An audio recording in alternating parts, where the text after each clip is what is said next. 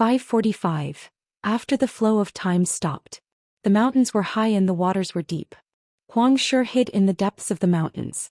He dug a narrow cave on a cliff covered by ancient pine trees.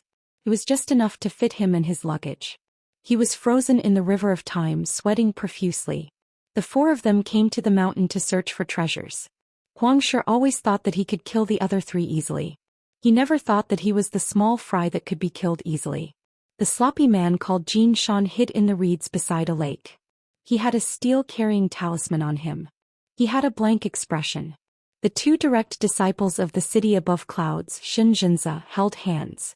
Their veins were bulging, showing that they were uneasy at this moment. Not far from them was the Dragon Gate cultivator Su. His face was pale and his gaze was a little dazed. Among the people on the mountain peak, the old Taoist Huan Yun closed his eyes. He was exhausted and did not know where his thoughts were. The military general Gao Ling was wearing the Du armor. He clenched his fists and looked like he was in pain. Wu Jiong's gaze was blank. He held his chest with one hand. He must have been shocked by the accidents that happened one after another. There were all kinds of people. After Huai Qian's death, the golden-bodied deity and the nascent soul puppet, who had blocked the sword with 2 fingers, changed from 2 green talisman papers to 4. The small golden hollow ball that contained many sword cultivators' natal flying swords finally leaned against the railing quietly after rolling on the ground. It was even stained with blood. That strand of sword chi was too fierce, to the point that Huai Qian's soul, golden core and nascent soul were instantly shattered. Even the 2 priceless treasures in his possession were destroyed on the spot. All the treasures in them naturally vanished into thin air, transforming into dense spiritual energy that fused into the mountains and rivers of this world. The stagnation of the river of time would occasionally emit 7-colored ripples. It was like a small stone thrown into the river. The movement was not big, but there were still small splashes. Only the green glazed tiles in the ruins of the Taoist temple were left on the mountain peak. They seemed to be grinding against the stagnant river of time, emitting circles of light that were unique to the immortal's secret glazed tiles. Qin Pingon was used to such a situation. It was not a bad thing. He could train the body of a martial artist. He had even seen the old monastery master of the East Sea Monastery pick up golden pieces the size of rice grains from time to time during the 300 years of time in the lotus blossom blessed land. However, Qin Pingon did not directly catch the sword chi. Taoist Sun laughed. "Why, are you afraid?" Qin Pingon nodded. "I am still a little." Taoist Sun said, "This is a fortuitous opportunity that you deserve. It has nothing to do with whether the Taoist Sun you know is kind or evil towards you. Just accept it. Everyone in the world who didn't seek death didn't deserve to die. At the very least, that's the case for me. As for those who seek death, they can only blame their backers for not being powerful enough, and their ancestors for not having a frightening enough reputation." One of the top 10 in the Central Plains. Was it comparable to the top 10 of the entire Green Pitch world? If you really want to arm wrestle with me, I am afraid your ancestors' small arms and legs will not dare to hand it over. However, Taoist Sun's magic sword and true life form were left in the Taoist temple in the Qingming Tian. Moreover, the vast world was suppressed by the Confucian rules. Therefore, Taoist Sun was far from his peak state. Qin Pingon took out the blade's strengthening gourd. He carefully kept the sword chi into the blade's strengthening gourd. The blade's strengthening gourd suddenly became extremely heavy. Qin Pingon laughed. "I dare not refuse an elder's gift." Taoist Sun laughed and retracted his gaze. Without any movement, Di Yuanfeng, Zhang Qing and Lu Guibao instantly woke up. They were in the stagnant river of time. They were a little dizzy, especially Zhang Qing. She felt that her internal organs were shattered. She was on the verge of collapsing. She gritted her teeth and did not let herself fall. Not only that, but Taoist Sun also healed Sun Qing and Bai Bai, the 2 golden core cultivators, back to normal. Taoist Sun said, "I plan to take the 3 of you as my in-name disciples. However, I will not force you. Whether you are willing to change your sect, you can choose for yourself.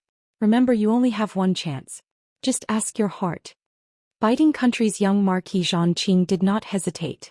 She kowtowed and thanked him with tears in her eyes. He did not even look at that sister Bai. Bai Bai was disappointed. She could speak, but she did not. Because she did not know whether to congratulate him or to feel sad for herself. Di Yuanfeng, who had been wearing straw shoes and bamboo cane, imitated the person from the Taoist sect and bowed to this old immortal. His heart was in turmoil. He had mixed feelings.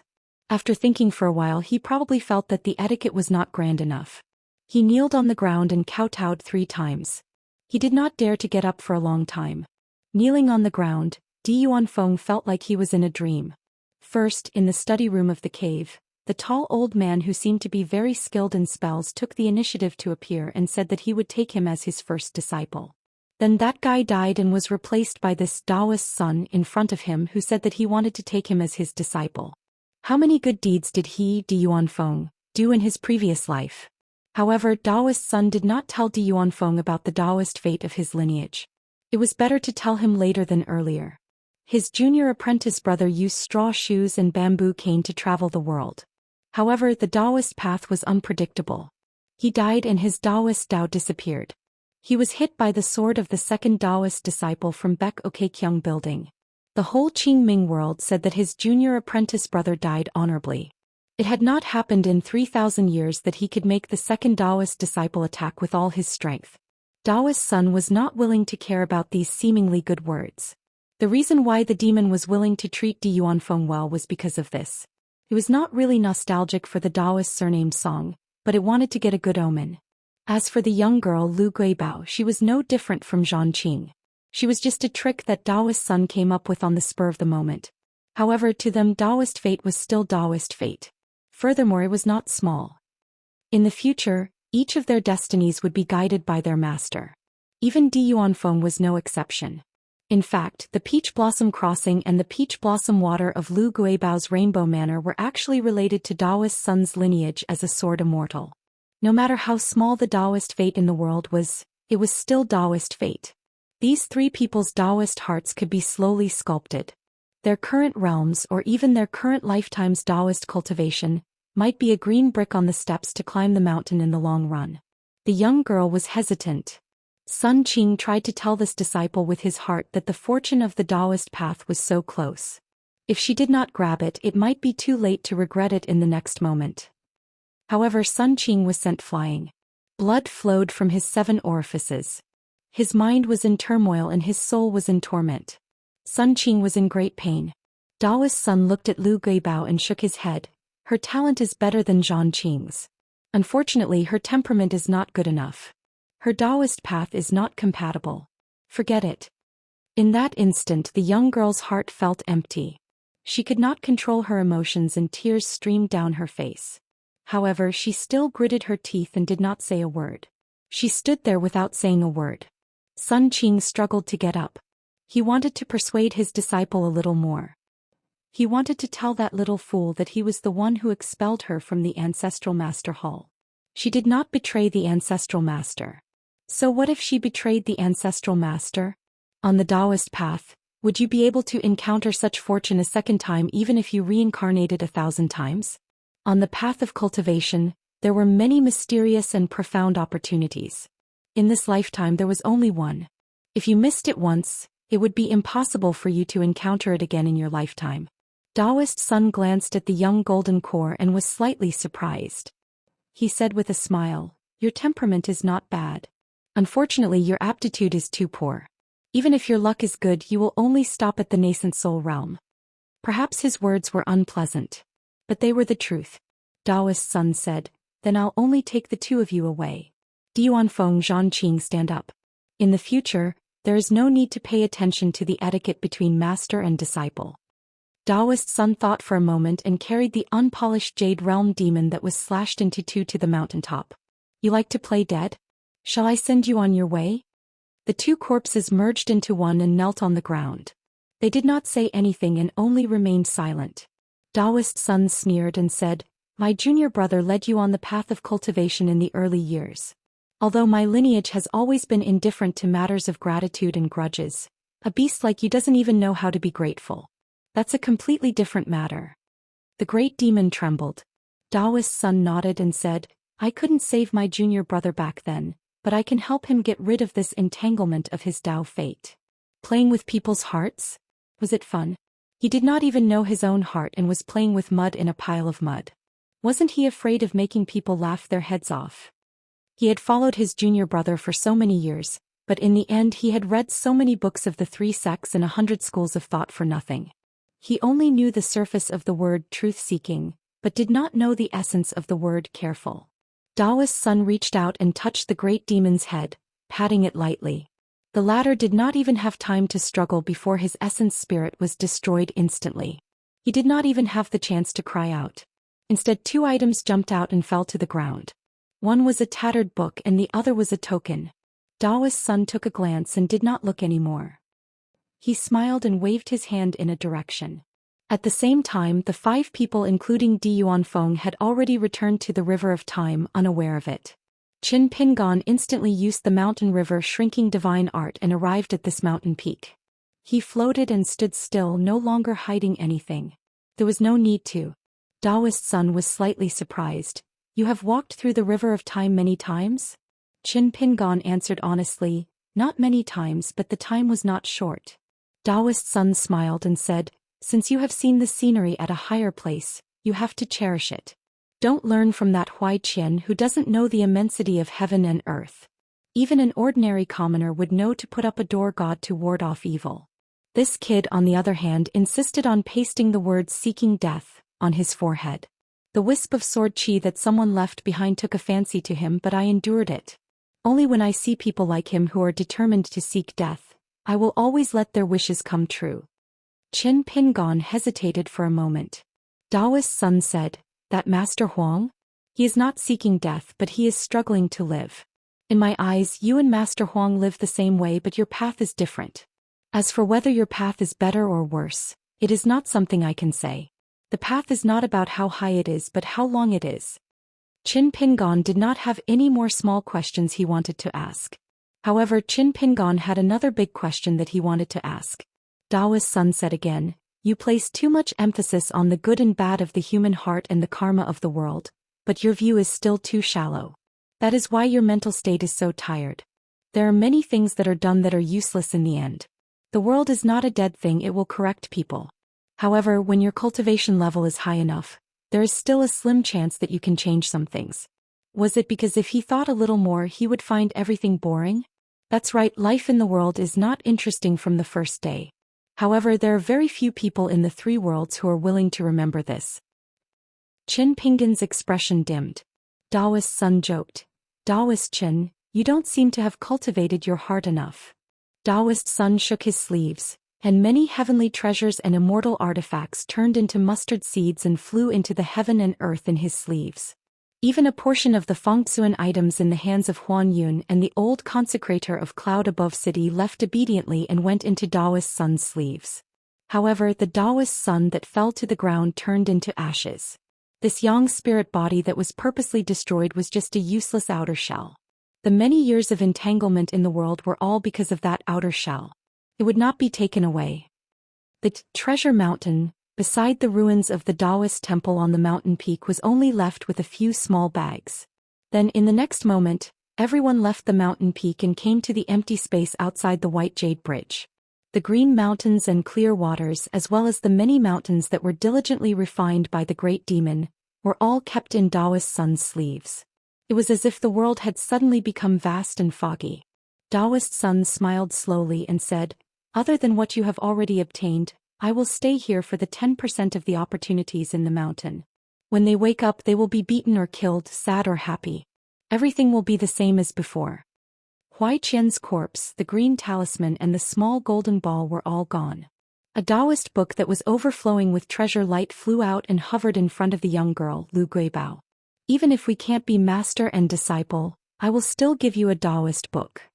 Sun Qing, the golden core of the Sparrow Manor, also had a blessing. It was the token that was close by. Qin Pingon wanted to say something but stopped. Daoist's son looked at the young man and smiled. Then the 2 bags that Qin Pingon buried in the mountain fell by his feet. Even for someone as thick-skinned as Qin Pingon, he blushed a little. However, it did not stop him from bending down to pick them up and slung them over his body. Daoist's son seemed to be able to see through people's hearts and could also be a prophet. Fellow Daoist Qin, your dual identity as a mountain and lake cultivator and a bag shop is very prosperous, isn't it? Qin Pingon hurriedly said, thank you for your auspicious words, Daoist son. Who cares? The old Taoist immortals might have the ability to make prophecies come true. He would just agree to it first. There was no loss, there was definitely profit. Taoist Sun found it interesting and smiled. A cultivator's state of mind is like this. It was so broken that it was even worse than the bridge of longevity that had been repaired. Were you a farmer or a chi cultivator who practiced the art of immortality? It's not that I have to order you around just because my realm is higher than yours. It's just that the path of your heart has a great Tao. It's a pity that there are too many forks in the road and it's winding. If you continue on like this, even if you become a sword immortal, it'll be difficult for you to sever the karma line with a sword. The more you sever, the more chaotic it will be. Qin Pingon smiled helplessly. I can only take it slow. Taoist Sun asked, do you feel unhappy? Qin Pingon thought for a while. Of course. Taoist Sun shook his head. Then you should really read more Taoist scriptures and learn what it means to experience the void. Taoist Sun waved his sleeves casually and the clouds scattered before gradually calming down. Then he asked, has the world changed? Qin Pingon remained silent and seriously pondered about the meaning behind it. Taoist Sun stomped his feet and the earth trembled. Do you feel that the world has changed a little? Qin Pingon recalled what Taoist Sun said before, that the world would naturally correct people. He asked, then what should we do? Taoist Sun wanted to show a great principle that was actually different from a certain fundamental idea that Qin Pingon had always believed in. However, Qin Pingon was willing to ask and think more. Taoist Sun had a look of admiration and nodded. That's right. Qin Pingon was confused and did not know what he was right about. Taoist Sun had already changed the topic. Don't you want to ask who that sword came from to be able to kill my junior brother? Qin Pingon shook his head. I don't dare to ask. Even if Taoist Sun told me, I wouldn't dare to listen. Taoist Sun nodded. Very good. If you don't ask, then I'll ask you. As a cultivator, what is the meaning of being careful? Qin Pingon did not hesitate this time and said in a deep voice, to have a heart of reverence towards the world and to see oneself as a mortal enemy. Taoist Sun paused for a moment and laughed.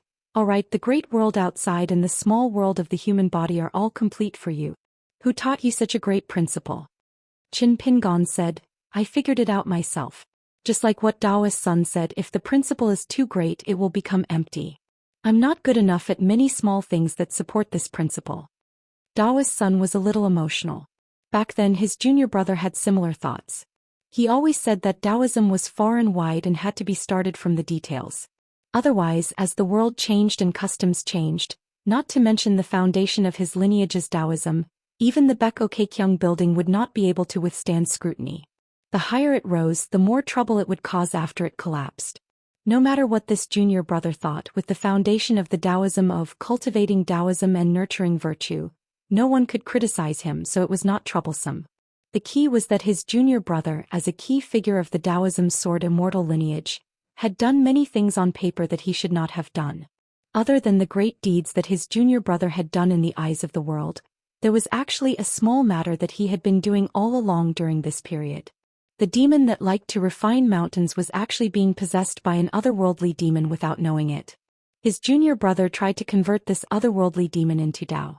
It was a pity that someone with a bad temper in the Baekokeikyung building wore a Taoist robe for the first time and visited the Taoist temple with a sword. Not only that, Song Maolu, the last disciple that his junior brother secretly took in the early years, was a person who came out of nowhere. Even in the eyes of his senior uncle, he was an amazing existence.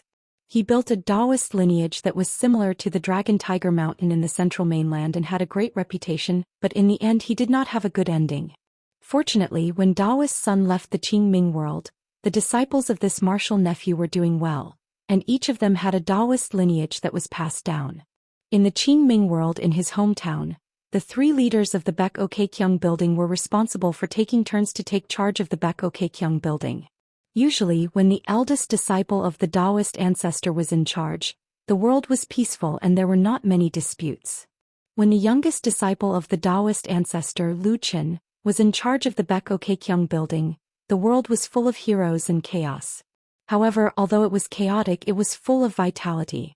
When it was the second Taoist ancestor's turn to return from the heavens beyond heaven, well, the cultivators of the upper five realms died very quickly. Not only was there chaos outside the Baekokeikyung building, there were also deaths inside the Baekokeikyung building. Daoist Sun looked around and stretched out his palm. From all directions, a green firefly flew out from between everyone's eyebrows, like the legendary fire in the water. Except for Qin Pingan, Di Yuanfeng and Zhang Qing, even Lu Guibao, Sun Qing and Bai Bai were no exception. Daoist Sun smiled and said, "Some things are not good to know. When Huaiqian asked for death, these people will forget their memories. Next, I will leave you with the treasures and opportunities, no more no less. Take it as these people's opportunities. I think there will be another competition between the hearts of people." Daoist Sun asked, "Do you want to stop them? Help everyone to seek for peace and wealth." Qin Pingan shook his head and said, "I'm just looking because there's no need to stop them." Daoist Sun nodded and the tattered book on the ground floated to Qin Pingan. "Then let's look at the hearts of people more. Stones from other mountains can be used to improve jade. This book in the hands of others is just a pastime, but for you it will be of great use." Qin Pingan put the book into his sleeve and thanked him. Daoist Sun smiled and said, a cultivator, who in the world is more qualified than a Daoist? Young man, your Daoist skills are very high, it's worth looking at more." Qin Pingan nodded. "I will." Daoist Sun stroked his beard and smiled. "Fellow Daoist Qin, do you still want to explore the mountains and diligently pick up scraps?" Qin Pingan's expression did not look too good and he wiped his face hard. "I don't have such thoughts for now." This time it was Huaiqian who met Daoist Sunday. Who knows, it might be Qin Pingan who met someone next time. Daoist Sun said, "After I leave there's no need to think too much. Do what you need to do, whether it's a wild cultivator or a bag shop. Rely on your own abilities. Fortune and misfortune will follow." Qin Pingan began to consider how to wrap things up. Daoist Sun smiled and looked at Qin Pingan. Qin Pingan was a little confused. Daoist Sun said with a slightly teasing tone, the words he said before. "Fellow Daoist Chen's Daoist heart is not firm enough." Qin Pingan immediately understood and blurted out, "Daoist Sun, Daoist Sunday, the same long word, a different meaning." Daoist Sun stroked his beard and smiled, nodding gently, very satisfied. He reminded, "After half an hour the long river of time will flow again." Daoist Sun kept Di Yuanfeng and Zhang Qing in his sleeve, and then turned into a rainbow breaking through the sky. This was probably the so-called chicken and dog ascending to heaven. After being hit by the resplendent rainbow light, a large door appeared in the sky dome of the entire immortal abode. Then the whole slowly expanded and the mountain and water restriction gradually dissipated. However, after the white rainbow left the small world, it instantly disappeared without a sound. Qin Pingan was stunned for a moment, retracted his gaze and began to run. He temporarily left the troublesome place. As for the packages on the ground that contained treasures, Qin Pingan did not even look at them. However, after the dust settled he could actually carefully plan again. After the time it took for half an incense stick to burn, Qin Pingan was long gone. The mountain range rose and fell, returning to normal. He just did not know where Huangshi and Jinshan were. However, Qin Pingan went to the caisson midway on the way, and actually stayed in the same place. The spiritual energy was still abundant, but unfortunately, it was an item that could be moved but could not be taken away. Wait a minute. It was not the stone table and green bamboo from before. Now that the restrictions of the small world were gone, why could he not take it away? He just had to spend more effort. Qin Pingan dug the ground and finally carried the caisson that looked like a huge millstone, and ran away, not forgetting to stick a steel-carrying talisman on his forehead. It was hard to avoid obscuring one's vision by sticking it straight on his forehead. It would be better if he stuck it horizontally. This was something he learned from his first disciple. In the vast sky, Priest Sun looked back at the mountains and rivers below and clicked his tongue. Not a single blade of grass grows, not a single blade of grass grows. An old Confucian dressed in a Confucian robe with a golden jade token hanging from his waist said calmly, "Monastery head, you can leave now." Priest Sun smiled, then opened the door and sent him off. On the mountain land of Biting Country, Huan Yun, Sun Qing and Bai Bai were the first to wake up. They were all dazed for a moment, and then tried their best to stabilize the spiritual energy in their Qi abodes, and carefully checked the movements of their natal items. However, Sun Qing immediately kept the token in her sleeve. Seeing that her disciple Lu Guibao was still in a daze, she kept the book for safekeeping. Although she did not know what had happened, But if she did not dare to take something that was within her reach, how could she be a cultivator? Huan Yun frowned. We should have already left the ruins of the immortal residence. The old perfected master was shocked. Why was there only a few treasures left in his Fengxuan item, which was originally full of treasures and immortal items? Lu Guibao realized that the bastard Huai Qian had disappeared. Good fellow, he even lied to her the whole way. The young girl gritted her teeth in hatred. Bai Bai also felt that something was wrong. What about Zhongqing? However, Lu Guibao's temperament was good. She was the first to discover the few bags on the ground, and saw it as an opportunity to fight for it. However, Bai Bai also discovered this, and Gao Ling, the golden body realm martial artist, had also woken up. Lu Guibao, her master Sun Qing, and Bai Bai immediately joined forces with Gao Ling, and each of them snatched a heavy bag full of treasures. Both sides were wary of each other, and thus they did not interfere with each other's business. As for the other bag, it was targeted by the Dragon Gate realm martial artist and martial artist who were standing side by side. In the end, they got it at the same time. They tore the bag apart and the treasures inside fell to the ground. There were more than 10 treasures. The two of them picked up 3 or 4 each, and the rest were taken away by Huan Yun, Sun Qing, and Bai Bai. It was another very tacit split of the treasures. If it was a martial artist from the mountains, their first thought would probably be to hurt others and then snatch the treasures. Wealth came from danger, and they would try to take advantage of the situation. As for those who survived after half a day, they did not dare to stay any longer and all fled. Staying in this damned place for even a moment longer would make one's heart turn cold. Huan Yun's expression changed slightly, and he knew that something was wrong. He quickly flew up, and the double-sleeved talisman flew out quickly to track down his colleagues. He also had to confirm the safety of the 2 direct disciples of Xianxia in the city above clouds. Once the Dragon Gate realm martial artist with the surname Su realized that the restriction had suddenly disappeared, he would definitely escape with the Fengxuan item, the white jade brush tube. He would probably not return to the Fuziu country or the city above clouds in this lifetime before he reached the Golden Core realm. Fortunately, the young male and female cultivator who were more than 10 miles away were safe and sound. At the same time, one of the 1,000 miles flying sword talismans that was more than 100 miles away was shattered. The old perfected one laughed coldly. In the end, he stopped the martial artist from the city above clouds. The latter said angrily, Huan Yun, are you really going to kill all of us? Huan Yun said, return to the city above clouds with me and let your city lord, Xianxia, deal with you. The old martial artist raised his hand and gripped the Fengxuan item tightly. Do you believe that I won't shatter this item directly? Huan Yun said indifferently, the 2 opportunities inside are not small. Even if the Fengxuan item shatters, it still won't destroy the immortal's shed skin and robe. But listen to my advice. If you really do that, I'll let you die on the spot. Then I'll go and apologize to Xianxia alone. The old martial artist's expression changed. Huan Yun, I'll definitely not go to the city above clouds with you. I know what kind of person Xianxia is. If I fall into his hands, I'll only suffer a fate worse than death. Huan Yun said angrily, if you knew this would happen, you wouldn't have done it in the first place. If you didn't covet the treasures in the mountain and bully the 2 juniors because of their low realms, you would be the hero of the city above clouds right now. The old martial artist said, I can give you the Fengxuan item. Huan Yun, take out all the length withdrawal talismans in exchange. Lastly, I have a small request. When you see the 2 little fellows, tell them that you've already killed me. Sure. Without hesitation, Huan Yun took out a stack of length withdrawal talismans and spread them out slightly. Without exception, they were all length withdrawal talisman. Among them, there were 2 talisman made of golden material. Huan Yun said in a low voice, exchange items. Su, if you still dare to play tricks, don't blame me for killing you. The 2 of them threw the talisman and the white jade brush in their hands at the same time. The Dragon Gate martial artist grabbed the talisman and took out one of the golden talismans.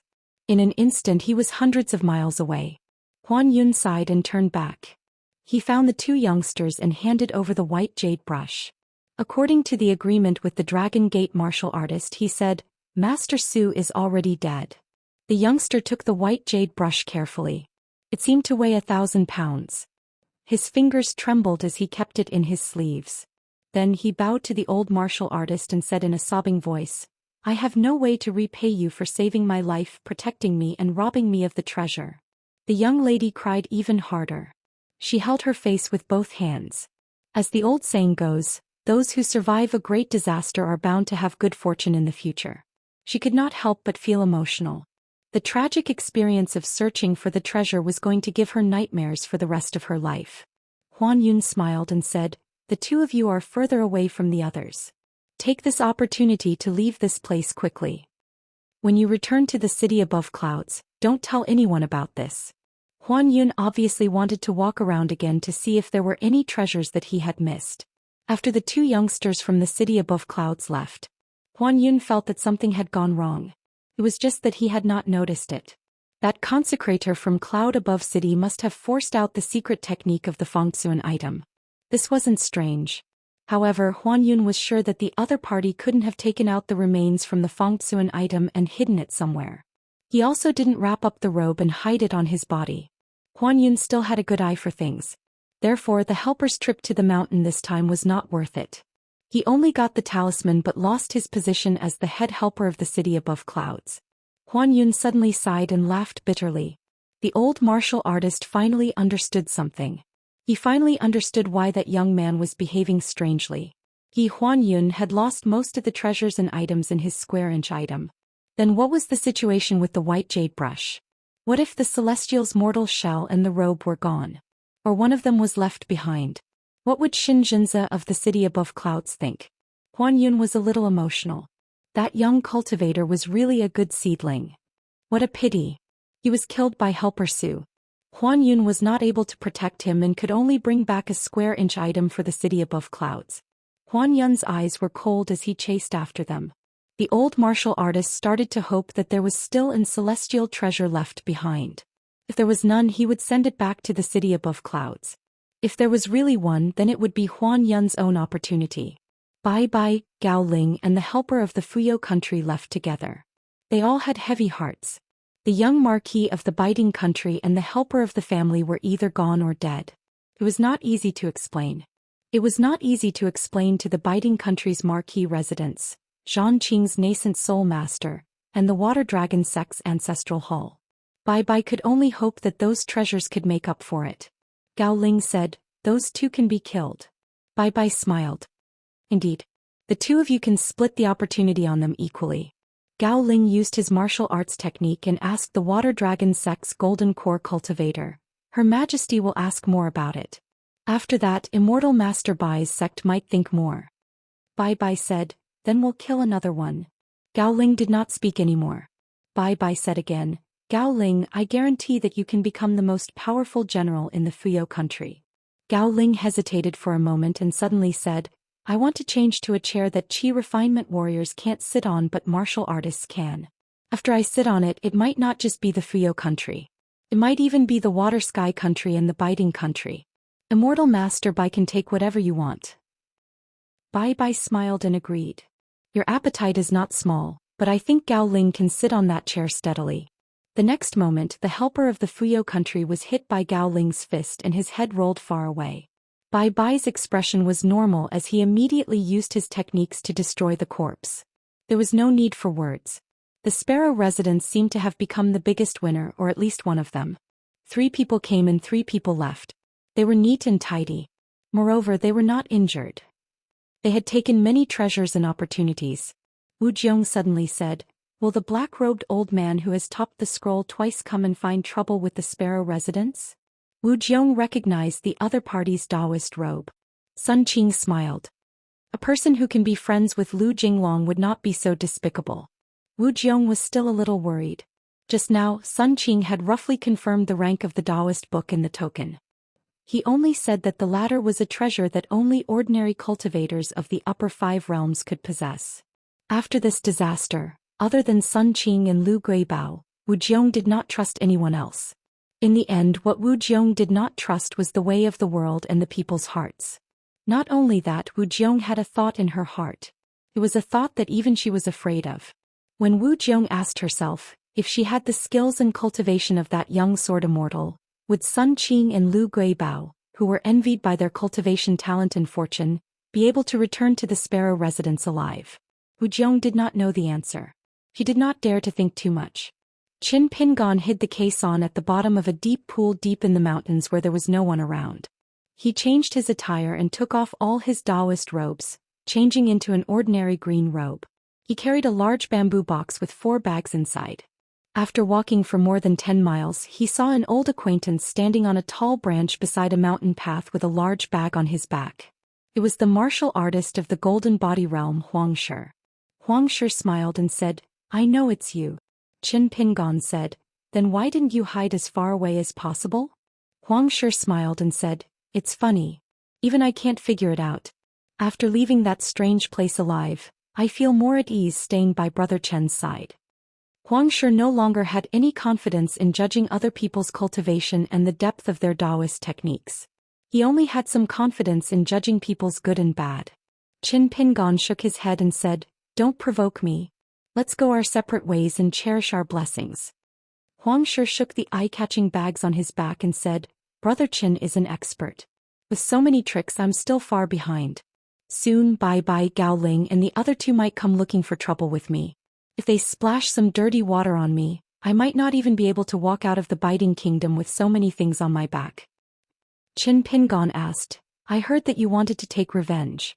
What revenge?" Huang Shi's expression was indifferent as he said, "Back then I was at fault for being impulsive. However, I didn't expect that I didn't die. My family of more than 40 people, old and young, were all skinned by cultivators and replaced with human skins for the dead to wear." This pure martial artist's tone was calm, as if he was talking about a story from a book. The true suffering of the world would not be the heart-wrenching and lung-tearing that others would see. Even if there were, after 1 or 2 times, they would become even quieter. Qin Pingon did not say anything. Huang Shi's mouth twitched. "No matter who you are, I still trust you. Or rather, I'm taking a big gamble while my luck is good. I'm willing to sell most of the items in my bag to you. I only accept immortal money. Once you have enough, you can buy a military armor pill. Of course, it's not the deity armor but a golden crow warp armor. Then you can buy a dermic saber that I've long taken a fancy to. Then I'll be able to do what I need to do." Qin Pingon took out a few steel-carrying talismans from his sleeves and threw them to Huang Shi. "This talisman is best at concealing one's aura. You're a martial artist at the Golden Body Realm, so you'll be able to hide your tracks. As long as you're careful, you'll be able to sneak out of the biting country." Huang Shi was stunned.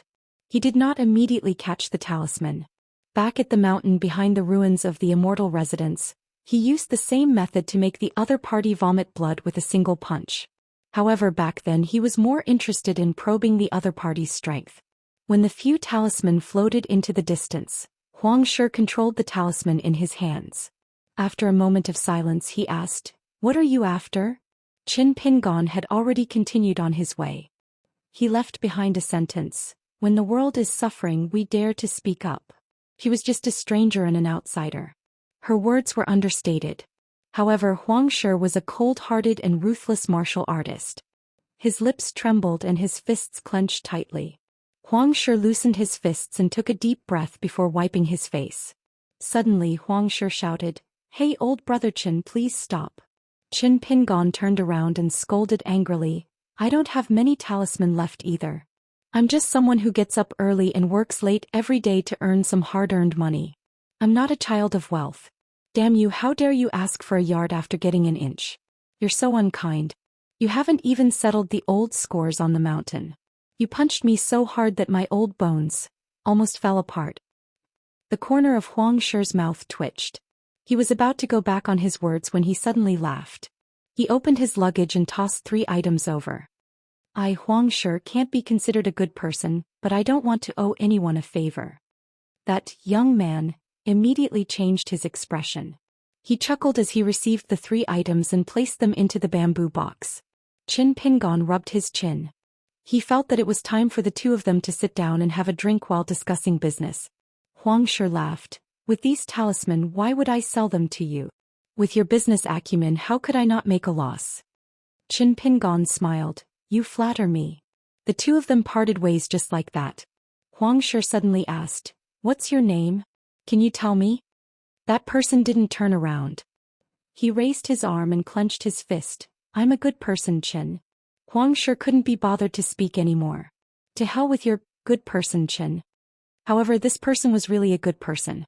That person suddenly turned around. With a light flick of his sleeves, 2 thick stacks of talisman appeared in his hands.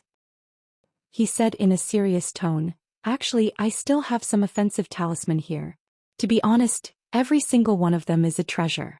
They're cheap and of high quality." Huang Shi had already pasted the steel-carrying talisman. Without waiting for that person to finish speaking, he raised his middle finger at him. Then with a tap of his feet he flew away. Qin Pingon said regretfully, "They're all cunning. It's hard to do business." Qin Pingon was walking alone in the mountains when he suddenly raised his head to look. A man and a woman were desperately traveling with the wind.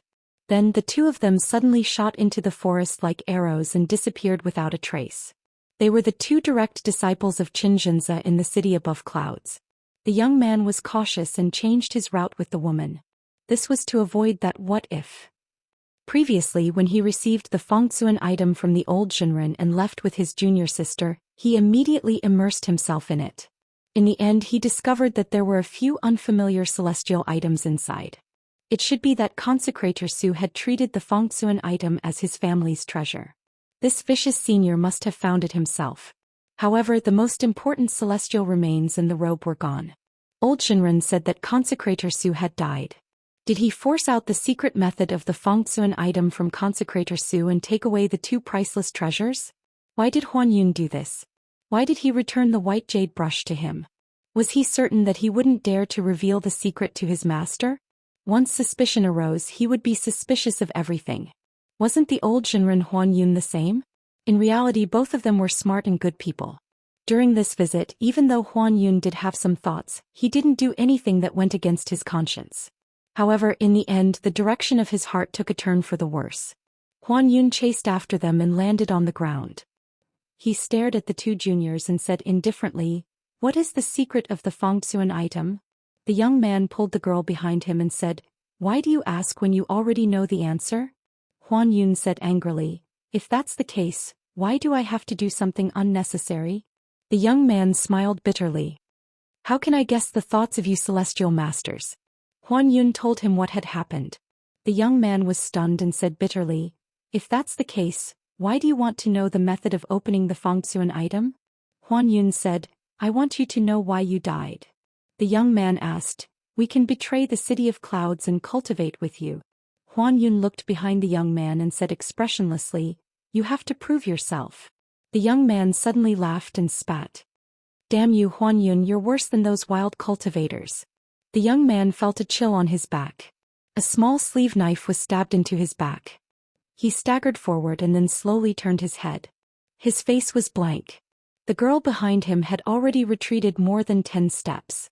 Her entire body was trembling. However, for some reason she held her wrist with one hand as if she was injured. Huan Yun smiled. "Very good." The heavily injured man kept turning his head and looked at the pale woman whose eyes were filled with guilt. Tears streamed down his face, but there was no anger, only disappointment and heartache. He softly said, "Are you stupid? We're all going to die." Huan Yun sneered. "You're smart." Huan Yun turned his head. "Since you're willing to save them, why do you have to be so sneaky?" Qin Pingon came out from behind a tree. He glanced at the girl who was filled with regret and hatred. At least she was still in time. The young man didn't die. Qin Pingon looked at the old man. Seeing a ghost in broad daylight is an eye-opener. BQ 546. An old Zhenren of the Talisman sect. Su Xingjiu of the city above clouds who was stabbed. Zhao Qingwan who had failed to deliver a strike with his knife. There was also a young man in green who carried a large bamboo box on his back. Huan Yun said, "Why don't you be a good bag Zhai? Why do you have to get involved in this mess? Quit when you're ahead and leave when you get the benefits. Earning money steadily is the right way." Wu Jiong recognized the young man because of his black Taoist robe. Huan Yun recognized him even more. It was not that Qin Pingon was not cautious enough. It was that the smelted mountain demon's method was too unexpected. He allowed the white-clothed goddess and the green-clothed deity to open the painting so that everyone who came for the treasure could see it clearly. However, Huan Yun could only guess the identity of the young man in front of him. He was the Bagjia Yi who sold talismans in the city above clouds. He dared to save Huan Yun because he knew his identity. Among the people who came for the mountain, only the mysterious old man in the black robe had the guts and ability to do so. Once the cultivators on the mountain had their own guesses, it did not matter whether they were telling the truth or not. Qin Pingon laughed. Mountain Jia Yi, Mountain Jia Yi, Mountain Jia Yi. Isn't he just busy walking through mountains and rivers every day? What's so strange about that? Su Xingjiu suddenly said, Zhenren Huan, there's still room for negotiation. Huan Yun shook his head. From the moment I chose to kill you, there was no turning back. Su Xingjiu, you're very smart. Smart people should not say stupid things. Su Xingjiu was well aware of this. If Huan Yun had been honest from the beginning and did not have any selfish desires, he would not have chased after her and Zhao Qingwan. A person with great desires would be narrow-minded. He was so narrow-minded that he could only walk on a narrow path. He could only walk on it alone. To be honest, Su Xingjiu knew that her previous choice was also a big mistake. When Huan Yun handed over the white jade brush, she shouldn't have guessed Huan Yun's intentions. When she found out that the immortal molting and the Taoist robe had disappeared, she shouldn't have hidden anything. She should have been honest with him. If Huan Yun had explained everything to her back then, they wouldn't be in this situation now. However, things in the world were not as simple as that. Su Xingjiu was not only in a state of panic due to Su Gongfeng's vicious schemes. In fact, Huan Yun as their path protector had chosen to watch from the sidelines. This was a hidden killing intent, a hidden killing intent. Perhaps it was a method to get someone else to do the dirty work. If Su Gongfeng killed them and stole their treasures, then Huan Yun would be able to act as the aureole behind and his hands would be clean. Huan Yun wasn't in a hurry to attack. Qin Pingon was not in a hurry. There were many things and many people who thought that there was no turning back. In fact, there was a way. Huan Yun was actually the most awkward one. Su Xingjiu and Zhao Qingwan of the city above clouds had to get rid of them. However, it was dangerous to deal with this person who liked to change his appearance. This was because Huan Yun was not sure of his cultivation level. He was not even sure if he was a chi cultivator of the talisman sect or the most difficult swordsman to deal with on the mountain. Once he was sure, it would be either Huan Yun's death and he would know that his opponent's cultivation level was high, or he would die in his hands and all the treasures would be in his pocket. Huan Yun would be lucky for once. Qin Pingon suddenly said, if I remember correctly, you Taoists always say that cultivating one's life and not one's nature is the #1 disease of cultivation. Huan Yun smiled. It's easy to say. Qin Pingon said, it's because it's easy to say that it's difficult to do it. Once it's done, it means that you have treasures and morals.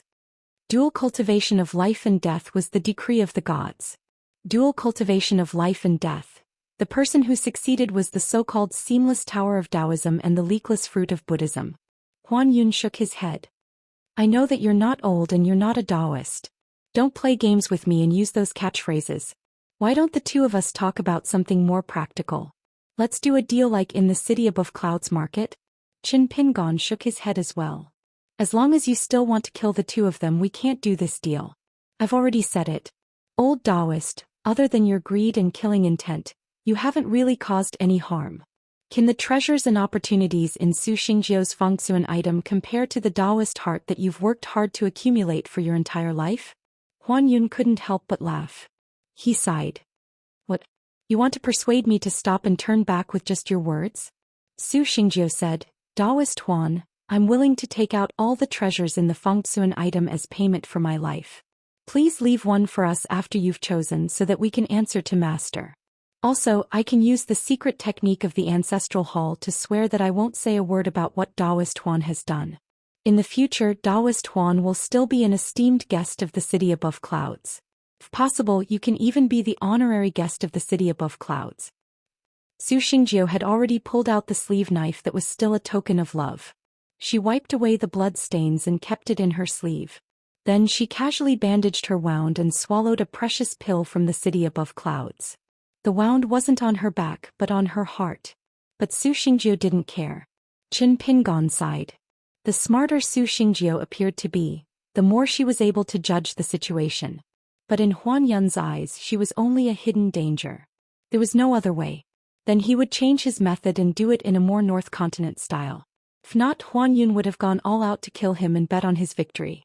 2 flying swords that had yet to be completely refined into natal items flew out of the 2 Qiqi residences and hovered on Qin Pingan's left and right. One was a thin white rainbow while the other was a dark green. Qin Pingan said, "Huan Yun, are you going to continue making mistakes?" Huan Yun's sleeves fluttered and countless talisman floated out. They formed a formation to protect him. He said in a trembling voice, "Is it the person who worshipped the sword with Lu Jinglong in the Fuchu kingdom?" Qin Pingan asked, "What do you think?" Huan Yun sighed deeply. No wonder, no wonder."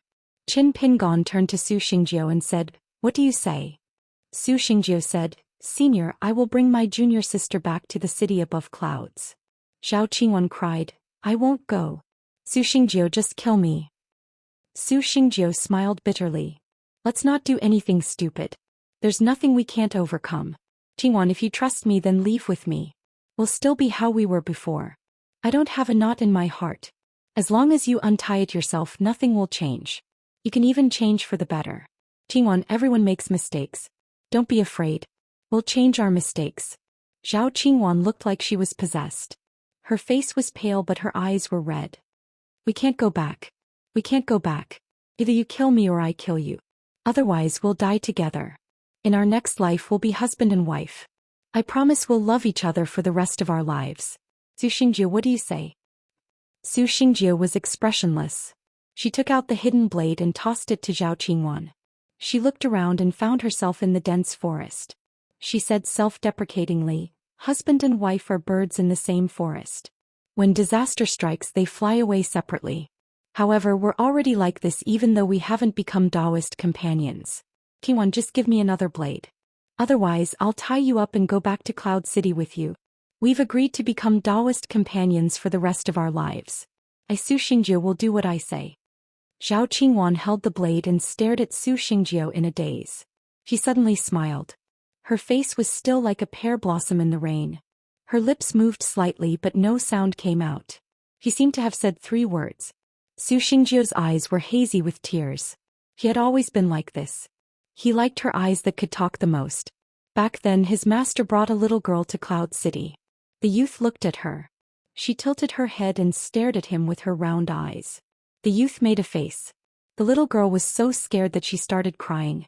Year after year there was a family high up in the sea of clouds. Zhao Qingwan abruptly stabbed his saber into his heart. In the next moment Su Xingjiu came in front of her. She held the hidden blade in her hand which was dripping with blood. Su Xingjiu said softly, "Qingwan, we've both died once. Can we start all over again in this life?" Zhao Qingwan let go of her hand.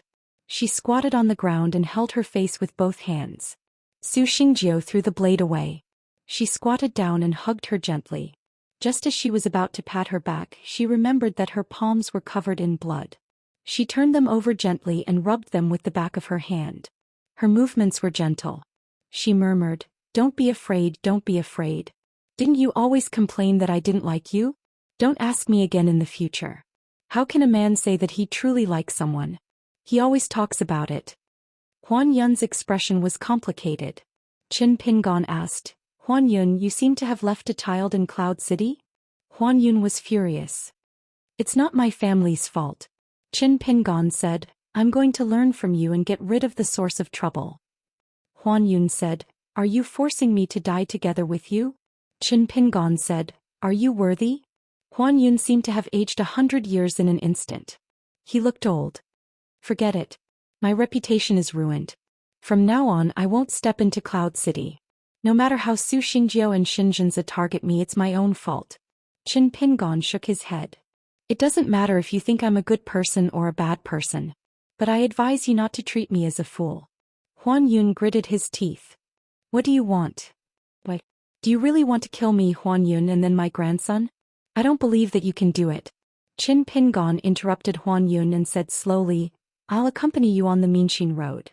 Huan Yun was stunned. Qin Pingan said, "Do you have a talisman boat? It's best if we take a ferry back to Cloud City." Finally, 2 talisman boats as big as mortal boats slowly rose into the air and headed for Cloud City. One boat carried 4 people. The other carried a huge piece of seaweed that someone had taken out from a deep pool. The 2 talisman boats were priceless. Huan Yun had cast a camouflage talisman on them. Su Xingjiu and Zhao Qingwan sat side by side at the two ends of the talisman boat. Qin Pingon and Huan Yun sat facing each other with their backs to the wall of the boat. Qin Pingon sat cross-legged with his back against the big bamboo box. He turned to the girl and said, "Cherish this hard-earned good karma. In the future when the two of you get along you can't ignore this incident. But you can't avoid today's incident either. Otherwise something will happen sooner or later. It's a sad thing to die sooner rather than later.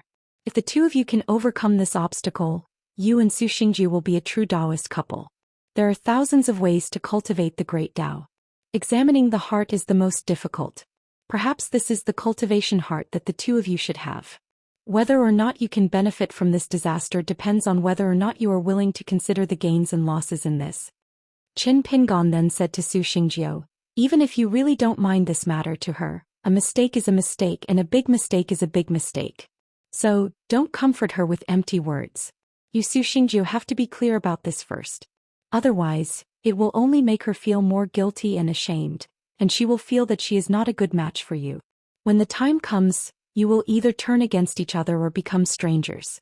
In the end it's because you didn't do well enough. There's no other way. Since you have become a good person you have to pay the price." Su Xingjiu held Zhao Qingwan's hand and nodded with a smile. In her state of mind she felt that there was light at the end of the tunnel. Her heart was clear after the rain. Vaguely she felt that she was about to break through that bottleneck. After hearing these words, Zhao Qingwan seemed to have untangled some of the originally dead knots in her heart. She tightened her grip on Su Xingjiu's hand. Huan Yun did not say a word. He closed his eyes and rested. Since Qin Pingon had revealed his identity as the Sword Immortal, who ascended with Qi Jinglong, he did not hide it anymore. He took off the youth's face and returned to his original appearance. He wore the 100-eyed Taotai again. The black robe was filled with spirit energy. Qin Pingon was just right. Then Su Xingjiu came up with a plan.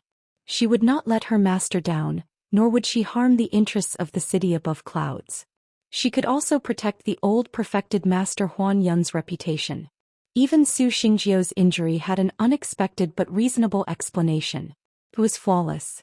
It was reasonable. Qin Pingon did not object. Although Huan Yun still did not open his eyes, he still nodded lightly. The two talisman boats entered the city above clouds. Xianxia welcomed them personally. Su Xingjiu told him what happened. She described how Su Xingjiu set her up with evil intentions. The old perfected master Huan Yun protected her time and time again. Then she met this fellow cultivator. He was the senior who sold the talisman in her family's market. They went through the difficulties together in the ruins of the immortal abode that was full of traps. Xianxia was startled when he heard this. What a dangerous situation. As for how they escaped, not to mention Su Xingjiu, even Huan Yun was kept in the dark. Therefore Xianxia felt that his two disciples were really lucky to be able to return safely. Not only did they not die, but they also brought back the treasures in the white jade brush tube. It was not easy. Xianxia did not say anything. He divided the 4 treasures in the Fengtsuan item into 4. He gave one each to Huan Yun, the senior cultivator, Su Xingjiu and Zhao Qingwan. Huan Yun could not refuse. He could only choose first. He chose the item with the worst quality and lowest rank. Qin Pingon did not stand on ceremony. He generously chose the item that caught his eye. It was a couplet with golden words on a blue background. Outside the mountain, wind and rain are 3 feet swords. Something happens, take the sword down the mountain. Flowers and birds in the clouds, a house of books. Worry-free the sage comes. Su Xingjiu let Zhao Qingwan choose first. Zhao Qingwan's eyes were full of resentment. Su Xingjiu remembered the teachings of the Sword Immortal Senior. She did not hesitate and chose first. As the matter was of great importance and involved the betrayal of the head consecrator of the city above the clouds, this celebratory banquet with only 5 people left very quickly. Of course, Xianxia still had to discuss this matter with Su Xingjiu. It was not that he did not trust this disciple of his, but he was worried that Su Xingjiu did not think of any crucial links.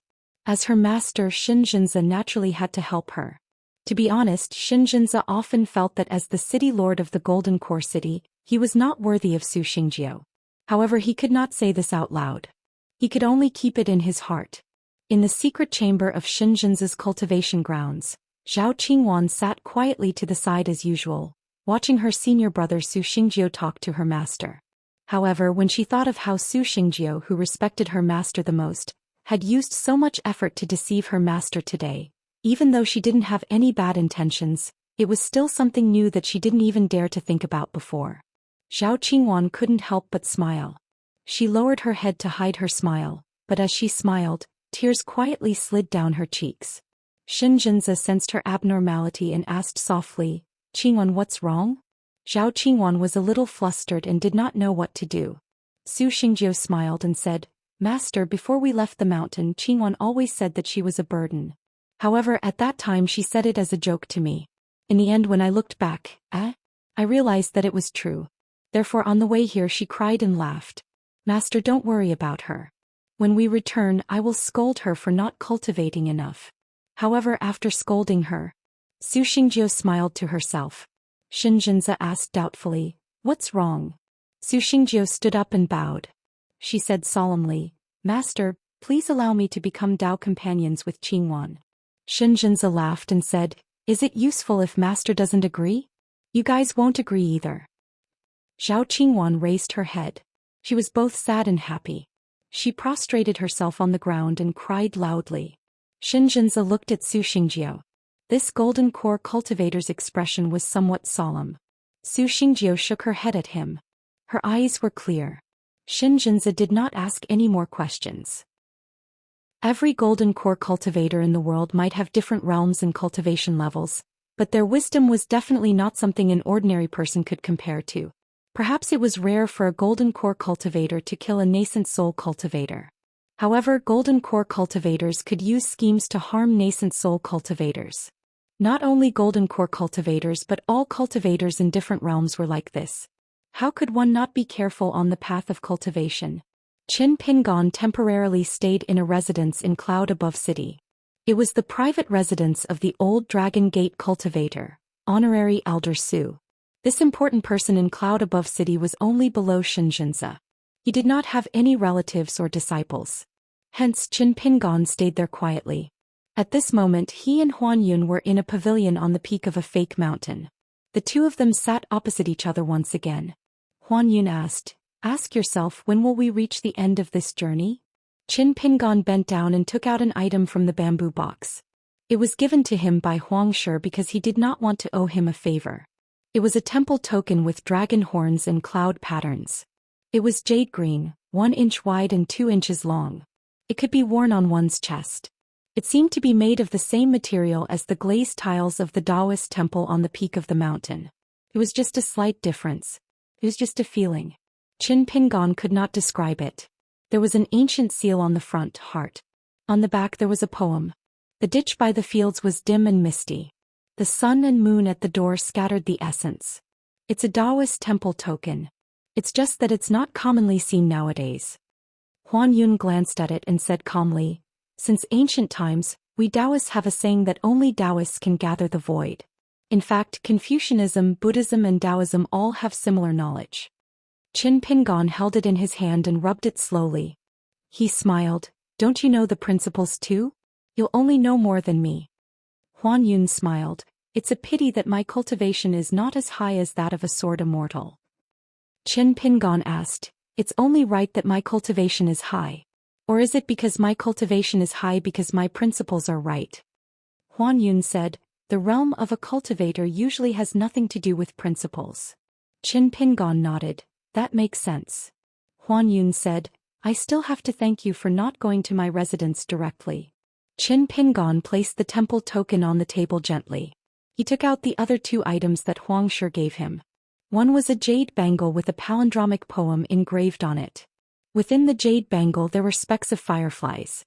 An ancient-looking tree gall pot was slowly absorbing spiritual energy. They were all good items of good quality. It was just that Qin Pingon couldn't tell how good they were. The reason why Huang Shi's luggage looked so big was because he was carrying a huge item on his back. When Huang Shi was moving the luggage around to retrieve the item, Qin Pingon could tell that Huang Shi must have obtained a great fortune. Other than the biggest item, there were at least 7 other miscellaneous items. However, in the end he gave Qin Pingon 3 of them. Even so, Huangshe still received many treasures. However, Qin Pingon felt that no matter how good Huangshe's items were, they wouldn't be better than Lu Guibao's Taoist book and Mansion Master Sun Qing's token. The reason why Qin Pingon knew this was purely because of his nature. It didn't matter if he didn't know.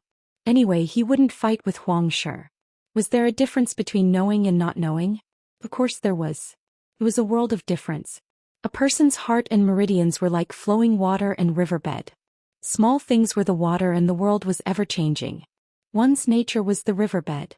If one could control it and rein it in, it would be the image of a great river. In the end, one could be like a flood dragon walking through the river and entering the sea. Qin Pingon was walking along the river for the green-robed child. But in reality, along the way, wasn't Qin Pingon's own cultivation heart also like a dragon in the well, quietly moving like a dragon in the river? Killing Huan Yun or Zhao Qingwan with 1 or 2 swords or 2 punches. Was it difficult? What was so difficult about it? He only did simple things. It probably wasn't considered cultivation. Huan Yun continued, the jade bracelet itself is made of good materials. Moreover, a talisman expert used poetry as a formation talisman. Over time it became like fire in the water. This kind of tree gall pot can help qi cultivators absorb the spiritual energy of heaven and earth. At the same time, it can be refined into spiritual energy suitable for wood-type spiritual treasures. It's not a magic treasure, but in the hands of qi cultivators who focus on wood-type spells, it's something that even magic treasures wouldn't trade for. This saved Qin Pingon a lot of trouble. He would definitely not sell this tree gall pot. As for the jade bracelet, even if he wanted to sell it, he would have to offer a sky-high price. But Qin Pingon still asked, how much do you think this bracelet can be sold for? Huan Yun said, why not a few grains of grain rain money? Qin Pingon shook his head and said, old perfected being, you really don't know the joy of counting money. Huan Yun offered a price of 2 grains of grain rain money. Even for golden core cultivators like Sun Qing of the Sparrow Residence and Bai Bai of the Water Dragon sect, 1 grain of grain rain money was not a small amount. Many of the middle 5 realms cultivators below the golden core level, especially those of the cave and sea viewing levels, might not even have a single grain of grain rain money on them other than their natal item. Even the rich mountain and lake cultivators would not easily carry a few grains of grain rain money with them and run around. Most of them would keep some small summer money in case of an emergency. If they really needed money, the conversion of small summer money to snow money was very simple. Any immortal fairy in the world would do. Qin Pingon smiled and said, old perfected being, you have a good eye. Huan Yun's expression was bleak. Good eye but useless. I can't compare to a sword immortal. Qin Pingon said, old perfected being, you have to change your bad temper. Huan Yun laughed coldly and said, I, Huan Yun, a mere golden core cultivator, dare not to listen to a sword immortal's words. Qin Pingon glanced at him and said, I'm just afraid that even if you listen to some of his words, you won't be able to take it. Huan Yun fell silent. Qin Pingon smiled and said, but I'm better than you. I love to hear people speak calmly and rationally. Old perfected being, why don't we talk about talisman knowledge? We can learn from each other and benefit from each other. Huan Yun looked at this person. This person's personality was really unpredictable. He could not sit still and was unhappy. Huan Yun could not help but mock. Why don't I just take out a few talisman manuals? Put them on the table and spread them out. If Sword Immortal Qin says I need to turn the pages, I'll turn the pages? Qin Pingon turned a deaf ear to him. He only put away the jade bracelet and the tree gall pot and carefully put them into the bamboo box. Then he chuckled and opened a package from the bamboo box. He took out an item and slammed it on the table. It was a green brick from the ground of the Taoist temple. Huan Yun closed his eyes and started to rest. This green brick could be used as a treasure to guard the mountain of an immortal. Qin Pingon thought for a while and took out a brush and paper. He started to draw the architectural style of the immortal residence, especially the white jade bridge. Only the Taoist temple at the top of the mountain would not be drawn on a piece of paper casually. After Qin Pingon finished drawing 2 pieces of paper, he said, Old perfected being, can you help me? Can you draw the few big buildings at the back of the mountain?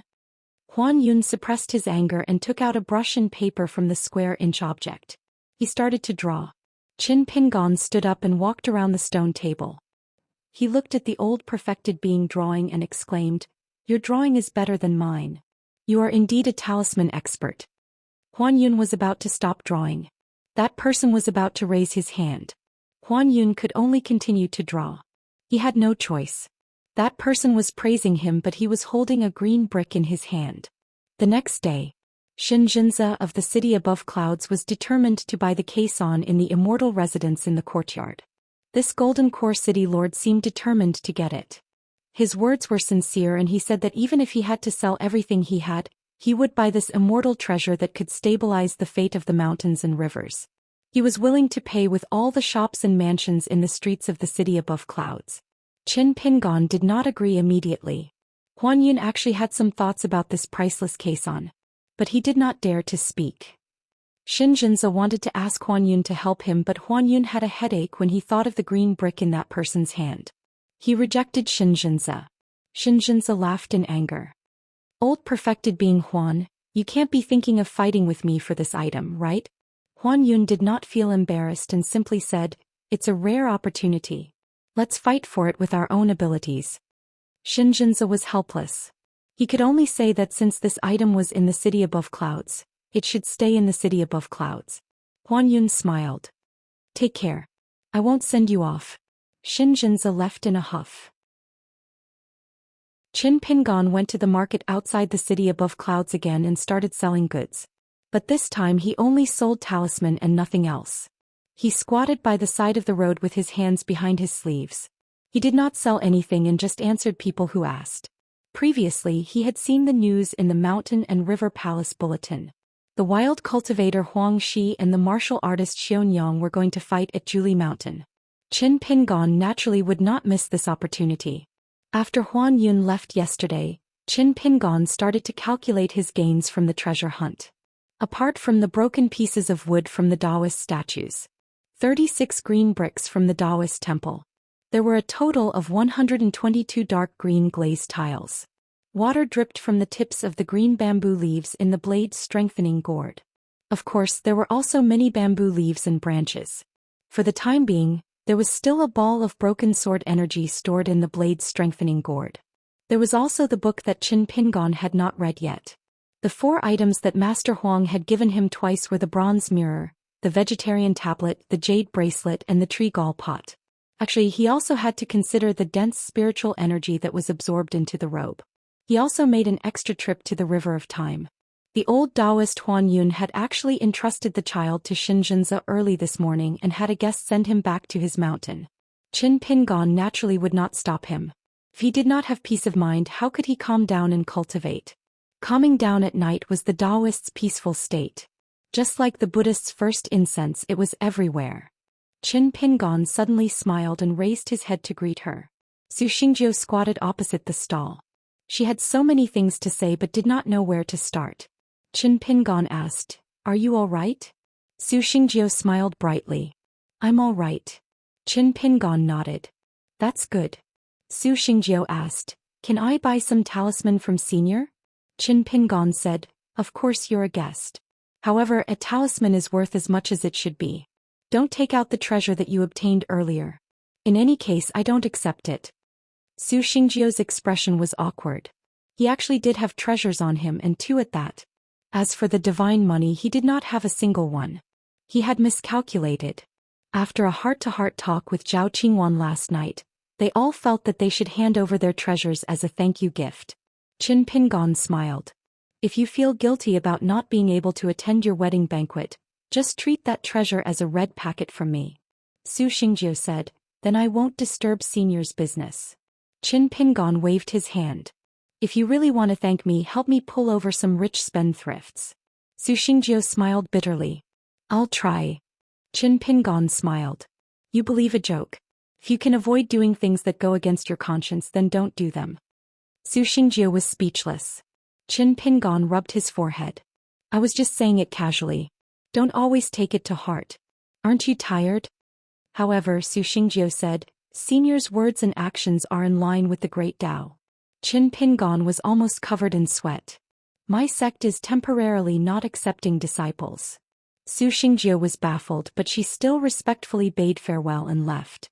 What a sword immortal Senior. His words were full of mysteries. Far away on the street there was a slender young woman. She did not dare to meet the bundle shop. Qin Pingon looked up and nodded with a smile. Zhao Qingwan curtsied. Su Xingjiu held her hand while Zhao Qingwan lowered her head. Su Xingjiu looked at her and spoke softly. Qin Pingon held his hands in his sleeves. Looking at this somewhat familiar scene, he felt that although people's hearts had changed, there was still a reunion of mountains and rivers. It could not be better. However, his bundle shop's business was not as good as before. It was a bit lacking. After a day, he only sold a few talismans and made a small profit of 30 snowflakes. They arrived at the residence left behind by Consecrator Su. Qin Pingon squatted in the courtyard and was carefully wiping the caisson that leaned against the wall. From time to time he would breathe a mouthful of mist into the caisson. His head was almost touching the surface of the caisson. Huan Yun had a strange expression. Was this really a sword immortal who could travel the world with Lu Jinglong? Huan Yun finally asked, "Why did you want me to send a message to the ancestral hall of the Sparrow Manor with a talisman? Why did you want Sun Qing to come and see this item?" Qin Pingon turned his back to the old perfected person and said, "If in your heart Su Xingjiu and Zhao Qingwan were accidents, then Sun Qing and the other two from the Sparrow Manor are also accidents. Moreover, they are accidents that can easily attract disaster. Since you think so, I want to try and see if I can turn accidents into good things while earning big money. Whether or not the caisson is sold to the Sparrow Manor in the end, Sun Qing and the others should remember your relationship with them.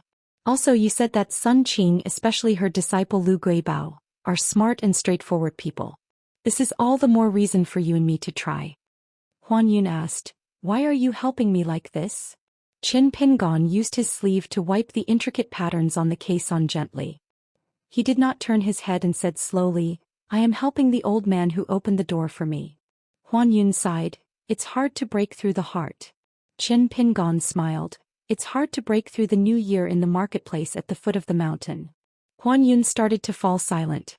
Qin Pingon said, "I can't help buy from the Water Dragon sect. I'm just a small cultivator from the sect.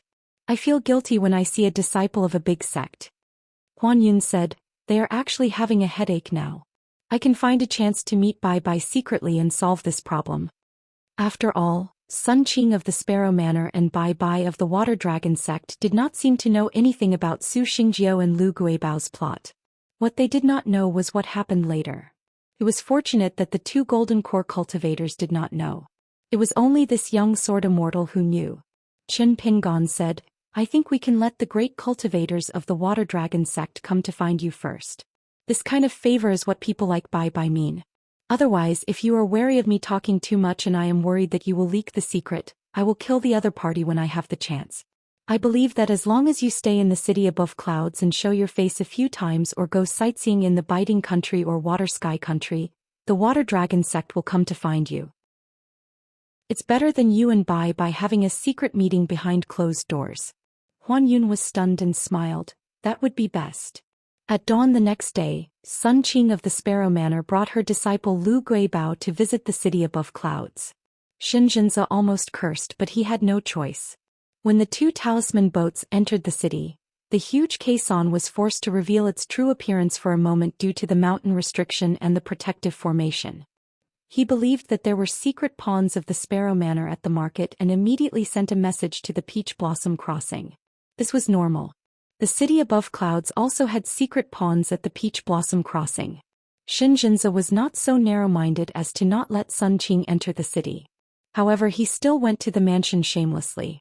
If Sun Qing offered a higher price than him and Xianxia could not afford the caisson, he could just raise the price to death. He did not need to spend a single immortal's money. At that time, Sun Qing would not buy it in a fit of anger. At most, he would really have to sell everything he had. Even Xianxia could directly give him a large piece of land in Above Cloud City.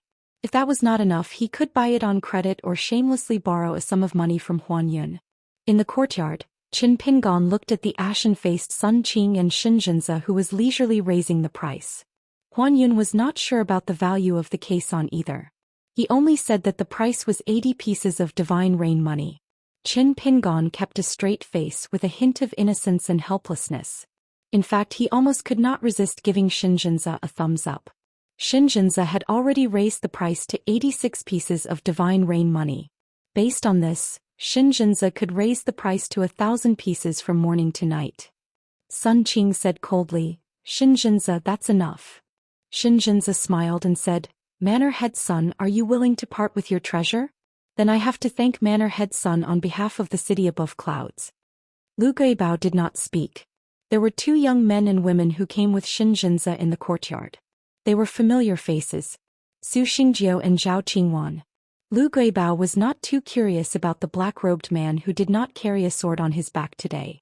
There were many experts on the mountain and there were even more strange things.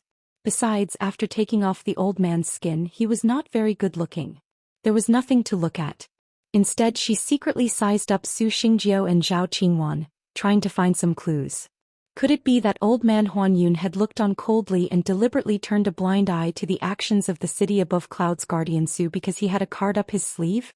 Could it be that he wanted to use someone else to do his dirty work? Did he want to protect his reputation and obtain the treasure, killing 2 birds with 1 stone?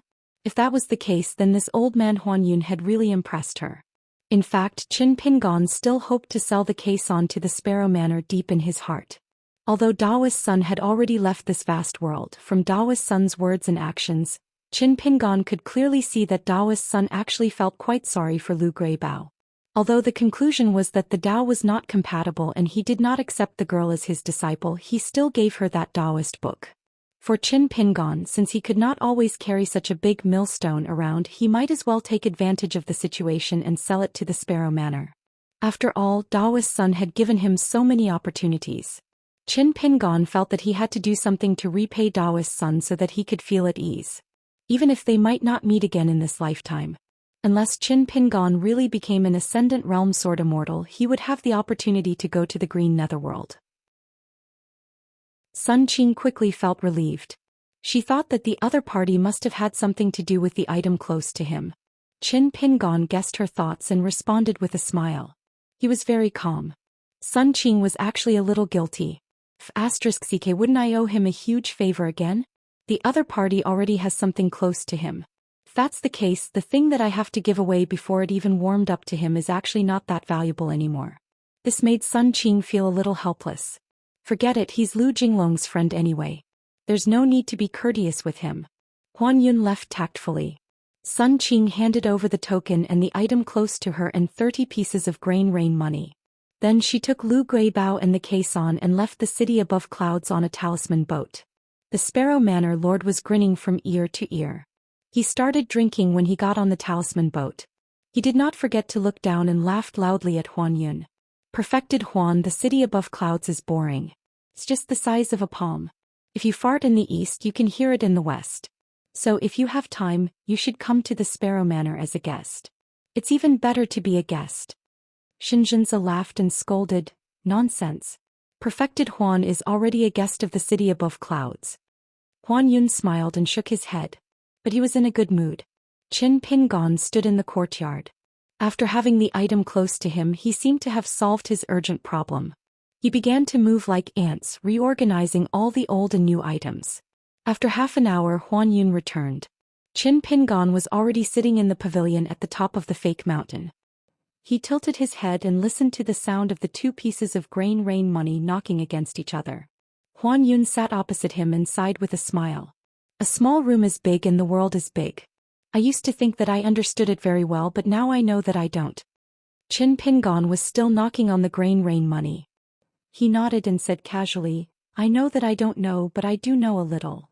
As a matter of fact, Qin Pingon was still somewhat lacking in confidence when he tried to reason with a golden core earth immortal from the Taoist sect who was proficient in talismans. However, it did not matter. He could simply borrow many words from his student Cui Dongshan. Huan Yun smiled. If you trust me, I'm going to tour the mountains and rivers of the Biting Kingdom. Qin Pingon kept the 2 pieces of grain rain money and sat up straight. He said, I hope that you can get through this. Huan Yun said, it's still early. When I can tell Xianxia about this matter and sincerely apologize to the 2 juniors, then I'll truly be free of the knot in my heart. Qin Pingon smiled and nodded. You're still as good as before. Huan Yun stood up and bowed. Take care, fellow Taoist. Qin Pingon stood up and cupped his fists. Take care. Huan Yun left with the wind. but there was a talisman paper Fengsuan item left on the table. Qin Ping, and put it away as a temporary safekeeping. He didn't even know how to open it. Qin Pingon then started to think carefully about the other treasures he needed to refine the wood-type natal item. In fact, before he left Luopa Mountain and rushed to the North Continent, Cui Dongshan had helped to give him a list. Metal, wood, and fire were all different. He had also made it clear that these were only the basics of refining the different life source items. Once he had them, there would be no mistakes. However, it was far from enough. After all, almost every life source item of the 5 elements in the world had its own rules. Teacher needed to carefully explore after obtaining the opportunity before he could truly refine it successfully.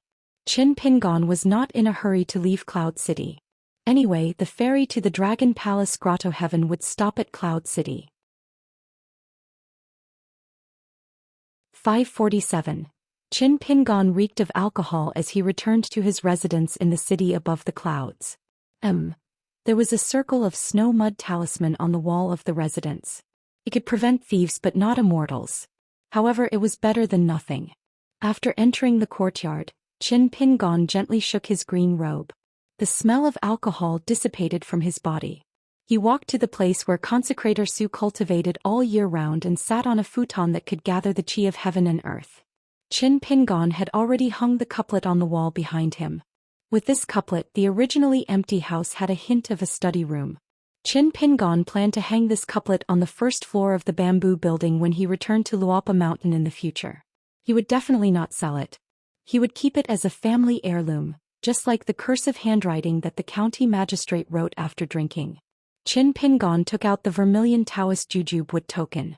He had to refine it successfully first.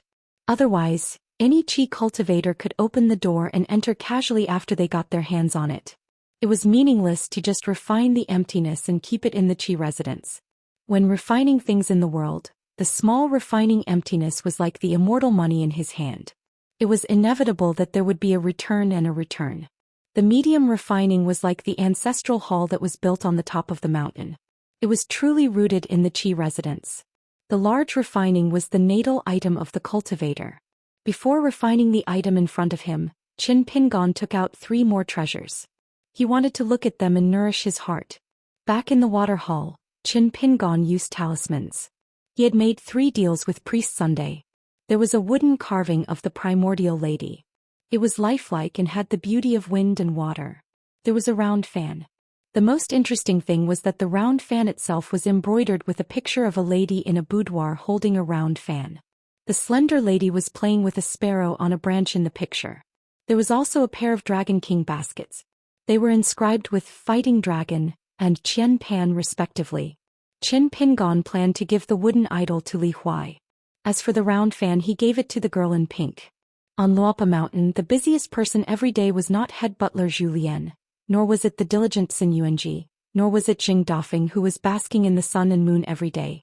It was only Qin Rushu, the little girl. Qin Pingon even believed that as long as Luopa Mountain existed, Qin Rushu would continue to be so busy. She carried buckets of water, held wiping cloths, and a bunch of keys at her waist that jingled softly. Every day he would tell Cui Qing that he was safe, give Pei Qian a handful of melon seeds, water the plants, and clean the bamboo house until it was bright. Periodically he would go to the small town in the county capital to buy the things he needed. In Qin Pingon's eyes, how could this not be a big deal? It was very big. Anyone who wasn't blind would be able to see it and keep it in mind. Let alone other cultivators outside Luopa Mountain in Longquan County, even on his own Luopa Mountain, who would dare to bully the girl in pink. This was not Qin Pingon being biased. Instead, in Qin Pingon's eyes, the girl in pink was the one who would not make the slightest mistake. No one could compare to her. Qin Pingon was no exception. That was why he chatted with Taoist Sunday. He heard that wild cultivator Jinshan talk about trifles. Qin Pingon felt very happy. It was 2 types of comfort. Qin Pingon picked up a small bamboo basket. The other basket that was connected to it began to shake gently.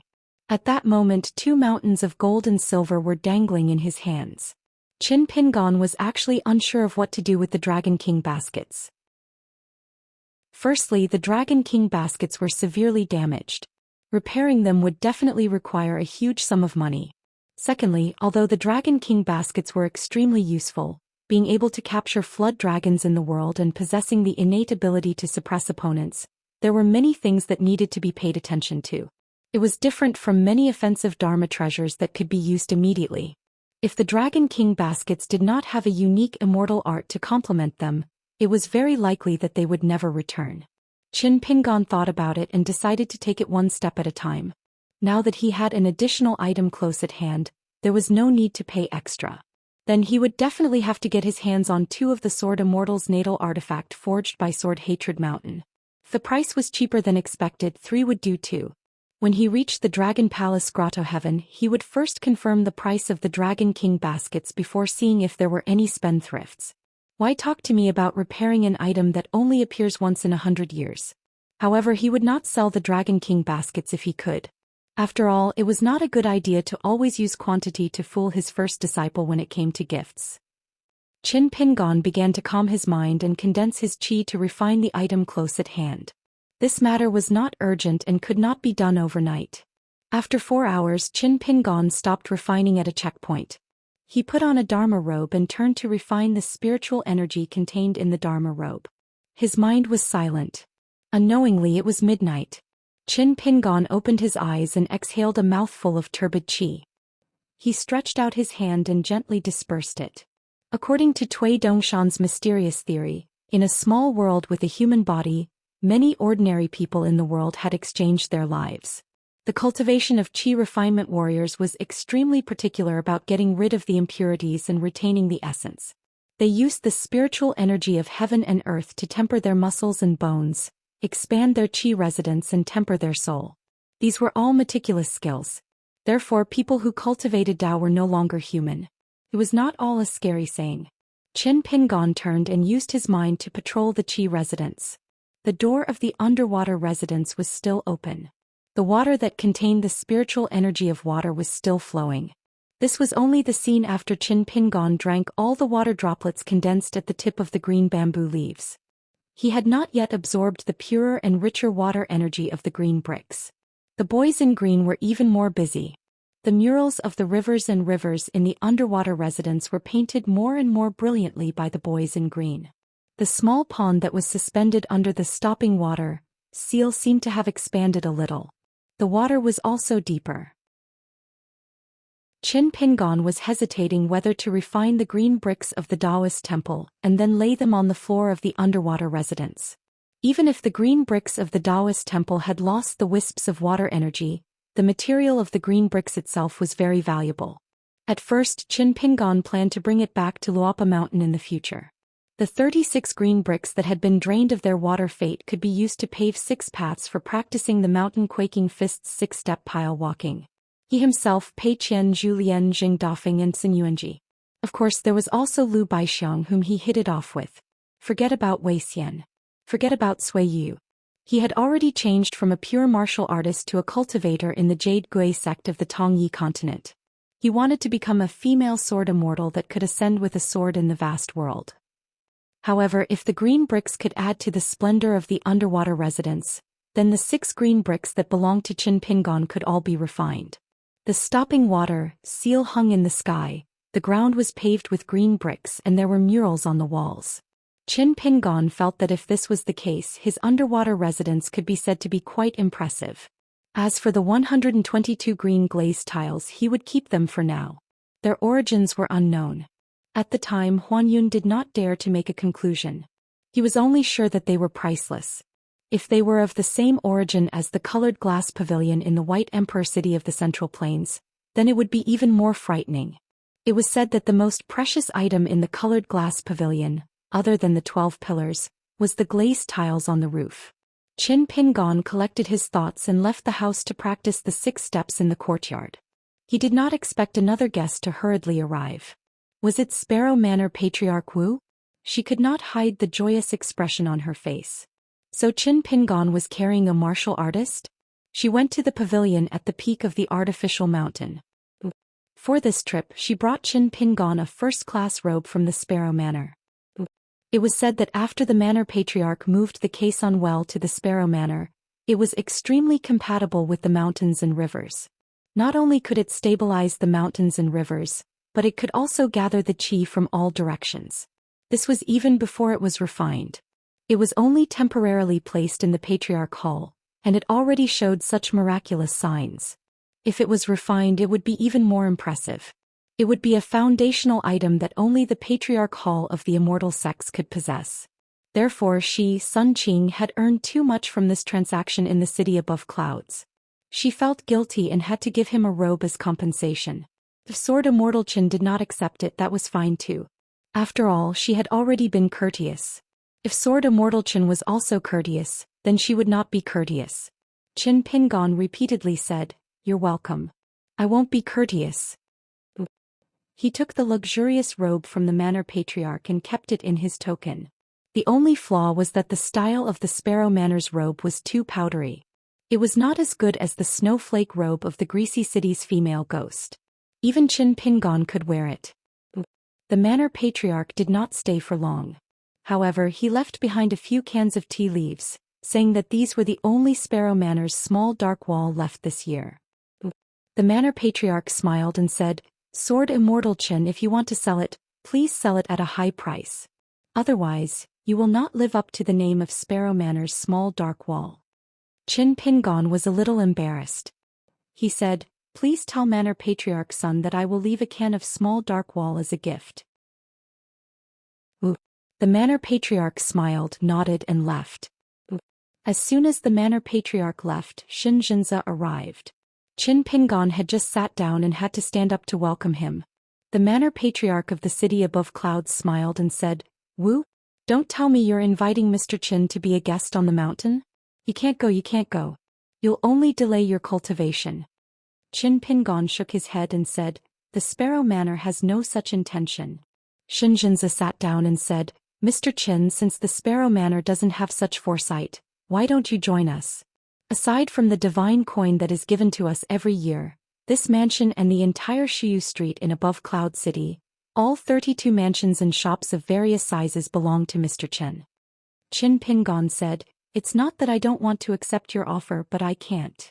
The journey to the North Continent was full of worries. Skeleton Beach, Jingguan City's Gao Qing, the person who hired the assassins from Deer Mountain, and Huai Qian's death. Qin Pingon did not want to drag more people into this. He traveled alone. Only his fists, swords and wine accompanied him. It was more refreshing. Xianxia did not say anything else. Qin Pingon smiled and said, "City Lord, although I can't promise you that I'll become a consecrator of Cloud Above City that collects rent and earns money while lying down, I appreciate City Lord's good intentions. When the time is right, I'll take the initiative to ask for a Shiyu Street from the city above clouds." Xianxia nodded and said, "Then it's settled." Even if he could not wait until that day, it was fine. The city above clouds still had Su Xingjiu. Xianxia was a very straightforward person. He did not linger and left as soon as he finished talking. Qin Pingon also asked for some mountain and river newspapers from the city above clouds. It did not matter if they were old or new. Xianxia agreed and said that he would ask Su Xingjiu to send it over later. Qin Pingon walked around the stone table in the pavilion and practiced his fists. He seemed to be asleep, but his fists flowed all over his body. After practicing for 4 hours, he returned to the house to rest for a while. Then he sat on the cattail hassock and began to refine spirit qi. When it was close to noon, Qin Pingon took out the spirit weapon he obtained from the linen sex fairy and placed it on the stone table in the pavilion. A green porcelain brush washer was connected to the mountains and rivers of Julie Mountain. Therefore, once the restriction on Julie Mountain was lifted, the scenery on the mountain would be reflected. As long as the cultivators did not leave the North Continent, they would be able to see the scenery on Julie Mountain clearly. If they looked at it from afar, it would be very blurry. Although Qin Pingon had built the water residence, he did not have any water spells. He could only take out a yellow paper talisman and crush it gently. Instantly, water filled the brush washer and clouds surrounded it.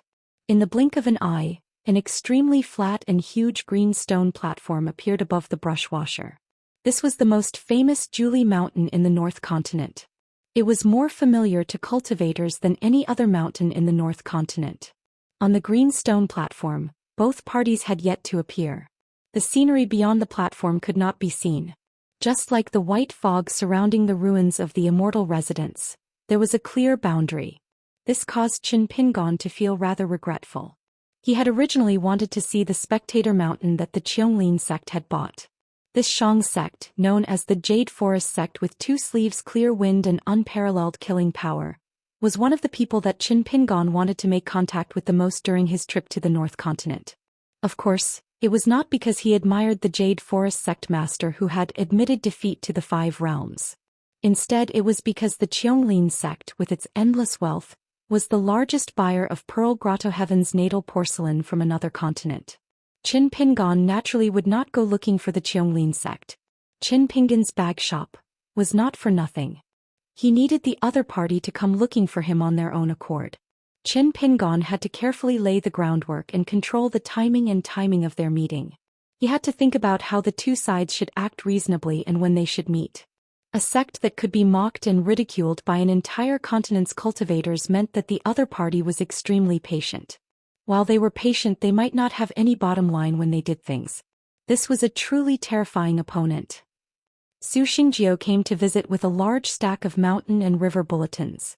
She smiled and said, "Mr. Qin, you're also looking at Zhuli Mountain?" Qin Pingon took the bulletins and greeted her with a smile. "If you're not busy, sit down and read with me." Qin Pingon took out 2 jugs of immortal wine and handed one to Su Xingjiu. The 2 sat across from each other and slowly drank. In the Battle of Zhuli Mountain, the wild cultivator Huang Shi and the martial artist Xianxia were ranked close to each other. One was ranked 4th, the other 5th. Recently, in the mountain and river bulletins, there were many new speculations about the reason for the life and death battle between the 2 of them. Some said that the 2 of them hated each other because of love. Some said that Huang Shi was young in this life, but he killed too many people and accidentally killed the martial artist Xianxia's close relative. Su Xingjiu took out a snow coin and gently threw it into the brush washer on the table. In an instant, it turned into a wisp of spiritual energy and merged with the luck of Zhuli Mountain thousands of miles away. All the spiritual artifacts and dharma treasures in the world that could carry the mirror image had this ability to eat money. Last time, Qi Jinglong of the Tai Hui Sword sect and Huang Ting of the Taiping Mountain were fighting. Both of them were nascent soul sword cultivators who were at the bottleneck. In fact, they had a great impact on the landscape of Zhuli Mountain. After the battle, the spiritual energy of Zhuli Mountain was severely depleted. If the upper 5 realms fought, it would probably devour the spiritual energy of heaven and earth. However, Zhuli Mountain was still so rich in spiritual energy because there were countless spectating cultivators continuously throwing in divine coins. Su Xingjiu hesitated for a moment and asked tentatively, "Mr. Qin, if I have the chance to go down the mountain in the future, can I visit Mr. Lu at the Tai Hui Sword sect?" Su Xingjiu was a little embarrassed. "I've always admired Mr. Lu." Qin Pingon smiled and said, "I can help you inform him in advance, but I can't guarantee that Lu Jinglong will definitely meet you." Su Xingjiu's eyes lit up and she quickly stood up and bowed in gratitude. Qin Pingon said, "Remember one thing. When you visit Lu Jinglong in the Tai Hui Sword sect in the future, you must bring a few more pots of good wine. If you really meet him, you don't have to say anything. Just drink first as a form of respect. Lu Jinglong loves to drink, but he usually doesn't put on airs. Someone has to take the lead. If he says that he doesn't drink, don't believe him. It must be that you, Su Xingjiu, didn't drink enough." Su Xingjiu sighed and said, "I see, I understand. Mr. Lu is exactly the same as the land dragon in my impression. A sword immortal who is willing to convince others with reason must be the most emotional person." Qin Pingon nodded vigorously. Of course. Qin Pingon looked at the Kuli Mountain on the table. With a wave of his sleeves, the green stone platform of the Kuli Mountain suddenly expanded in all directions. He and Su Xingjiu were like 2 towering gods, who had personally arrived at the Kuli Mountain and stood on the stone platform. However, the more important the mountain, the greater the restrictions. The grade of the spiritual artifact that carried the catoptric deflection would also affect the viewing effect. Qin Pingon realized that his green porcelain brush washer could only see the grain-sized figures of Huang Shi and Xianxia. Qin Pingon had once asked Qi Jinglong if the great sword immortal's sword Qi could use this opportunity to kill people at the Kuli Mountain from thousands of miles away. At that time, Qi Jinglong shook his head and laughed. He might have a chance at the immortal realm, but he could forget about the unpolished jade realm. This was because the sword chi of a sword cultivator emphasized sword intent the most. No matter what, it would not be as pure as the spiritual chi of the immortal money. However, this bit of intent would cause the fragile spiritual artifact that carried the catoptric deflection to shatter on the spot.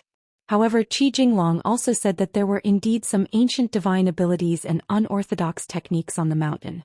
Historically, they had used the catoptric deflection as a bridge to harm some of the mountains that profited from it. However, cultivators who used such methods had to carefully conceal their identities. Otherwise, they would easily become the enemy of an entire continent. For example, it might arouse the curiosity of those immortal realm and even ascendant realm cultivators. There was still about the time it took for an incense stick to burn before noon. Qin Pingon suddenly discovered a fine ripple in the sky above the Kuli mountain. Then someone laughed loudly. Where is the invincible unpolished jade realm cultivator of the Jadewood sect? Very quickly, ripples appeared on the Kuli mountain's painting scroll again. Someone replied, "What advice does Senior have?" The person who spoke first clearly threw down another immortal money. He chuckled, "I regret giving birth to you back then." The Jadewood sect master of the Jadewood sect truly had a good temper. Not only did he not curse back, he instead threw down another immortal money. He said respectfully, "Senior must be joking." The two stopped talking. However, someone suddenly smiled and said, "Sect master have you thought it through? If you don't say anything, I'll take it as you've agreed." Su Xingjiu said softly, "It must be that Zhou Xian." Qin Pingon nodded. North's #1 sword immortal by Shang's disciple Zhou Xian. He was ranked second among the 10 youths, even higher than Qi Jinglong. A voice full of vicissitude sounded, "Oh my, you want to drink Zhou Xian and He Xiaoyang's wedding wine? Such a match made in heaven, this old man must drink this wedding wine." A woman said coldly, "I already have a Dao companion." A stone startled 1,000 ripples. "Congratulations, Sect Master He. May I ask, Sect Master He, who is the person who has become your Dao companion?" "Fairy He, my Dao heart has been shattered. From now on, there will be one less infatuated person in the world." Finally, Zhou Xian's words caused all the clamor to stop. "No matter. Once he dies, you'll lose your Dao companion." He Xiaoyang sneered and said, "Why don't the two of us make an appointment to visit Shuli Mountain? If you dare kill this person, I'll cut off by Shang's bloodline." Zhou Xian did not say anything else. Su Xingjiu said regretfully, "I never expected that an immortal like Sect Master He would have a Dao companion. I really wonder which man is so lucky." Qin Pingon suddenly realized that the sword immortal senior opposite him had an ugly expression. Qin Pingon lowered his head and drank a mouthful of wine. His expression returned to normal. It was almost noon. A white beam tore through the sky and landed in the middle of Shuli Mountain's stone platform. At the edge of Shuli Mountain, a woman wearing a veil hat walked up the green stone platform. She had a long saber and a short sword hanging from her waist. Qin Pingon controlled the rising clouds in the painting of Shuli Mountain. He tried his best to make both parties appear in the painting. As for whether their faces could be seen clearly, it was not important at all. In fact, many Qi refinement warriors who watched the battle on Shuli Mountain through catoptric deflection might not have seen the specific moves of the two parties from beginning to end. They were just there to watch the show. It was destined that many cultivators in the middle 5 realms would not even see the people in the painting more than a few times. At most, they would see the dazzling splendor of the offensive Dharma treasures and immortal spells. Therefore, there had always been a rumor in the North Continent that if one was not a Golden Core Earth immortal, one could not even hope to see the slightest bit of the fighting on Shuli Mountain. As for the female Grandmaster Embroiderer's background, especially the origin of her martial arts, no mountain in the North Continent could clearly explain it. Su Xingjiu quickly began to feel fortunate that she had come here instead of staying by her master's side to watch the battle on Shuli Mountain. In the past, when she watched the battle on Shuli Mountain with her master, Xinzhenza would often adjust the angle of the painting and constantly shrink it. However, she would still miss many key scenes. However, in Su Xingjiu's opinion, it was not as accurate as the sword immortal senior in front of her in controlling the battle situation. The elusive embroiderer and her punches, as well as the wild cultivator Huangxi's overwhelming spells and offensive Dharma treasures. Although it was inevitable that some scenes would be missed, Su Xingjie realized that this was her first time watching the battle on Shuli Mountain. It was so real that everything was linked together. In any case, she could roughly see the context of the battle between the two parties. Qin Pingon watched the battle attentively and constantly changed the painting. The strength that the female martial artist temporarily displayed was that of a genuine far-traversing realm cultivator. Her punches were extremely fast and her physique was extremely tough. This was even before she unsheathed her sword. As for whether she was a peak martial artist or not, all they had to do was wait. Although the appearance and age of a martial arts grandmaster was not as difficult to recognize as that of a cultivator on the mountain, the higher the realm of a pure martial artist, the faster they climbed the mountain. The two would not be directly linked. This was especially true for female martial artists. Presumably, this was even more so as they could similarly delay the aging of their appearance. Huang Shi was an extremely young nascent soul cultivator. He was even younger than Qi Jinglong by a few years. The two people ranked third and fourth on the ranking were both less than 100 years old. The existence of these cultivation geniuses was a kind of pressure in itself. It would indeed make those golden core earth immortals, who were easily 200 to 300 years old, feel as if a large amount of their time had been taken away by dogs. Suddenly the painting turned blurry and fluttered indeterminately. Qin Pingon was momentarily stunned. Su Xingjie hurriedly threw in a few snowflakes with familiarity. The painting became clear once more. Qin Pingon felt that this immortal mountain's mirror's moon in the water was truly a good business with little capital. However, if Luopa Mountain also had this business in the future, what would they rely on to earn money? Could it be that they would rely on Zhou Xian and Jing Dafeng to tell stories? Qin Pingon was worried that Luopa Mountain's reputation would be tarnished. In the future, when the disciples left the mountain to gain experience, perhaps the women would be fine, but wouldn't the men be guarded against by everyone as if they were thieves? Qin Pingon really could not think of any other way. Drag Qi Jinglong to Luopa Mountain to become a teacher and discuss the Tao once or twice. Zhu Lian, the old chef, cook a large table of sumptuous dishes? Or Pei Qian practicing a set of crazy demonic sword techniques? Let Wei Pai play chess with others? Qin Pingon abandoned all distracting thoughts and continued to watch the battle with rapt attention. For some reason, both sides did not seem to be in a hurry to determine life and death. Su Xingjie was already a little dizzy from watching. She drank a mouthful of wine to calm herself down. Qin Pingon was still as unmoving as a mountain. He still had to control the mirror's moon in the water painting to rotate and move. Su Xingjie felt even more admiration for him. Qin Pingon asked, "How long did the longest battle of Shuli Mountain last?" Su Xingjie said, "The longest battle in history. A pure jade stage sword immortal and an immortal stage cultivator. One attacked with all his strength while the other defended with all his might. They were evenly matched and seemed to have fought for about a month." Qin Pingon stretched out a finger and rubbed the space between his eyebrows. If he were to watch the battle until its end, how much snow and money would he have to spend? Su Xingjie continued, "In history there were also two sword immortals who fought each other. They only used an hour to directly exhaust the spiritual energy of Shuli Mountain. No matter how crazily the spectating cultivators threw in divine coins, it was all like throwing a cup of water on a burning cart of firewood. Therefore only the mountaintop mansion near Shuli Mountain had a rough idea of that world-shaking battle. However, I heard that sword chi surged and overflowed Shuli Mountain.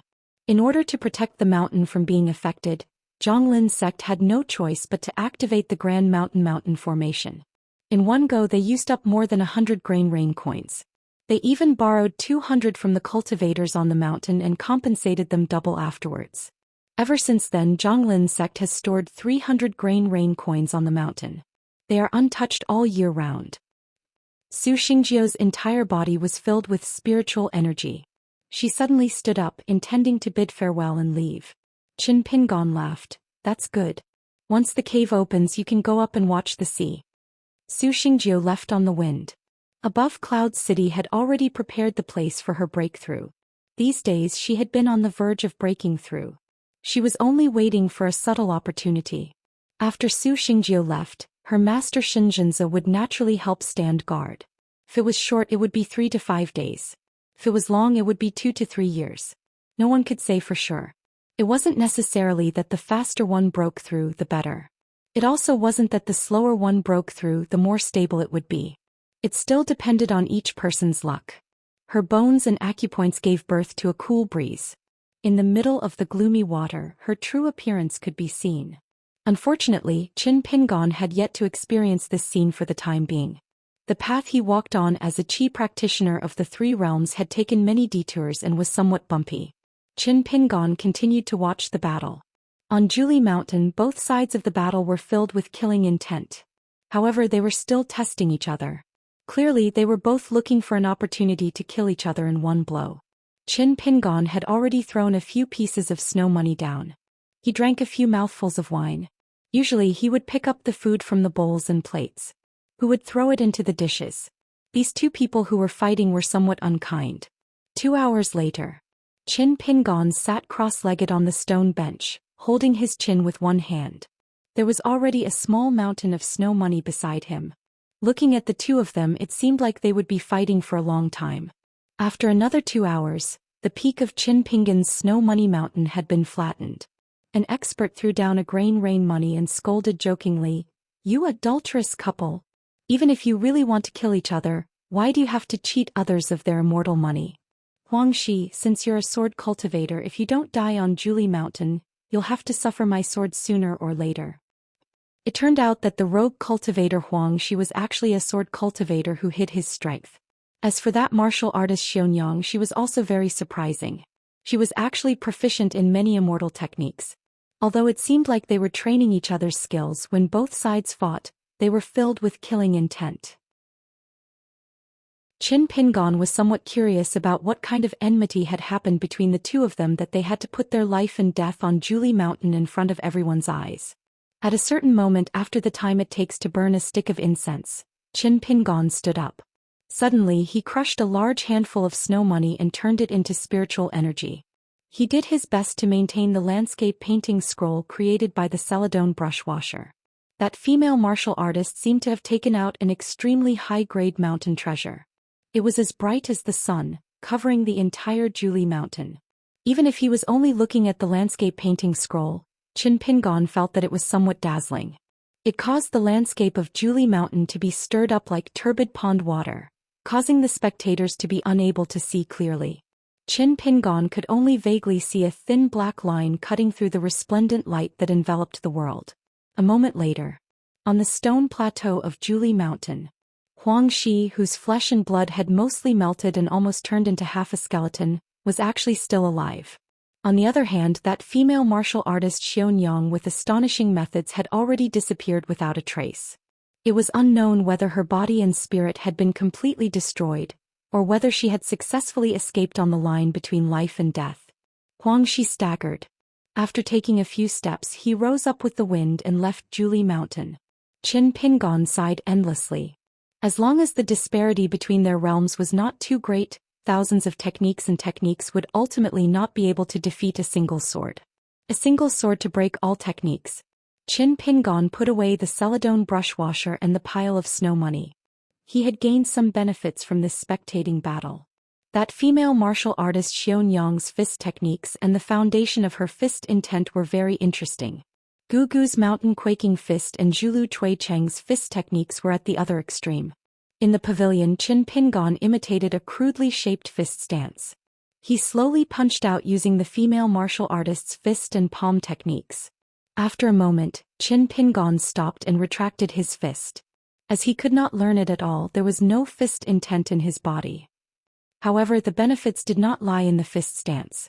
Qin Pingon had already expected this. The real benefit was that Qin Pingon's knowledge of the world's fist techniques had broadened. In the future, when he faced enemies, he would have a better idea of how to deal with them. Qin Pingon began to close his eyes and rest. He tried to memorize more of her fist intent. Even if he could only use some of it, it was still a smoke screen. After opening his eyes, Qin Pingon began to take a stroll.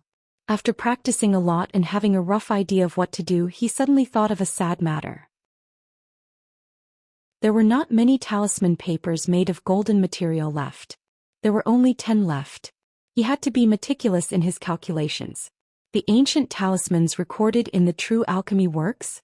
Now that Qin Pingon was only a Realm 3 Qi refinement warrior, Other than entry talismans like the Yang Energy Light Lighting Talisman, he could not draw them at all. Or even the talismans drawn by Qin Pingon purely as a martial artist. It was easier and of higher quality than drawing talismans with the identity of a Qi refinement warrior.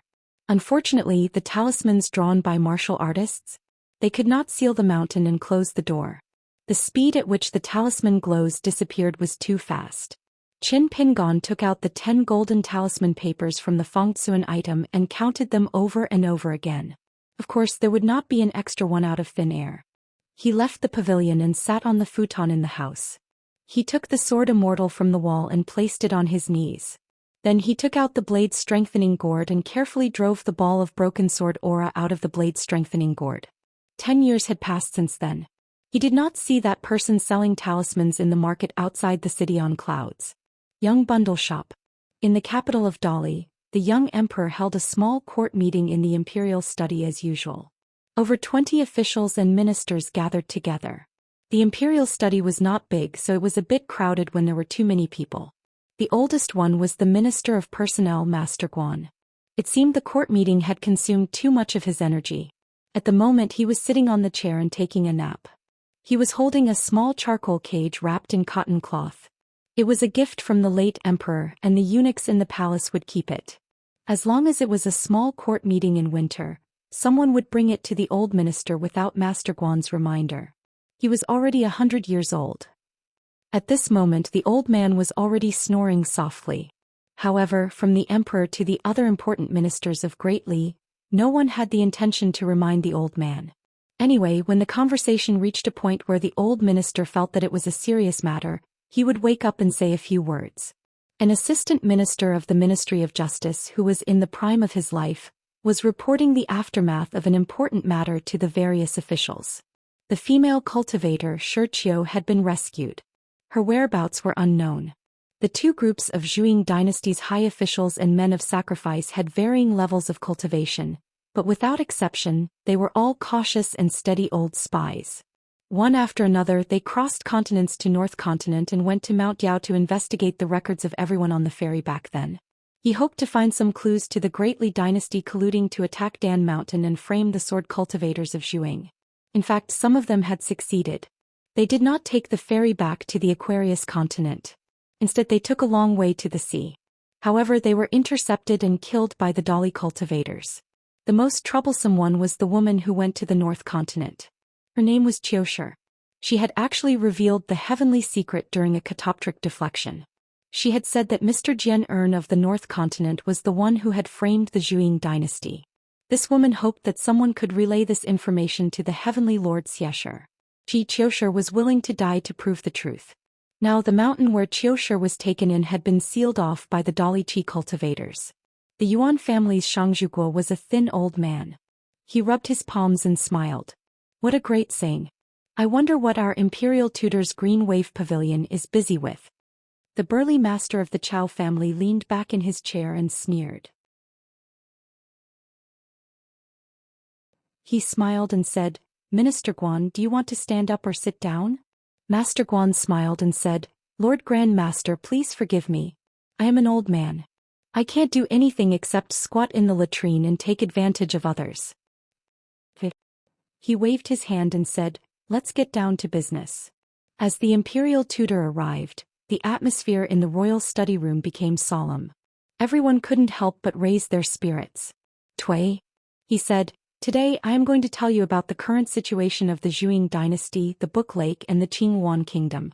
If we can set the rules for each of them, we will have laws to follow in the future in the Aquarius continent. Therefore, it can be said that today's meeting will decide the future of Great Li for the next 100 years.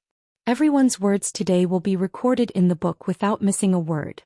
Whoever coughs, snoozes, drinks a few cups of tea in the middle of the meeting, says a few words that are fatuous and empty, or says a few words that will contribute to the future of Great Li, will be seen clearly by all the emperors, kings, generals and ministers of Great Li who are qualified to sit in this room.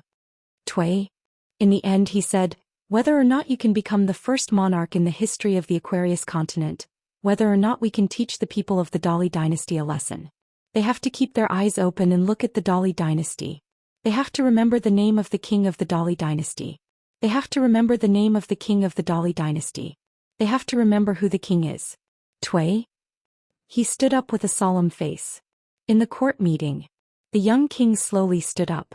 He was excited. The civil officials stood up and bowed.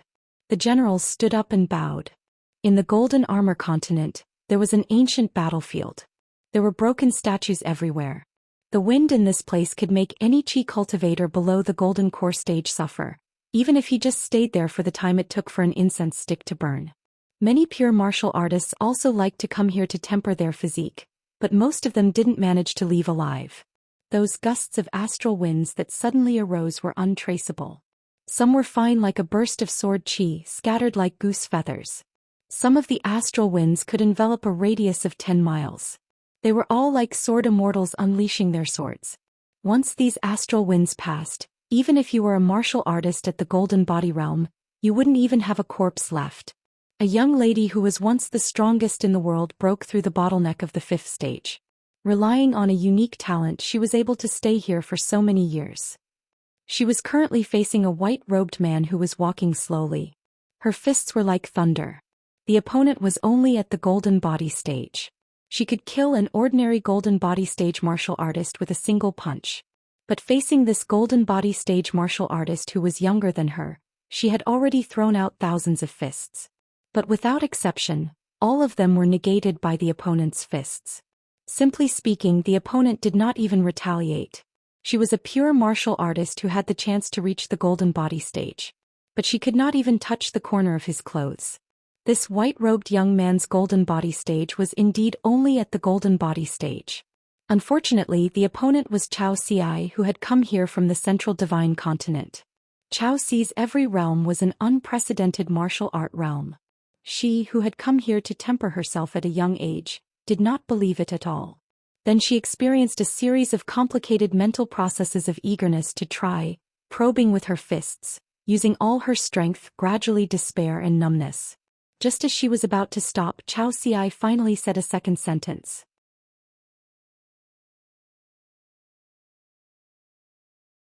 Lu Yuzhou would often ask him some random questions, and Zhou Xian probably felt that it was impolite not to respond, so he would often respond with an acknowledgement, indicating that he had heard.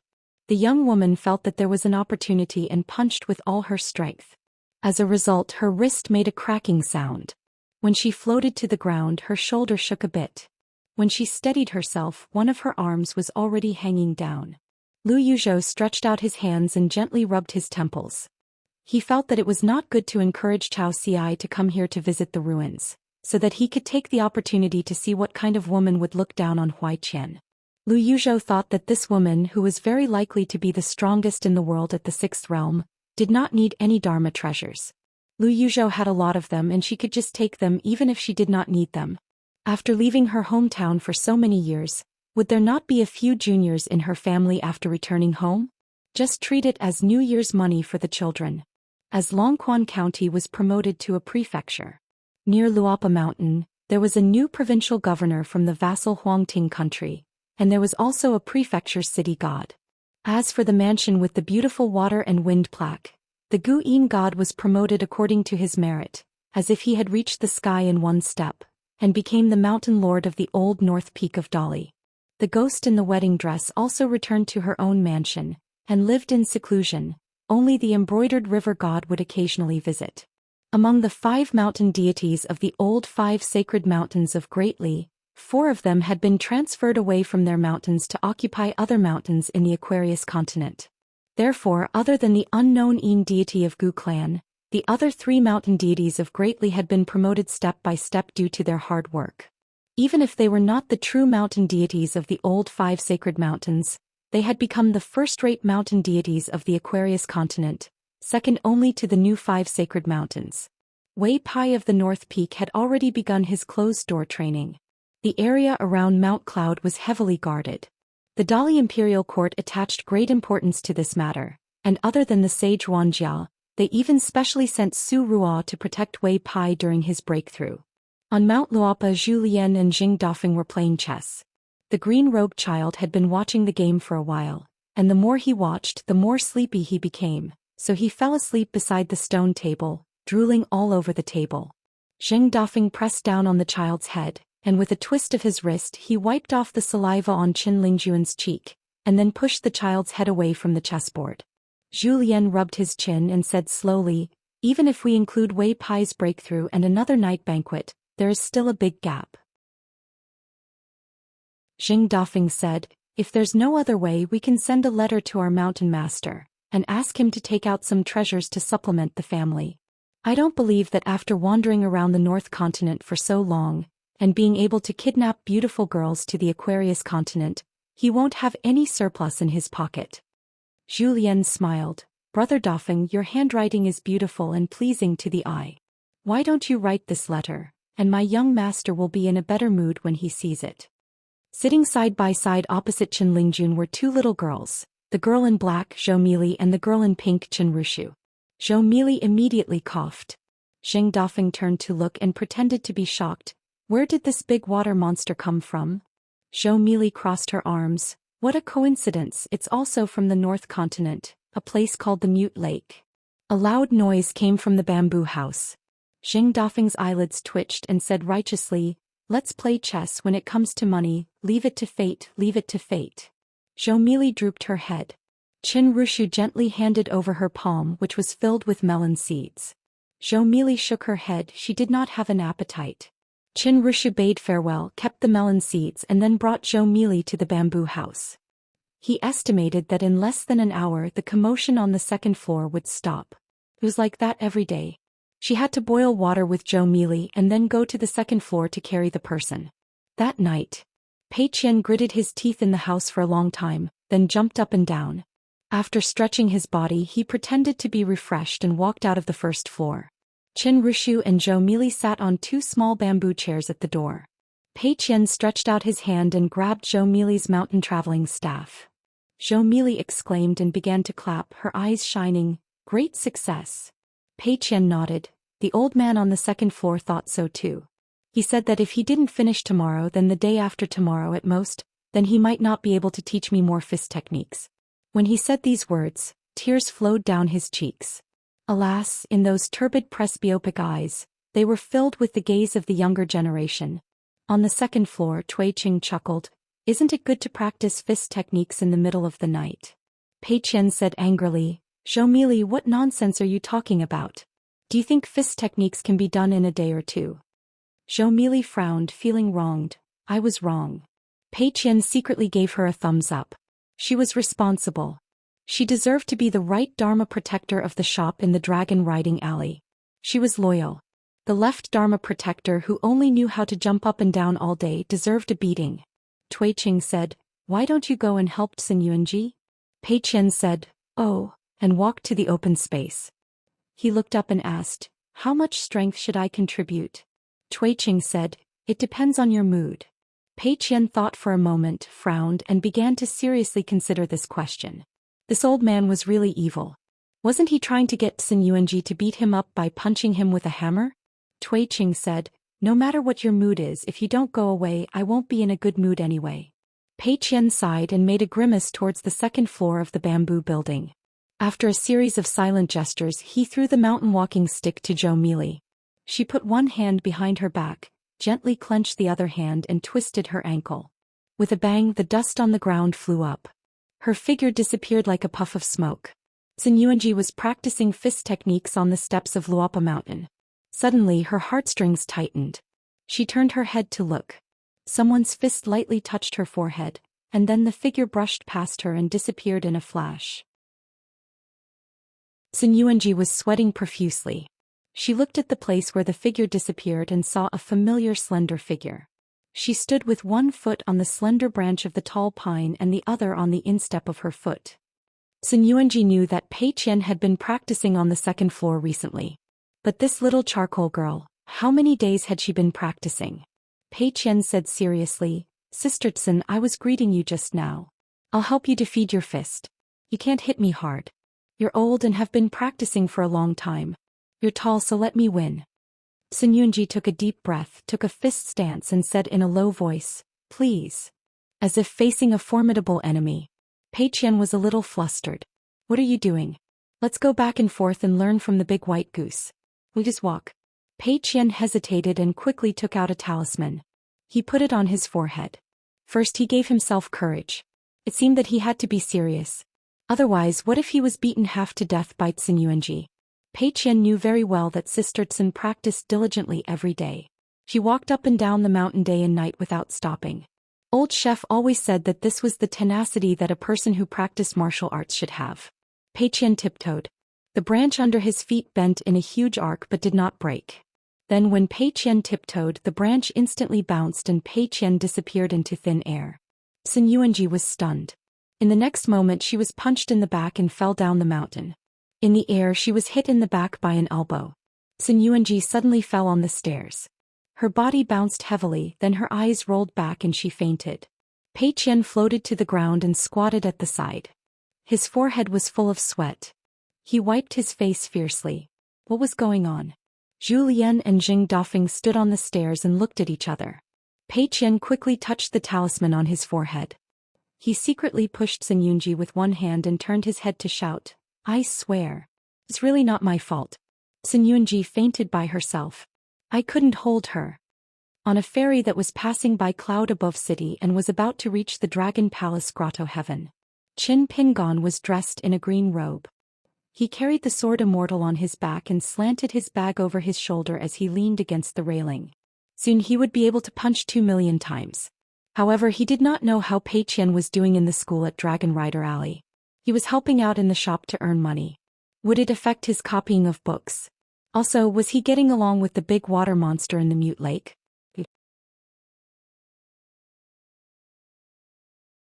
548. Along the way he saw and heard strange things. A group of female cultivators dressed in colorful clothes were swinging under a sea of clouds. Their laughter caused many male cultivators on the ferry to yell at them. They had already brushed past each other this time and would never see each other again, so their words were a bit unrestrained. In the end, a huge flood dragon's head slowly emerged from the sea of clouds, frightening many cultivators on the ferry. The mysterious existence that wasn't a real flood dragon lightly knocked its head against the ferry's tail, causing the ferry to move forward like an arrow. Qin Pingon memorized this scene and returned to the guest room to continue his usual routine. After arriving at the Tongya continent from the inverted mountain and parting with Lu Tai, Qin Pingon mistakenly entered the Lotus Blossom Blessed Land and left the Taoist temple with Pei Qian and the other 4 people. Qin Pingon began to write about his experiences. Relying on his memory, he started from the moment he left the inverted mountain, met Lu Tai, arrived at the Tongya continent, walked through the Fuyosek Xiaotian Street, and wrote all the way to today's northern continent where the dragon in the clouds pushed the ferry. The paper on the table was divided into 2. Qin Ping, and divided it into a first draft and a copy. The first draft would be erased and modified and he would deliberate over it repeatedly. It was like a letter that was not sent out. This letter, as he wrote it, it became a little long. The copy after that was copied was clean and neat, just like a homework that a student handed to a teacher. Sometimes there was really nothing to write about. For a long time he did not see any interesting scenery or people. He would either not write or occasionally write a sentence. Nothing happened today, peace and safety. In the Lotus Blossom Blessed Land, a flock of birds fought to cross. Trapped in a siege, he fought against the local #1 person in the world. In an inn at the border of the Great Spring Dynasty, he met a gentleman who could write limericks. His spirit traveled far and met the bad-tempered goddess of the buried river. He visited the Azure Turing Manor and told the water goddess, who admired the old man's knowledge, about the order. He stayed in the dusty shop in the old dragon city and brought charcoal, who was becoming more and more sensible, to the Qinghuan kingdom in the southeast of the Aquarius continent. That year, on the 5th day of the 5th month, he received the first birthday present in his life. The only time he didn't write anything was when he worked as an accountant at Booksword Lake. In the end, Qin Pingon had to return to his hometown, Mud Bottle Alley. When he was alone in his ancestral home, he only wrote one sentence after much consideration. The past few years have been difficult, but now that it's over, it seems to be okay. Qin Pingon finished writing and copying a copy. The 2 stacks of paper on the table were all neatly written in small regular script. It was estimated that in the eyes of an expert, the handwriting was still very skillful. Putting aside the content, there were more than 300,000 words. Flipping over and over again, it was old-fashioned and strict. Qin Pingon put away his brush and ink, stretched out his hands, and gently pressed on the two books that seemed to have not been bound yet. He gently smoothed and pressed them. Without any worries for the time being, Qin Pingon let his mind wander. After he came back to his senses, he put the two stacks of papers into his Fengxun object and began to practice his fist technique. It was still the same three-stance combination. Nowadays, the energy consumption of martial arts and qi cultivation was roughly equal. During this period, drawing talismans was his biggest pastime. After Qin Pingon bought 2 copies of the landscape bulletin, he arrived at the immortal ferry of the Dragon Palace Grotto Heaven without any problems. The Dragon Palace Grotto Heaven was the same as the Lizhu Grotto Heaven in his hometown. It was one of the 36 small grotto heavens. It was the ancestral property of the Water Dragon sect and was first discovered and occupied by the founding ancestor of the Water Dragon sect. However, this territory was too enviable. After 2 major upheavals with both external and internal troubles, the Water Dragon sect pulled in the Deyuan dynasty's Zhou Xian bureau and Fuping Sword Lake to earn a stable income.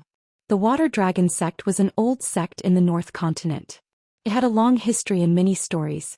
The Deyuan dynasty's Zhou Xian bureau and Fuping Sword Lake could only be considered as rising stars compared to the Water Dragon sect. However, the latter two were far more famous than the Water Dragon sect. Because the Water Dragon sect was built near the water, the passengers on the ferry could not see the outline of the Water Dragon sect's immortal mansion. They could only see the shore of the Great Blasphemy River and the land within a radius of 100 miles.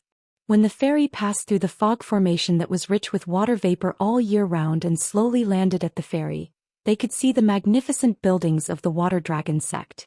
Qin Pingon realized that this was the first time he had taken a ferry from the North Continent. After docking, all the passengers walked off the ferry obediently.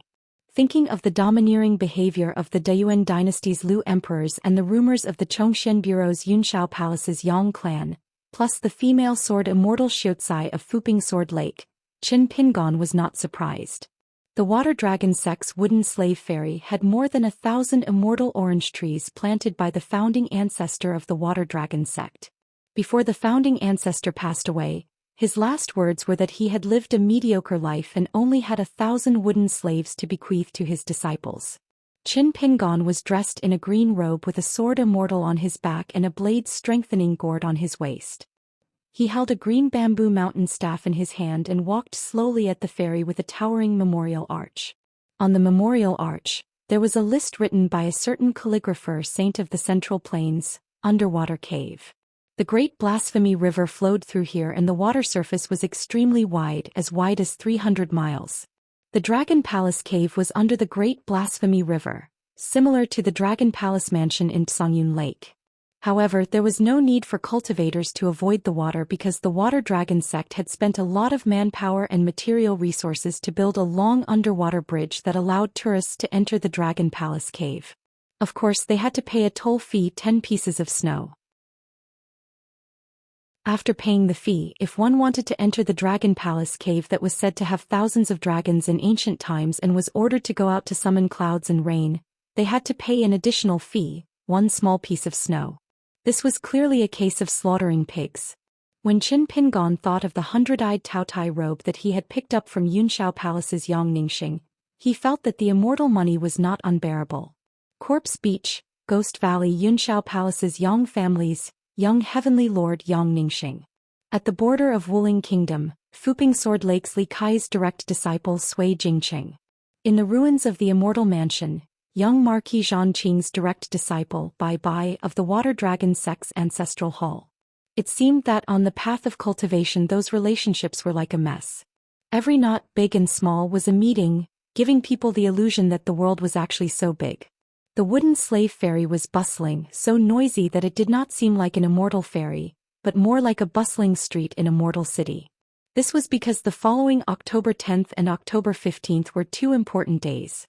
It was so at the foot of the mountain and even more so on the mountain. One was one of the 3 major ghost festivals, and the other was the Water Official Disaster Relief Day. The Water Dragon sect would hold 2 sacrificial rites in the Dragon Palace Cave that was open to the public. The ceremony was ancient and highly respected. According to the different years, the water dragon sect's cultivators would build gold book, jade book and yellow book rites to help all living beings pray for blessings and disasters. This was especially so for the second birthday of the water official. Because this ancient god was in charge of many immortals in the water, it had always been the most important day for the water dragon sect. Other than the towering archway, Qin Pingon found that the style of this place was a bit similar to the ruins of the immortal mansion. After the archway there were dozens of stone tablets. Could it be that all the places close to the water near the Great Blasphemy were like this? Qin Pingon looked at them one by one. There were many people who chose the same way as him. There were also many scholars in Confucian robes who were studying abroad. They seemed to be from the academy. They were immersed in copying the inscriptions beside the stone tablets. Qin Pingon carefully browsed through the record of the building of the stone bridge by the sages of the Daping dynasty, and the water tablet of the Dragon Pavilion, written by the local calligrapher of the North Continent. These two inscriptions explained in detail the construction process of the stone bridge in the water, and the origin and excavation of the Dragon Palace cave. The line was as long as a dragon. Qin Pingon waited for nearly an hour before he saw the cultivator of the water dragon sect who was in charge of collecting the toll. After paying 10 snowflakes, he received a seal token carved from an ancient immortal orange wood. It was ancient and had excellent seal script. The cultivator of the water dragon sect said that when he reached the other end of the bridge, he just had to return it to the cultivator of the water dragon sect at the other end of the bridge. This was the first time Qin Pingon saw the wooden seal of the immortals on the mountain. The seal script was rest, and the side script was fame and fortune, life and death. Qin Pingon asked if these wooden seals could be sold. The female cultivator of the water dragon sect smiled sweetly and said that the orange wood seal for crossing the bridge was a token of her sect. It was not for sale and every seal had to be recorded. However, there was a shop in the Dragon Palace cave that specialized in selling various seals. Not only were there the immortal orange wood seals unique to the water dragon sect, there were also all kinds of famous stone seals. When customers arrived at the Dragon Palace cave, they would definitely be able to buy something that they liked. Qin Pingon was just about to ask about the price of the wooden seals in the Dragon Palace cave. The people behind him complained and scolded him, telling him to get lost and stop teasing the fairies here. Qin Pingon could only turn around and apologize. Then he quickly left the group and made way for the customers behind. Qin Pingon felt a little regretful. Not to mention the expensive items in the immortal shop. The bigger the sect, the harder it was to pick up the scraps. On the contrary, there were still some chances at small crossings like the Aquarius Continent's Qingfu Square and the Bee-Tail Ferry. The bridge itself was extremely wide and had the effect of repelling water. An arch bridge was still an arch bridge, but this bridge was upside down. It was said that the bottom of the arc in the middle of the bridge was close to the bottom of the Great Blasphemy water. It was undoubtedly strange. Stepping on the bridge was equivalent to walking into the Great Blasphemy water. The bridge was extremely wide and there was an endless stream of people and carriages on the bridge. It was even more exaggerated than the imperial streets of the secular dynasties. From this, it could be seen that the water dragon sect was earning a lot of money every day just by collecting toll fees. Qin Pingon looked up.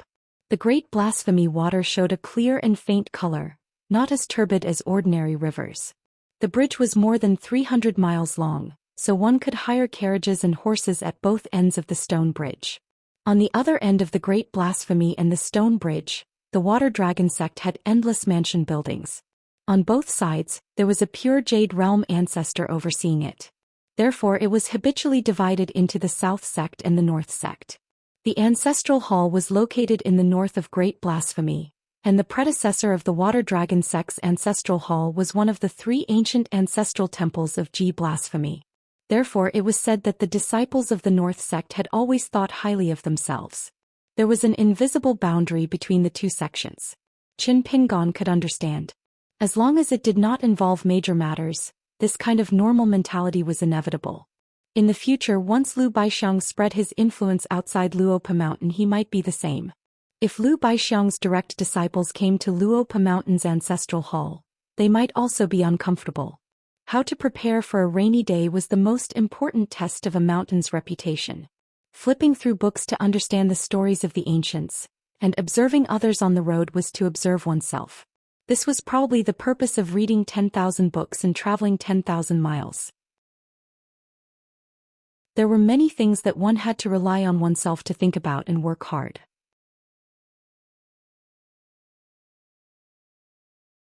"549. There was a commotion at the gate of the Dragon Palace Grotto Heaven because the gate was closed after a young man and woman entered the city. Even the cultivators who were guarding the gate of Water Dragon School didn't notice the golden light that flew out from the plaques and landed on the ground. They gathered like fireflies and formed a young man with a tall hat and a wide belt. The young man strode into the city gate and the gate closed. The cultivators guarding the gate were at a loss. This was a phenomenon that had never happened in 1,000 years. They immediately sent a message to the Hall of Ancestral Masters of North Sect with their flying swords. Not long after Qin Pingon walked down the white jade steps, this youth appeared beside Li Lu. Following the ancient etiquette, he prostrated himself on the ground. The words that came out of his mouth were even more obscure and difficult to understand. Moreover, his voice was extremely hoarse and old, which did not match his appearance. Li Lu just sat there and looked at the figure going down the mountain. She probably thought that the young man was an eyesore. She waved her hand and moved the young man who had just stood up. The young man stood up straight. He was not angry at being looked down upon. He just looked back at the small figure approaching the gate and said softly, "It's not easy to be close to water." He did not dare to peek at the white jade steps, so he treated the young swordsman in green as one of her pawns. Li Lu looked indifferent and said slowly, "Li Yuan, the incense in your middle temple is not as good as the upper temple in the Zhou Xian bureau of the Dane dynasty." The strange young man named Li Yuan said guiltily, "I've failed you. I deserve to die."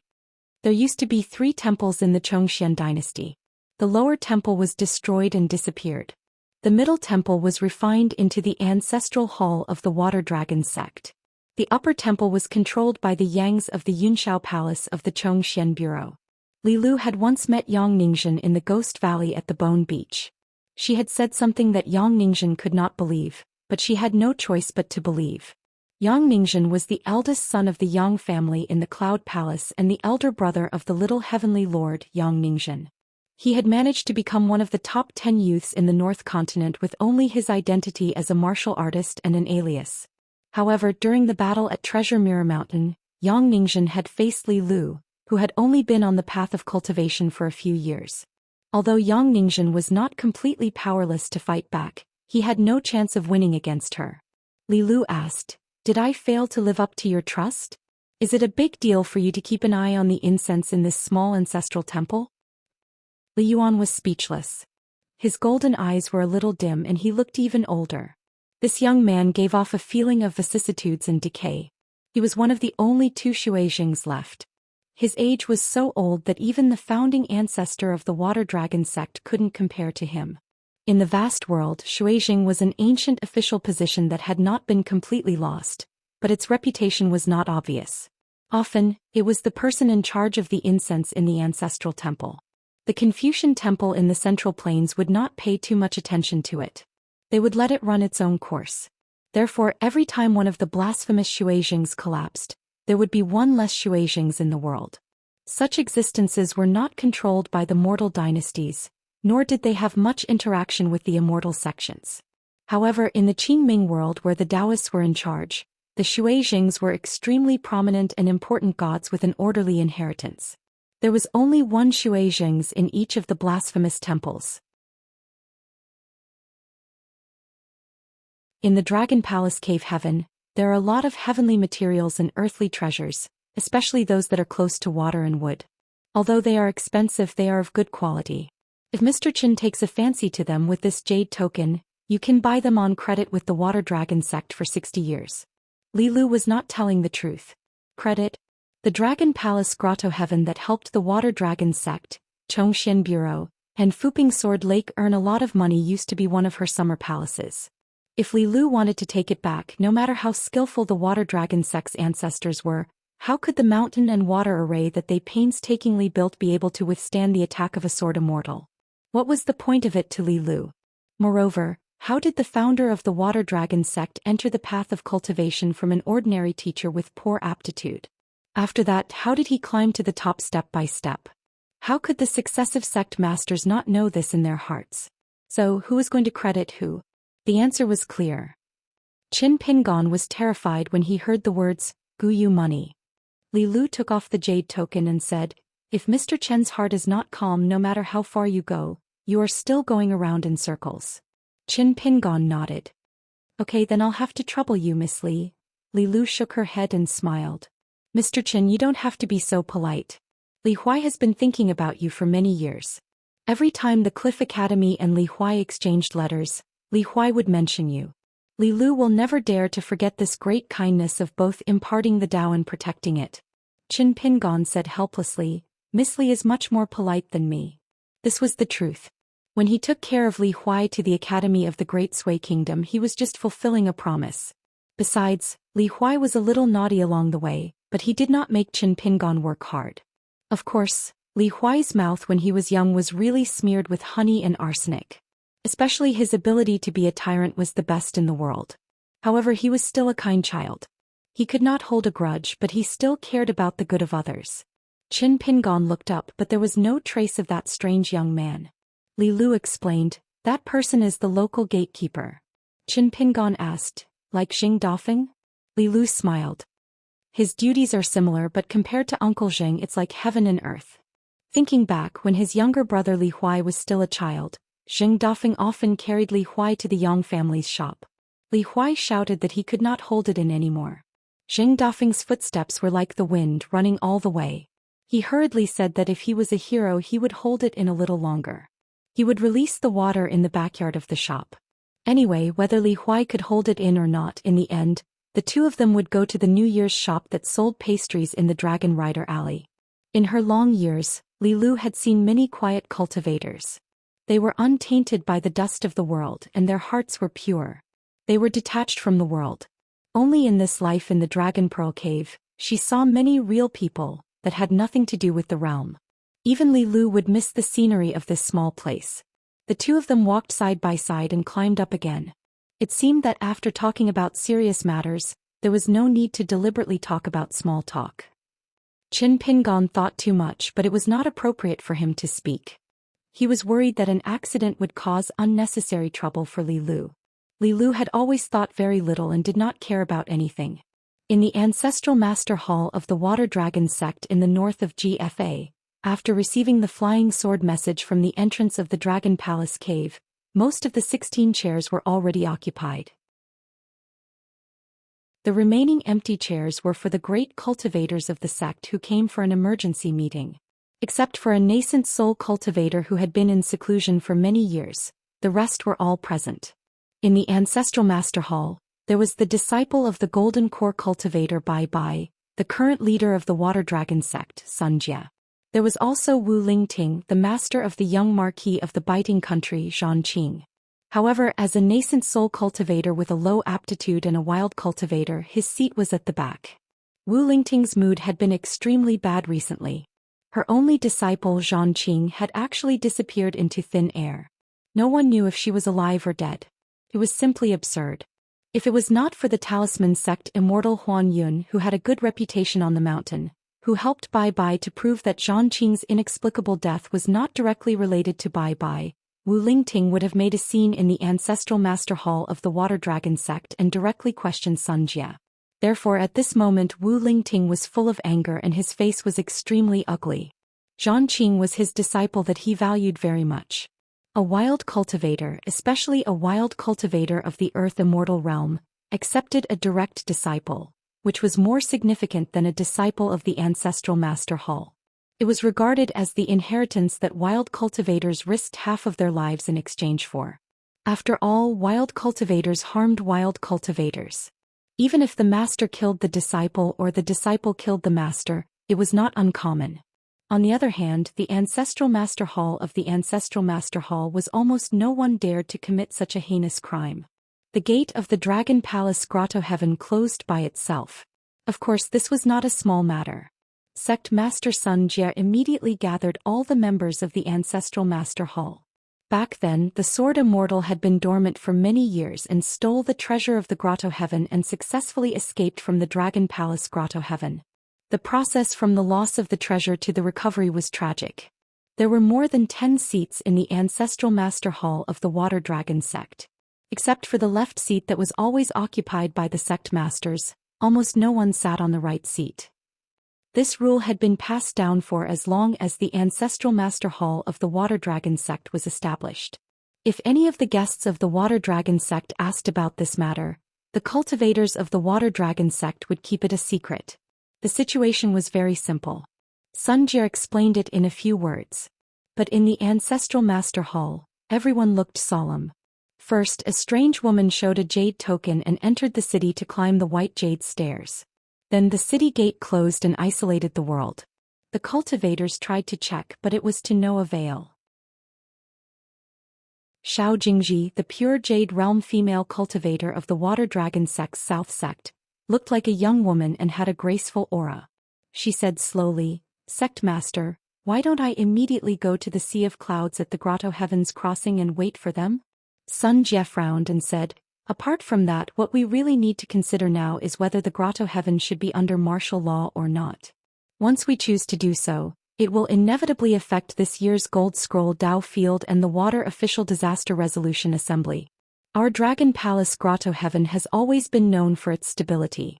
In this 2 consecutive events, not to mention the good friends of the Water Dragon sect, there will also be many emperors and generals from the Great Yuan dynasty. If we are not careful, Zhou Xian Bureau and floating Duckweed Sword Lake will have something to use against us." Wu Lingting sneered and said, "These short-lived people under the mountain don't have much ability, but each one of them is more delicate than the other." An old woman holding a dragon-headed walking stick closed her eyes and looked half dead. She sat beside Xiao Jingji and was clearly a cultivator of the South sect. At this moment the old woman opened her eyes and looked at Sect Master Sun Jie. She said with a hoarse voice, "Martial nephew Sun, in my opinion we should let Jingji bring the sect treasure. If there are any unruly people, just kill them all. I don't believe anyone can cause much trouble in our Dragon Palace Grotto Heaven." Wu Lingting sat opposite her and admired this old woman. She was also a nascent soul realm cultivator like him, but she didn't like anyone in the Water Dragon sect. Relying on his seniority, he addressed Sect Master Sun Jie as Martial Nephew Sunday. But when it came to Xiao Jingji of the South sect, just the way he addressed her was filled with intimacy. Luckily Sun Jie was magnanimous. If he, Wu Lingting, was the head of the Water Dragon sect, he would have smashed that old woman's face. Just as Sun Jigong was about to speak, spots of golden light appeared on the chair in front of him. Finally they gathered to form a young man with a withered spirit. It was Zhou Xian and Shuizhing Li Yuan. Li Yuan bowed to Sun Jie. He still had to abide by the rules. Sun Jie also stood up and bowed back, but didn't reveal his identity. The old woman suddenly opened her eyes and said with a trembling voice, "Li? Are you Li?" Li Yuan was a bit sad. He looked at the old woman with white hair and didn't say anything. The old woman's eyes reddened. She no longer held the dragon head walking stick with both hands. She gently leaned the walking stick against the chair and put her hands on her knees. She smoothed her dress and lowered her head to look at her withered fingers. She whispered, "My husband is still as handsome as ever. It's a pity that I'm old, too old. When I didn't see you, I looked forward to seeing you until my hair turned white. Now that I see you, I know that it's better not to see you." Wu Lingting had a playful expression. What? A handsome young man and an old woman. Could it be that both of them were fated to marry each other in their early years? That would be a very old story. This was the interesting thing about the mountain. Strange things were never strange. As long as a cultivator had the time to join in the fun, there would be fun everywhere. Li Yuan said to Sun Jie through telepathy, "Sect leader, it's the descendant of my old friend who came to visit. I gave the jade pendant a long time ago. I didn't want to be disturbed, so I used some tricks and caused the Water Dragon sect to gather in the ancestral hall. It's my fault and I'm willing to accept the punishment of the Water Dragon sect." Sun Jie smiled and replied, "Lord Shuizhing, you're exaggerating. Since it's the descendant of an old friend who came to visit the Grotto Heaven, it's a good thing for Li Shuizhing and the Water Dragon sect. Honored guests, why don't you stay in my mansion in the main city of the Grotto Heaven?" Li Yuan smiled and said, "No need to trouble you, sect leader. I'll take them to Darling Island." Sun Jie nodded and said, "If there's anything you need, Lord Shuizhing, just say the word." Li Yuan stood up and cupped his fists to the people in the ancestral hall. he apologized. I've troubled you all and disturbed your cultivation. I'll definitely compensate you in the future. After Li Yuan finished speaking, he turned into specks of golden light and disappeared in an instant. To be able to go back and forth in the ancestral hall of a sect. It was a kind of revelation in itself.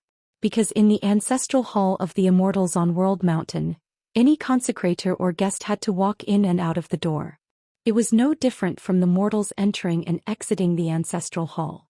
In addition to the position of the other party's seat and the loss of composure of the old woman from the South sect, everyone, including Xiao Jingji, knew the severity of the matter. So when Xianxia opened his mouth and said with a smile, it was a false alarm. You can leave now. No one showed any signs of complaint. Who knew if that elusive young man was a vengeful person? Any elder in the ancestral hall who appeared to be amiable on the surface was often more difficult to deal with. Xianxia was the last to walk out of the ancestral hall. Xiao Jingji waited quietly outside the door. After everyone left on the wind, Xianxia said with a smile, you guessed right. It's Ji Fengxiang Huishuijing Li Yuan. He's the best friend of our water dragon sect's founder. Xiao Jingji's expression was gloomy. To put it bluntly, the place behind her was not the water dragon sect's ancestral hall. All the cultivators with seats seemed to be glorious, but in fact, including her and sect master Xianxia, they were in an awkward situation of living under someone else's roof. Xianxia said casually, drink water and think of the source. Xiao Jingji's face stiffened and she nodded. Xianxia said with a smile, it's not easy to start a sect and it's also difficult to keep it. Jingji, there are some things that I can ignore if they are fought over. After all, I won't let the fertile water flow into the fields of others. However, once someone does something out of line, although I, Xianxia, have always been said to be the most untalented sect master of the water dragon sect, no matter how unpromising I am, I'm still a sect master who has broken the ancestral rules. I still have to brace myself and take care of it. Xiao Jingji's expression became more and more unsightly. She flew away on the wind, crossed the water surface and returned to the south bank. Xianxia was clearly using Zhou Xian's Shuijing to beat Xiao Jingji and the entire south sect. Xianxia did not use any spells. Instead, he closed the door of the ancestral hall with his hand and slowly walked down the mountain. There were many things to do in a sect. It was rare for one to have a moment of leisure. For example, previously Wu Lingting was quite resentful. Xianxia promised that in the future, Wu Lingting would be the first to accept an unnamed disciple in the ancestral hall. Wu Lingting was also worrisome. She directly asked if he happened to take a fancy to a good seedling on Xiao Jingji's side. What should he say? Xianxia replied to this wild cultivator with, the South sect is also the water dragon sect. Only then was Wu Lingting slightly satisfied. But in fact, promises were easy to say but not easy to do. If he was not careful, he would have a conflict with Xiao Jingji's South sect, causing a grudge between the two sides. The formation of the North and the South in the Water Dragon sect was not something that happened overnight. Moreover, there were pros and cons. The previous sect masters had both suppressed and guided it. It was not all a hidden danger. However, many disciples of the North sect naturally thought that this was because sect master Xianxia's prestige was not enough, so he allowed the South sect to grow stronger. Thus, there was Xianxia's reminder to Xiao Jingji today. Li Yuan's figure was hidden in the sky above the grotto heaven. In the sea of clouds, he sat cross-legged and looked down at the green snails on the jade plates. The years of living in the mountains were close to the clouds and water. In the blink of an eye, hundreds and thousands of years had passed. A white-haired old woman who was famous for her eccentric temperament in the water dragon sect, stood at the top of her mountain and looked up at the sea of clouds. She was in a daze with a gentle expression. It was unknown what this old woman on the mountain was looking at. Li Yuan did not look at her. He only vaguely remembered that many years ago, there was a lonely and introverted little girl. She was not cute at all. She liked to walk on the waves alone at night. She carried a large handful of stones and smashed the moon in the water time and time again. Qin Pingon turned his head and looked. The city gate was already open. Finally, there were tourists walking up the white jade steps. After climbing the 9,999 steps, Qin Pingon and Li Lu reached the top. It was a white jade platform that covered an area of more than 10 acres. The ground was engraved with patterns of dragons, 16 of them sitting in a circle. It looked like a white jade dragon wall that was placed horizontally. However, it was very different from the peaceful dragon wall of the world. The 12 dragons engraved on the ground were all bound by iron chains and had blades nailed into their bodies. The dragons seemed to be struggling in pain. Qin Pingon carefully walked through the gaps between the dragon patterns. Li Lu, on the other hand, was not afraid at all. He stepped on the bodies and heads of the Jiao dragons and smiled. The ones under Mr. Chen's feet are all old criminals. They are no longer legitimate true dragons. There is no taboo when we walk. In ancient times, the true dragon was in charge of the clouds and rain everywhere in the world. They could accumulate merits and receive orderly rewards. Of course, there were also punishments for dereliction of duty. They were often skinned on the dragon-slaying platform, chopped off the dragon claws and heads, and detained the true body and vital spirit. Some were executed for dereliction of duty, and their bodies were thrown into the water directly. Some were not sentenced to death, but they were stripped of their identity. Their blood soaked the mountains and rivers. Therefore many descendants of the true dragon appeared. Qin Pingon asked softly, "Are they all still alive?" Li Lu said, "Most of them could not withstand the erosion of the river of time and died. There are a few that are dying."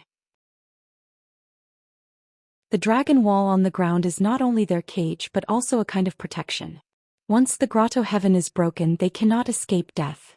Therefore they are considered the protectors of the water dragon sect. In the face of a great enemy, after receiving the token of the ancestral hall, they can temporarily escape for a while and participate in the battle. They are more loyal. The water dragon sect has been worshipping them. Every year they will add some water essence to the dragon wall to help these old flood dragons who have been beaten back to their original forms to survive. Qin Pingon was more curious about Li Lu's encyclopedic knowledge. However, it was not good to ask about this kind of thing. Everyone has their own desires and secrets. If both parties were really friends and the other party was willing to tell them, it was a sign of trust. The listener would have to live up to the trust of the speaker and be able to keep the secret. They should not think that since they were friends, they could explore as much as they want. They should not use the secrets of an old friend to exchange for the friendship of a new friend. Therefore, some people seem to have friends everywhere and can drink with others everywhere as if there is no place in life without a banquet. However, when there are difficulties in life, they will be sad. Without the drinking table, they will have no friends. They can only resent the fickleness of the world. If one does not make friends with sincerity, how can one win sincerity? Smart people rarely have friends in adversity, even more so. Li Lu seemed to have seen through Qin Pingon's thoughts and said frankly, "There is a reason why my parents and I moved to the North Continent. Compared to other continents, the environment here is more suitable for my cultivation.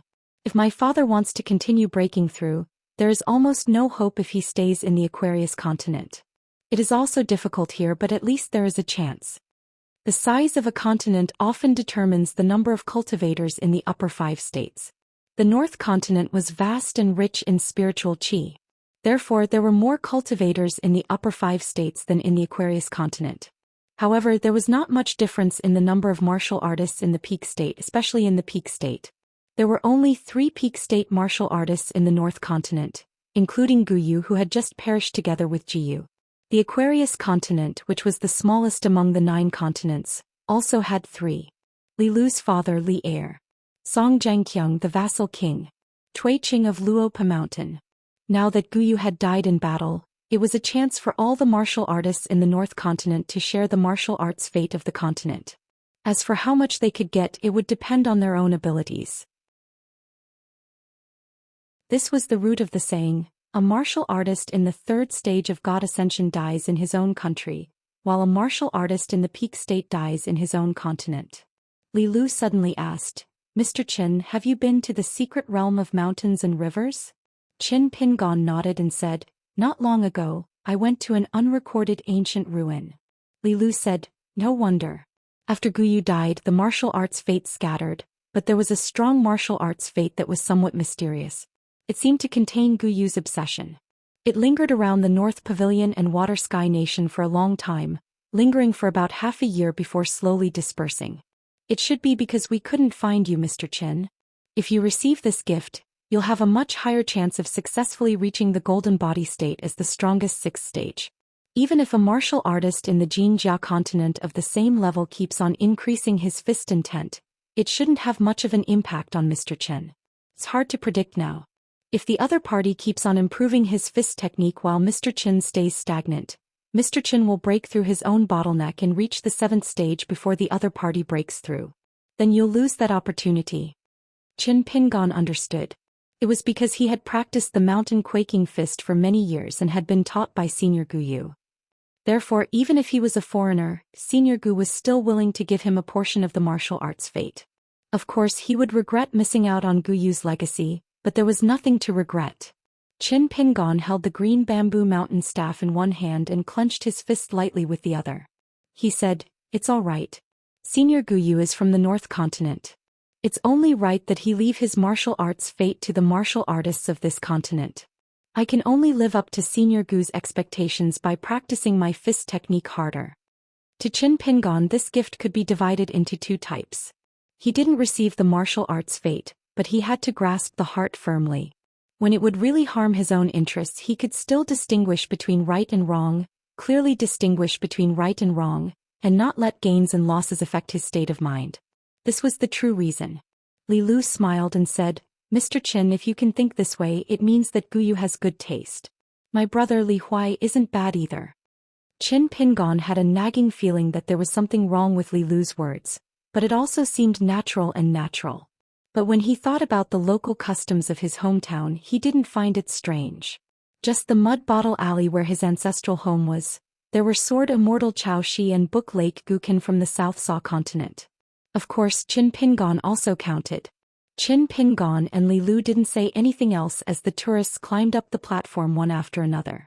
When there were 16 people, 16 snow-white flood dragons condensed from clouds appeared around the high platform at the same time. Their heads were close to the high platform and each cloud sea flood dragon was like a fairy. Li Lu said, 16 people can ride the flood dragons at once. They can ignore the restrictions of the small world and enter the dragon palace. It's a gimmick of the water dragon sect. Li Lu took the lead and walked on the head of a flood dragon. Qin Pingon followed suit and stepped on the head of the cloud white dragon. He stood still. Just when someone wanted to be the first to reach the platform, the ethereal figure of a deity in green robes appeared on the platform. He said, "Below is the pond and the corpses are all competitors. Life and death are not important. You can decide for yourself."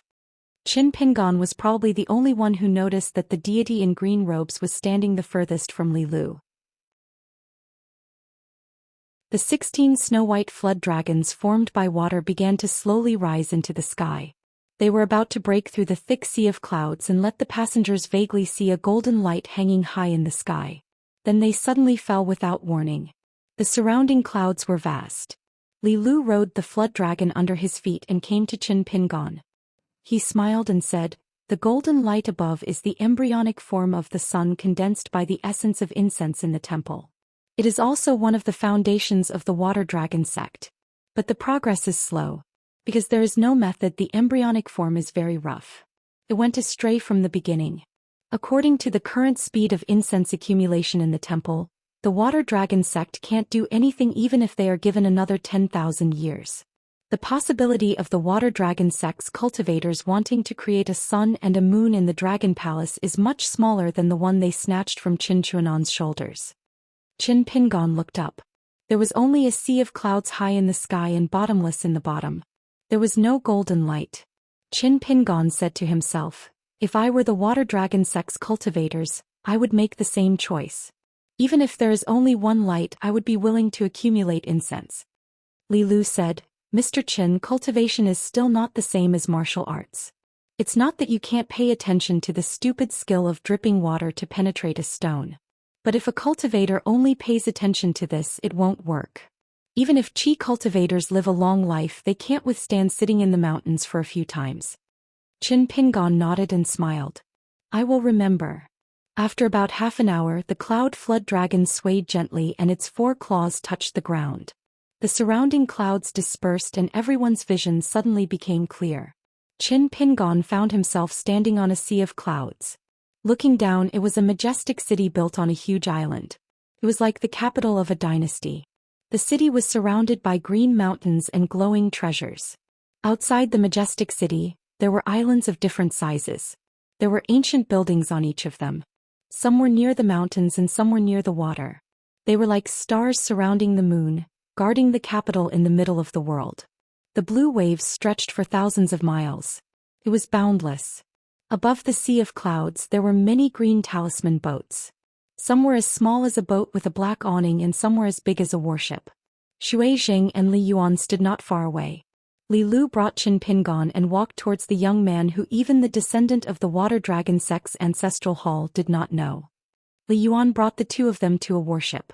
After boarding there was no movement and no cultivators on the ferry. The ferry departed on its own. Li Yuan said softly, "Duck Mountain Island is full of water and spiritual qi."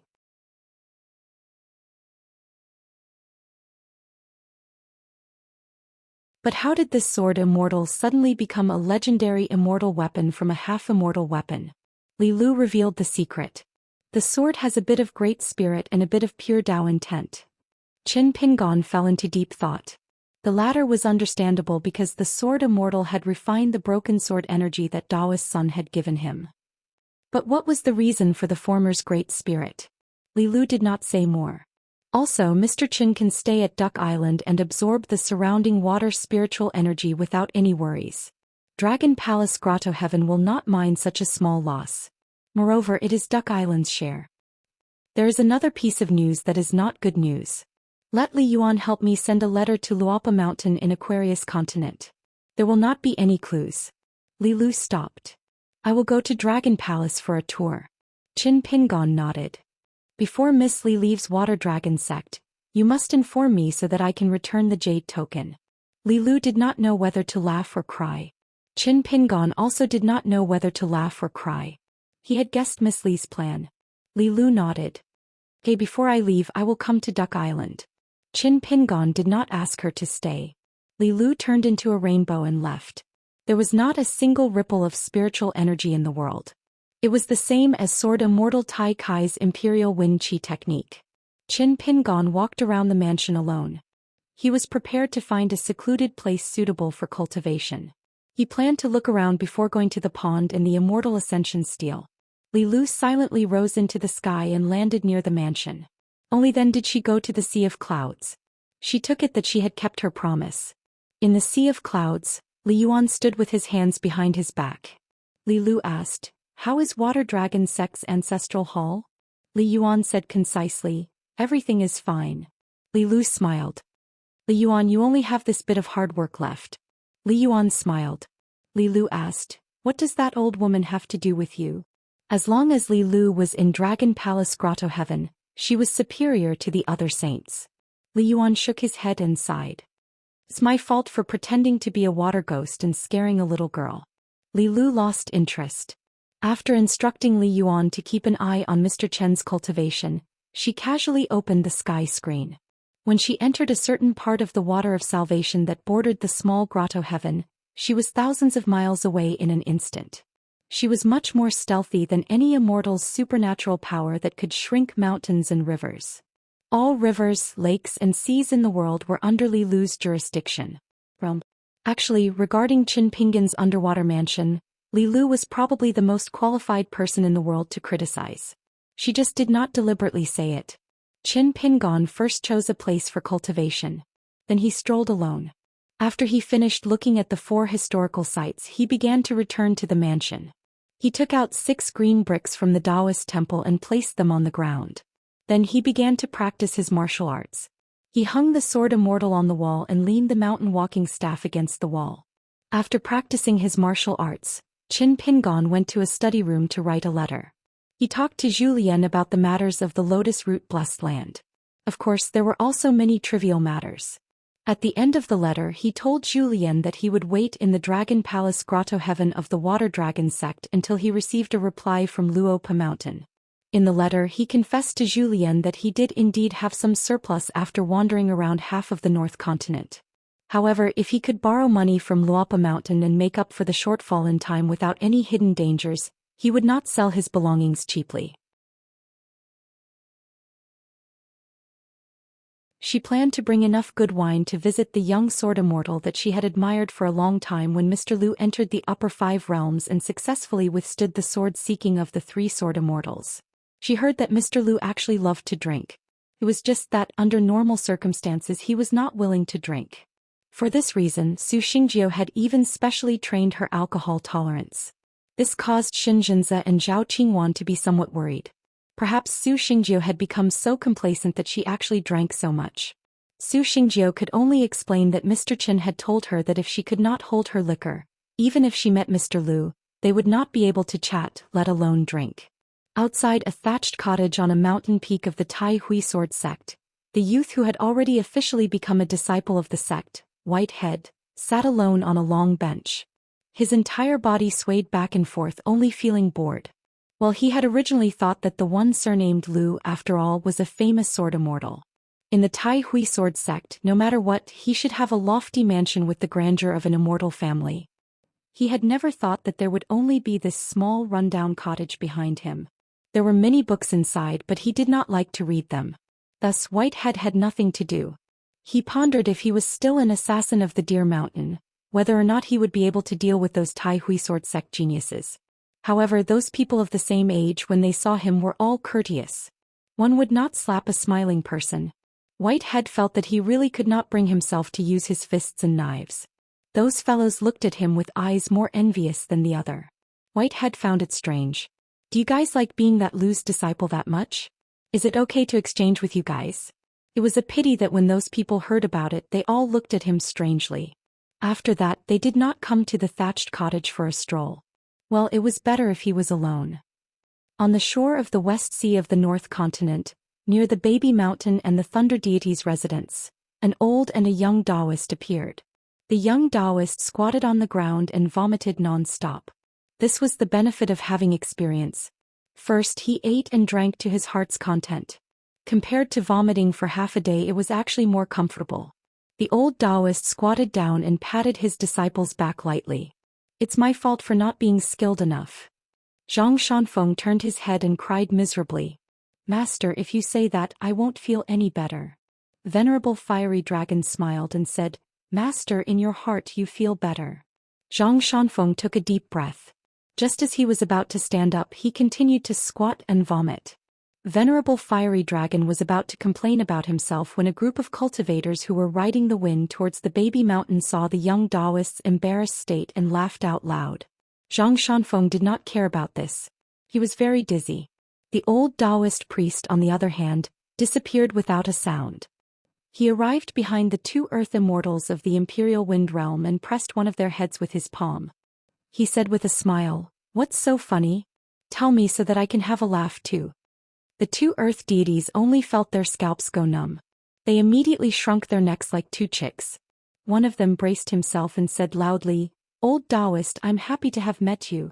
The other person was relatively slow to realize and quickly said, I'm happy to have met you, Old Taoist, I'm very happy today.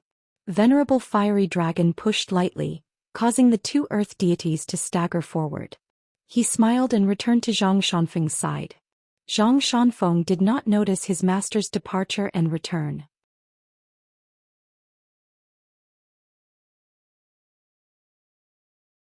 How could he die so easily? Another Lu Qin appeared beside the little brother who was still struggling after being cut in half. He squatted down and smiled. Little brother, work harder and put yourself back together. You'll definitely survive. As for the Lu Qin from the fortune-telling stall by the roadside, he smiled and extended his hand to a young girl who had already taken a seat. I'm proficient in palmistry and can tell the accuracy of marriage. I'm practically the sworn brother of that elder Yu. On the stone cliff by the river of the Melochin family in the South Hassa continent, Lu Xianyang realized for the first time that the old Taoist priest was standing there earlier than him. After walking up the stone cliff, Lu Xianyang bowed with his hands folded and greeted the old man. The two of them often met. The old man said that he was a teacher. As the Melochin family owned an academy, there were many people who studied here. There were even more people who traveled here. Therefore, Lu Xianyang didn't find it strange that he didn't recognize the old man.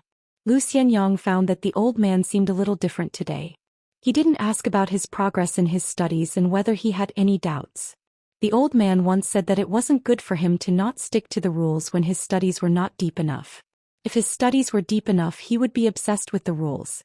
It wouldn't be appropriate for him to just stick to the rules. After all, learning in the world needed to be done step by step.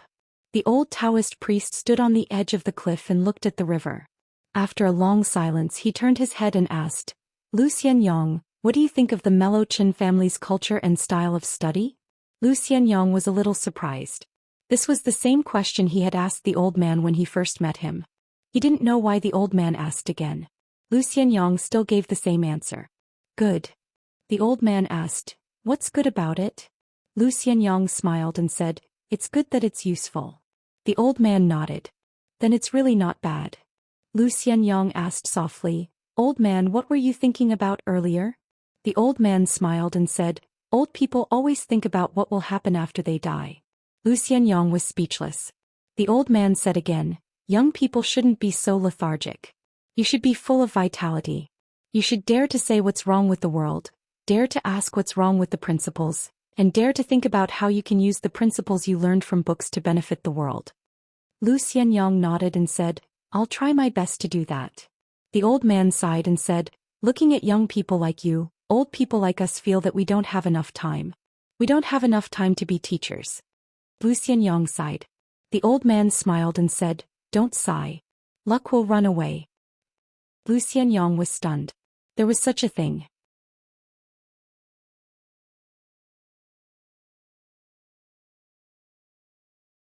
"550. Qin Pingon had stayed in Darling Island for almost 10 years. During this time he asked Li Yuan to help him with two things. First, he asked Li Yuan to help him with the Golden Book training ground, and second, he asked him to help him send a letter to Luopa Mountain. Qin Pingon wasn't able to guess this person's identity. He had a young face, but he looked exhausted and his spirit seemed to be lacking. It was as if he had encountered a bottleneck in his cultivation. Qin Pingon had seen this sort of phenomenon in some old cultivators who believed they had no hope of reaching the Great Tao. Li Yuan would not go ashore unless he was alarmed by the formation of Darling Island. Qin Pingon could not understand how Li Lu had been cultivating in the North Continent all these years. However, there was no record of it in so many mountain and river reports. During this period of time, Qin Pingon had not only been tirelessly refining the spiritual aura of the mountains and rivers, but also stabilizing and expanding the layout of the two key aperture acupoints in the mountain temple of the Shui Mansion. He would also focus his mind like a mustard seed and inspect the interior of his body. He would observe the fierce sword aura that was like an iron cavalry knocking on the pass, and also observe the sword tip on the 1st and 15th day of the lunar month as it ground the dragon-slaying platform. Sparks flew everywhere, just like how Master Wan in his hometown forged the sword, filling the room with brilliance. The Dragon Palace was like spring all year round. The winter was not cold and the summer was not hot. It often rained. There were drizzles and torrential rains. Every time it rained, Qin Pingon realized that there were cultivators on the neighboring islands. Most of them were earth immortals. They were either bathing in the rain, using their bodies as small worlds. They opened their doors and rapidly absorbed the spiritual energy of the mist. Some of them used magic treasures like jade pots, spring bottles, ink stones and so on to intercept the rainwater. In his free time he would start to read the book of stories where everyone died in the end. The process was different. Most of them had different personalities and died in all sorts of strange ways. In the end, the person who killed them was even more varied. Back then, at the peak of the immortal mansion when the river of time stopped, this book fell to the ground after the big demon died. It was then given to Qin Pingon by Taoist Sunday. Qin Pingon found an oil paper umbrella with a bamboo handle on Darling Island. As long as he wasn't cultivating at the time, he would go out for a walk every time it rained, regardless of day or night. He would walk around Darling Island and walk alone with the umbrella for about 30 miles. Among the 3 tablets, Li Lu's hornless dragon jade tablet, which was engraved with the words, 3 feet of sweet rain, had already been taken by Qin Pingon and placed within a foot's reach. Li Yuan's grand blue rain image, which was used to control the mountain river formation, and the rest wooden sign of the water dragon sect were still hanging on his waist. When he walked in the rain, he would occasionally make a slight knocking sound when his steps were slightly larger. On this rainy night, Qin Pingon went out with an umbrella as usual. Zhou Lian's reply should be arriving soon. Qin Pingon stopped and looked at the distance between the two islands of white armor and gray beard. Suddenly, a gorgeous carriage jumped out of the lake. The carriage was as big as a pavilion, with bells hanging from its four corners like cornices. When four snow-white horses galloped on the water, the bells rang like the sound of nature in the rain. Behind the carriage, there was a small group of maids in brocade clothes and a large group of people dressed in red and purple official robes. They followed the carriage on the water.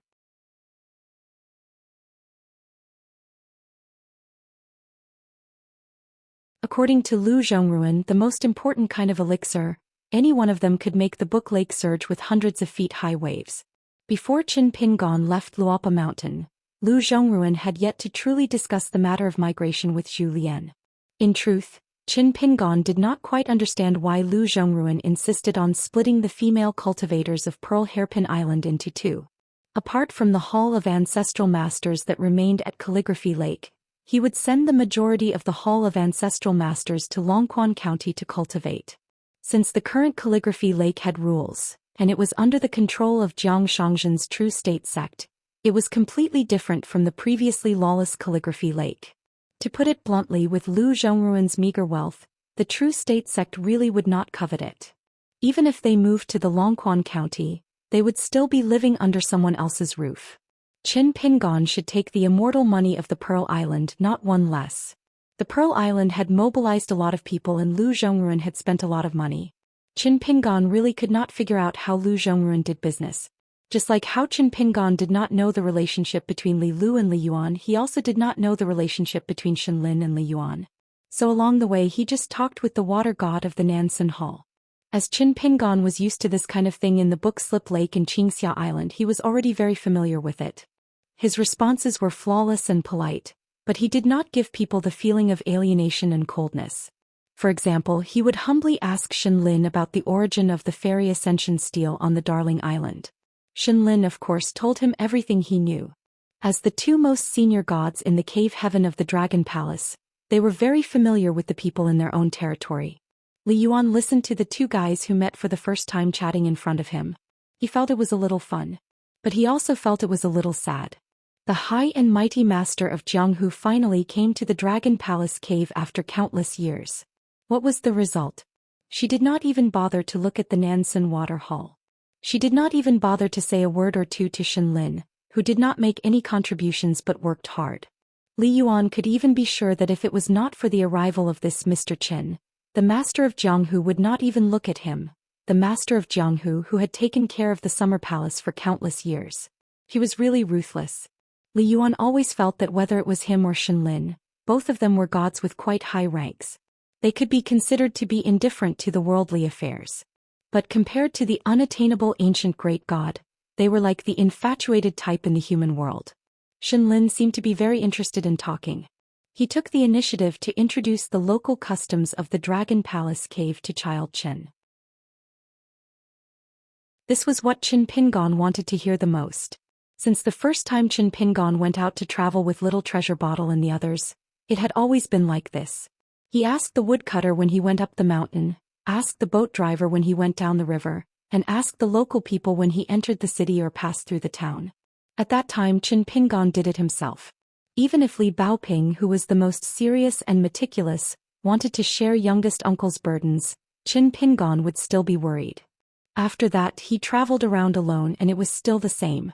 No matter which place he was unfamiliar with, as long as Qin Pingon felt that he could not fully understand it, he would feel uneasy.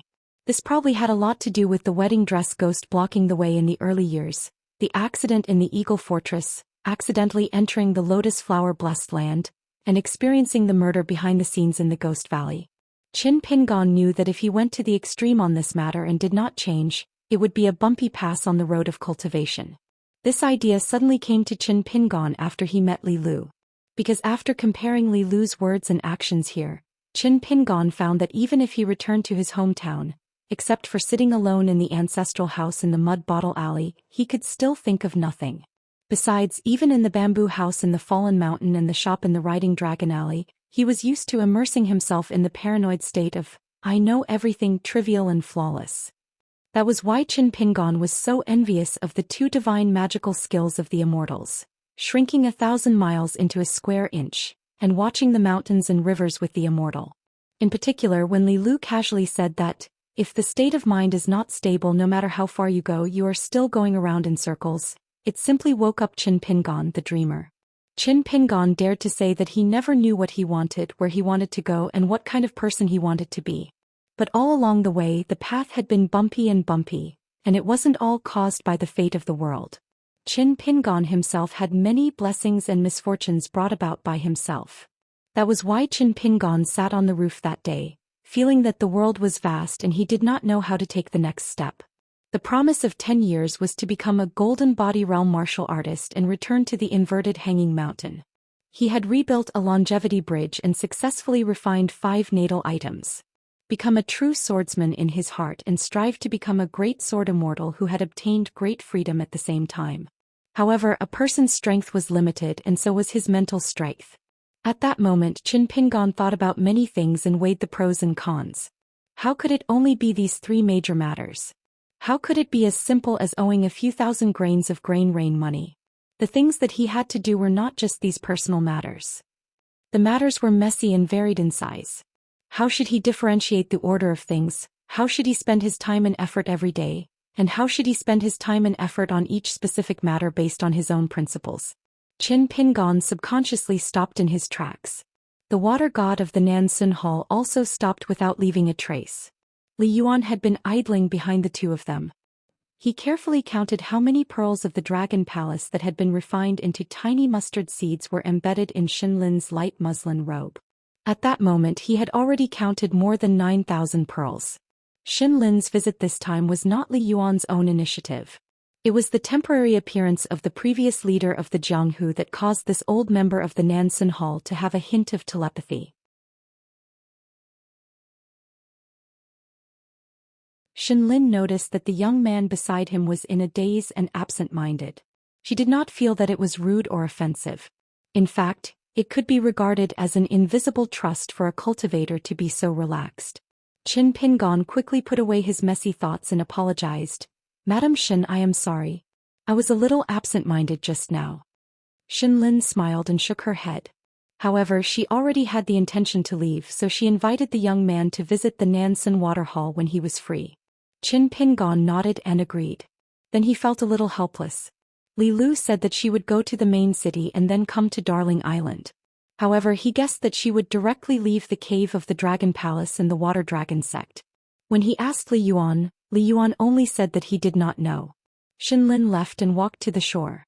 The mist under her feet rose and she returned to the horse carriage in a flash. She turned the horse head and galloped away. After running for a few miles on the waterway, it seemed to be running into the water under the lake. The carriage, the maidservants, civil and military deities who accompanied it, disappeared suddenly. Li Yuan slowly retracted his gaze. In fact, he felt a little regretful. If this young man was a little smarter, Xinlin wouldn't have just invited him to visit the southern Xunshui temple. Instead, he would have given him a valuable gift and he wouldn't refuse it. Moreover, he would have given him a gift that was perfectly justified and reasonable. At the very least, it would be an old treasure of the Nansun Water Hall. It was a first-class treasure of the water method and its grade was close to a semi-immortal weapon. Because this gift was actually not for this young man, but was like a tribute carefully prepared by a local official to the owner of the 3-foot sweet rain jade token. Once Child Qin was willing to accept it, Xinlin would not feel distressed at all. Instead, she would be more grateful to him for accepting the gift. As long as he revealed a little bit of his thoughts, even if the Nansun Water Hall was half demolished, Xinlin would definitely give him a valuable gift. Unfortunately, Mr. Qin had missed out on such a good opportunity. Was there a cultivator in the world who disliked the fact that there were not enough immortal treasures?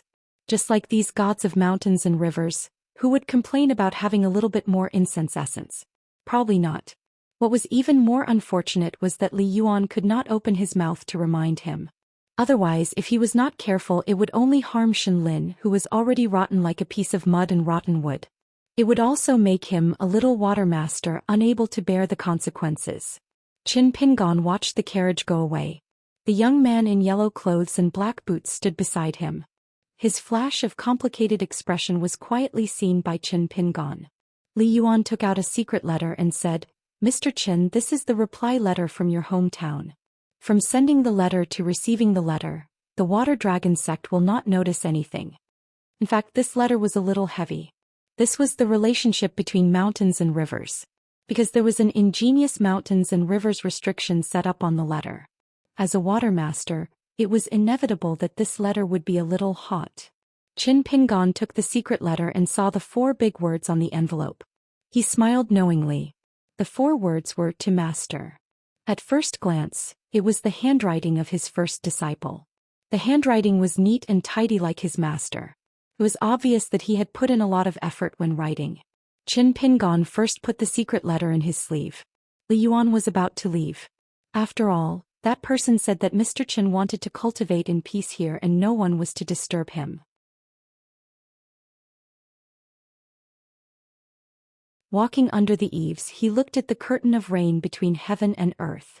When it rained in the human world, one could avoid the rain at home. If one wanted to avoid the rain in a foreign place, one could only walk with an umbrella. Qin Pingon turned his head to look at the oil paper umbrella leaning against the wall. Perhaps there was some truth to it. That oil paper umbrella did not need to be taken out when the weather was clear. When it rained, one could use the umbrella again. However, in the marketplace no one knew when it would rain. Thus, whether or not to carry an umbrella at all times became a choice that gave one a headache.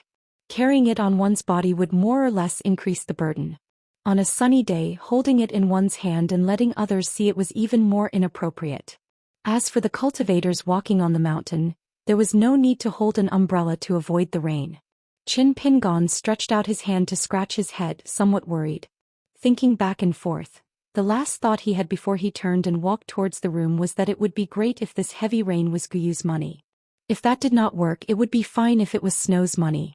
Not long after Li Yuan went to the Sea of Clouds, the water goddess Xianlin arrived.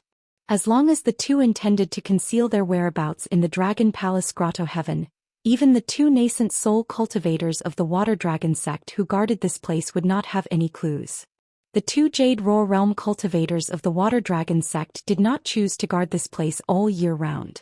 This was a kind of silent salute to the water god Li Yuan and the water god Xianlin. Sect Master Xianxia, except for the highest standard Gold Scroll Dojo, the other Jade Scroll and Yellow Scroll Dojo would not enter this place. Compared to the North sect, the South sect's Xiao Jingji had a better relationship with the South Sun Water Hall. She would come to find Xianlin once every few years. Xianlin's expression was complicated. Li Yuan, can't you just say something casually? Li Yuan just smiled and did not say a word. Even if the answer was no, it was enough for Xianlin to guess the correct answer. However, Li Yuan did not say anything. From the beginning to the end, even that Mr. Chen only said that he was one of the disciples of the 2 old friends. Xianlin only needed to call him young Master Chen. Then she could not be sure of the truth. As long as she was not sure, this old friend of the South Sun Water Hall, she would be gambling her life if she did anything unnecessary. Xianlin changed his method and asked tentatively, "Shall I ask Xiao Jingji?" Li Yuan smiled and said, "Up to you." Xianlin's pair of golden eyes, with traces of light flowing out of the eye sockets, stared at his colleague, the water god. Li Yuan's expression was calm. One was the water god of the great blasphemy, the other was the goddess of the summer palace. The ranks of the 2 were roughly the same. It was like a big family at the foot of the mountain, a manservant in charge of the ancestral hall, and a maid in charge of the courtyard chores. Neither of them could control the other, and neither of them was an indispensable big shot. If Xianlin really went to ask Xiao Jingji, it would be a trivial matter. However, if that person knew about Xianlin's action and was unhappy, it would be a capital offense for secretly investigating that person's whereabouts. Then Xianlin, who could still live for 200 to 300 years, would not have to worry about the decay of his golden body at all.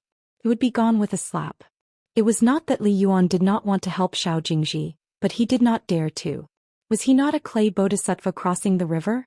Li Yuan had already stuffed a few bear's heart and leopard's guts into his golden body when he promised to let her go to Darling Duck Island.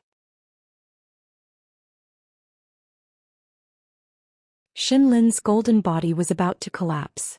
There was a hint of wanting to break the rules and desperately maintain the position of God. Li Yuan could not bear to see it. In fact, after Li Yuan saw that person again in this life, he had completely given up. There was no more fluke. because he could finally confirm that whether it was Xue Jing, Li Yuan or Xin Lin of the southern Xianxia temple, their life and death, or the collapse of all the gods' golden bodies, that person did not care at all. This was also the reason why Li Yuan did not remind Xin Lin more. Since that person did not care about the cave heaven of the Dragon Palace and the entire blasphemy realm, would he not care if Xin Lin secretly crossed the Thunder Pool? What if Xin Lin accidentally took the risk and succeeded?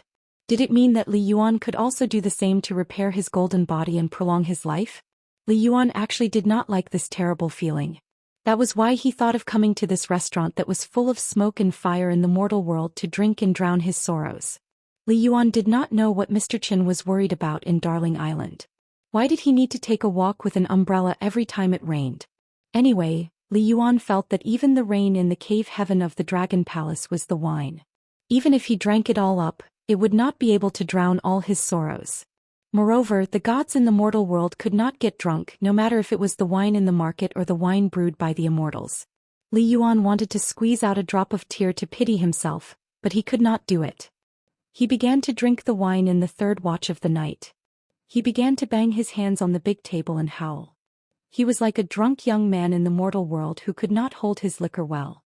Not far away, a drinker roared angrily, "Little bastard, you are so noisy. Hurry up and shut up."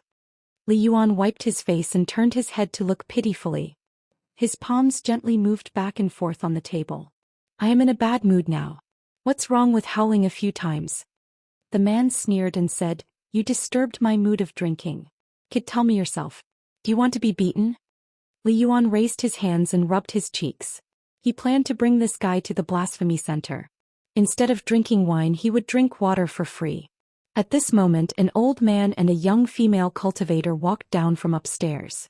The latter had a jade token of the water dragon sect's ancestral hall on her waist. The old man looked at the man and laughed. "Don't be so noisy. You are ruining the harmony." The man said angrily, "Old man, who do you think you are?" The old man laughed and said, "I am just a cashier. Today I will pay for all the drinks on the first floor. Take it as everyone doing me a favor and doing me a favor." The man was speechless. He stood up and clasped his fists. "So it is Elder Huan. Sorry for the disrespect." Huan Yun clasped his fists and returned the greeting. He walked down the stairs and continued to pay for all the drinks. Instantly the whole place was filled with cheers. Li Yuan glanced at the old man. He was an old Jindan Earth immortal whose bottleneck had loosened. Beside him was a young girl who had just entered the Jindan realm. If he remembered correctly, her name was Bai Bai. She was highly regarded by the sect master Sun Jie. This girl was quite lucky. No wonder Sun Jie would put in so much effort to nurture her. Sun Jie insisted on giving the inch gold talisman that even Yuanying realm cultivators would covet to his disciple. Even if it was because Bai Bai had entered the Jindan realm, he was still suspected of embezzling. At the ancestral hall, the north and south sects were not happy. Especially Xiao Jingji, who usually did not argue with Sun Jie openly, even said a few harsh words to him. At that time, as the real master of the Water Dragon sect's ancestral hall, Li Yuan hid in a portrait of the ancestors and secretly watched the show. It was quite interesting. In fact, Sun Jianbao was a very good manager. He treated the north and south sects equally. But it was precisely because of this that it became another source of dissatisfaction. If Sun Jie was willing to be thick-skinned and side with the north sect disciples, there would not be so many dirty deals. If he decided on the next sect master of the Water Dragon sect and was determined to continue the rules of the north and south, would Xiao Jingji and the south sect have no choice but to lower their heads and accept their fate? He was too easy to talk to and too fair. This was the crux of Sun Jie's problem. Otherwise, at the ancestral hall, 2 or 3 of the guests sitting in the same row as Xiao Jingji from the south sect would have already sat with the north sect. Of course, if Sun Jie could enter the immortal realm, all the problems would disappear. Unfortunately, Sun Jie did not have the talent and luck. Li Yuan buried his head in drinking. Huan Yun and Bai Bai didn't bother him and were very good at it. After exiting the restaurant, Bai Bai and Huan Yun walked to the end of the long bridge.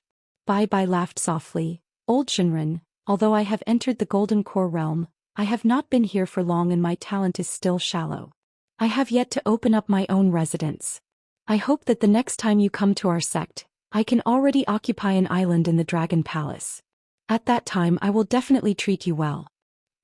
Huan Yun laughed. Fellow Taoist Bai, as long as you are sure that you can open up a residence on the Grotto Heaven Island, you can send me a letter in advance. I will personally come over to congratulate you. Bai Bai smiled and nodded. He bowed towards the old Taoist Junren. I cannot thank you enough. Huan Yun was a little emotional and returned the bow. Cultivation is not easy. You and I will work hard together. After becoming a golden core cultivator, you are of my generation. As long as Huan Yun was not a nascent soul cultivator, then no matter how big the age gap was, he was of the same generation as this young water dragon sect direct disciple. Bai Bai did not purposely try to be polite. He only watched as the old Taoist walked down the bridge and left. However, this young golden core earth immortal's gratitude came from the bottom of his heart. Actually, after returning to the water dragon sect, she was a little regretful that she did not discuss this matter with Huan Yun earlier. Even if she had to take out a huge gift, Bai Bai would not hesitate. Otherwise, the South sect would use this opportunity to suppress her future in the Water Dragon sect and implicate her master. For example, Wu Lingting, who was born as a wild cultivator, was a guest of the Water Dragon sect. Actually, he was a guest of the North sect. Because of this, he almost moved the chair in the ancestral hall to the opposite side. Her master was also very angry. Fortunately, there was a light at the end of the tunnel. Bai Bai did not expect that Huan Yun would be willing to speak up for her under the premise that there was no deal between them. Not only did he help her in her hour of need, but he also helped her to clear all suspicions in the sect. He also helped her become a cautious and experienced person during her training in the ruins. What should be said, regardless of whether it was true or not, Huan Yun said it to the ancestral master of the Water Dragon sect. The old Taoist did not say a word about what should not be said. When Bai Bai heard this from her master, who was relieved of a heavy burden, she was a little shocked. Her face was full of disbelief. Sun Jie did not say much at that time. He only told his disciple to cherish this hard-earned good karma on the mountain. After hearing that Huan Yun was already a guest of the city above clouds, Sun Jie had to remind Bai Bai, who was not experienced enough, that if there was a chance, she could go back to the Fuziu kingdom without leaving a trace. Then she could go to the city above clouds. After all, the city lord Xianxia was a golden core earth immortal. Bai Bai remembered it all. That was why she invited Huan Yun, who was traveling in the Biting Kingdom, to the Water Dragon sect. After Huan Yun knew that she had not established a residence on the island, he was even more particular. The old Taoist said that he had stayed outside for too long and needed to rush back to the mountain. That was why the conversation between the two golden core earth immortals at the bridgehead came about. These were the skills that the master and the preacher could not teach and would not purposely teach. Bai Bai stood alone at the bridgehead and felt a lot of emotions. In the past, she was always obsessed with the golden rule of the mountain. If you can't let go of the world, you can't be a person of the mountain. Looking at it now, weren't there still so many cultivators around him, high and low, all around him, all over the mountain? Perhaps the so-called let go of the world was not the shortcut of not caring and doing things her own way. Li Yuan leaned on the railing of the bridge. He was still hundreds of miles away from the bridgehead, but he could clearly see the back of the young golden core female cultivator. He felt that her potential was not bad. Li Yuan heard someone shouting behind him, "Little brat." Li Yuan turned around. That man tossed a wine pot to him with a smile. This pot of wine was bought by this father out of my own pocket. Don't king wail like a ghost and howl like a wolf in a restaurant in the future. As a man, don't you find it shameful? Li Yuan smiled and hugged the wine pot. He bowed and said loudly, "Thank you, sir. Take care." The man was stunned. He laughed and scolded him before leaving. Li Yuan walked and drank his wine. His mood improved. Huan Yun did not take the ferry or travel far away. Instead, he walked slowly along the Jimi River. In the city above clouds, he once walked the Minxing Road with a young man. The other party talked about some seemingly empty principles. He said that it was some knowledge. It was like the water veins. It flowed slowly and helped people walk steadily. He also said that some knowledge was the root of the mountain. The world was unpredictable. The heart was unmoved and could stand firm. Both were good knowledge. However, the difficult part of the world was that both parties had to fight often. They would fight until their faces were swollen and their heads were bleeding. They might even beat each other to death. Huan Yun listened to him. This was because this old perfected person had suffered greatly during the treasure hunt. Huan Yun was not a good person. Of course, it was not only acknowledged by others. He had always thought that he was a good person.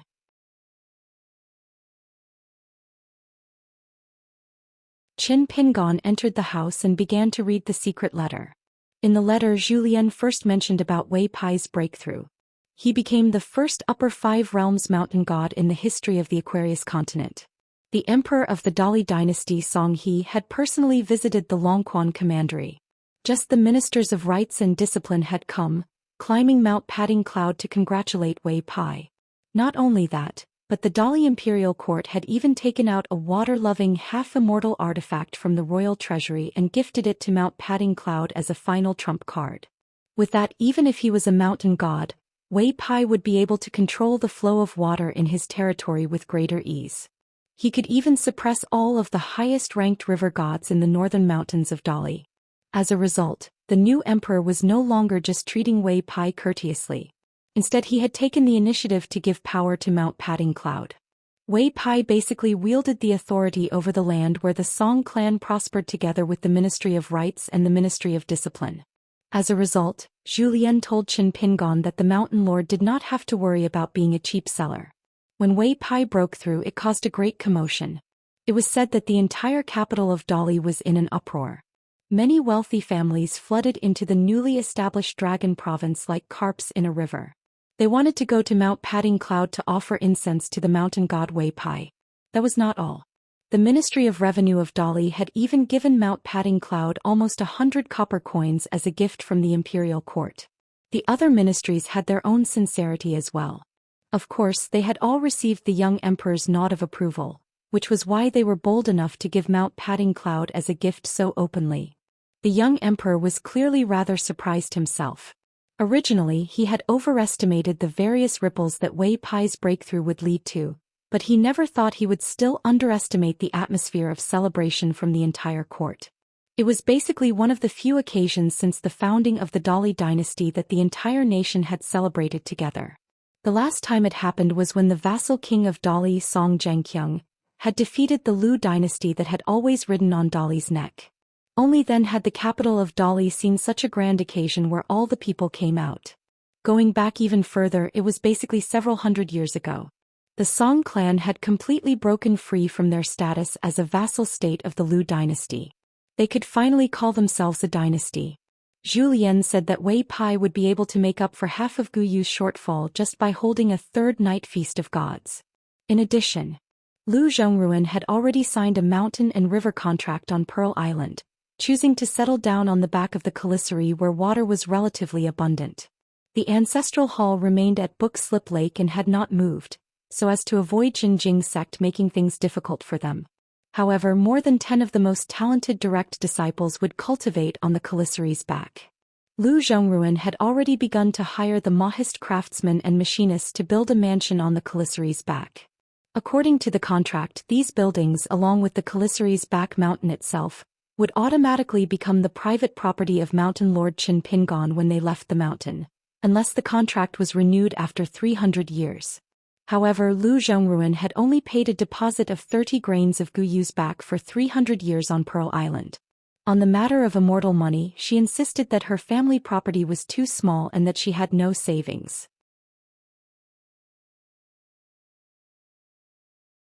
The Chao family was originally the surname of Xianxia, but Su Gaoshan now had enough power to be on equal footing with the Xianxia.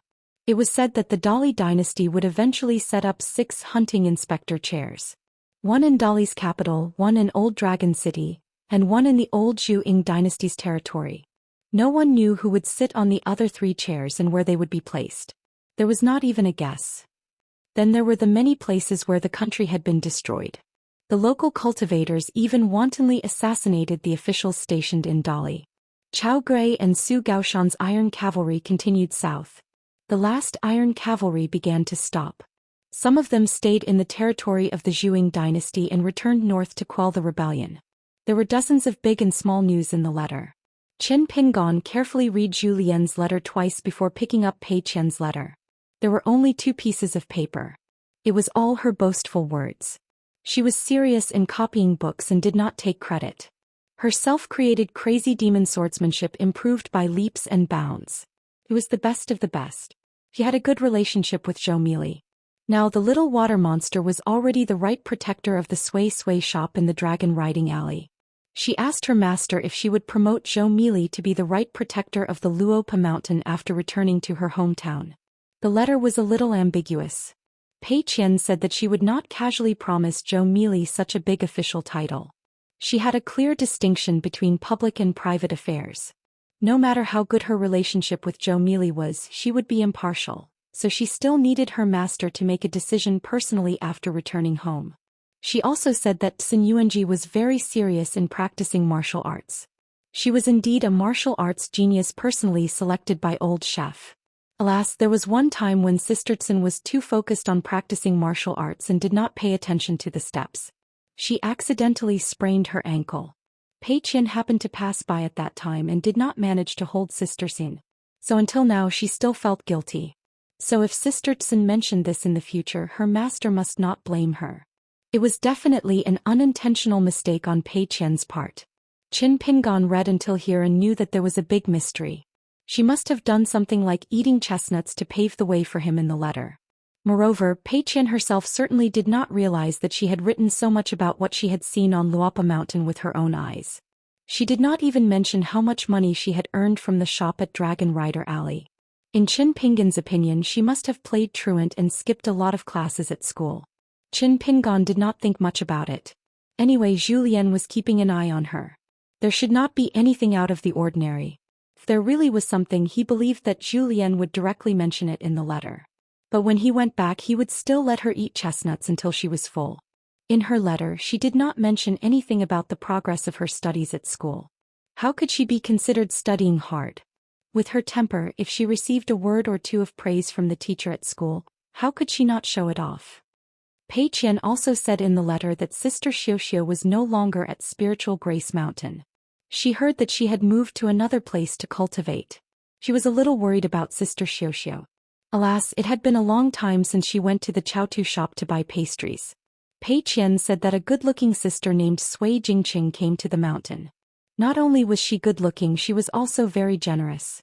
She did not even blink when she spent money. But as her master's first disciple, she had a good demeanor.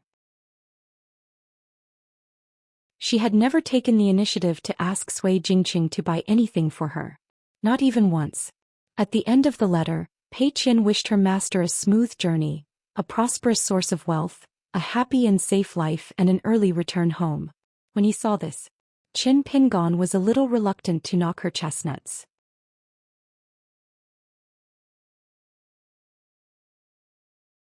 "551. The two Taoists, one old and one young, spent 2 snowflakes at the end of the bridge and obtained 2 immortal orange tree wooden tokens.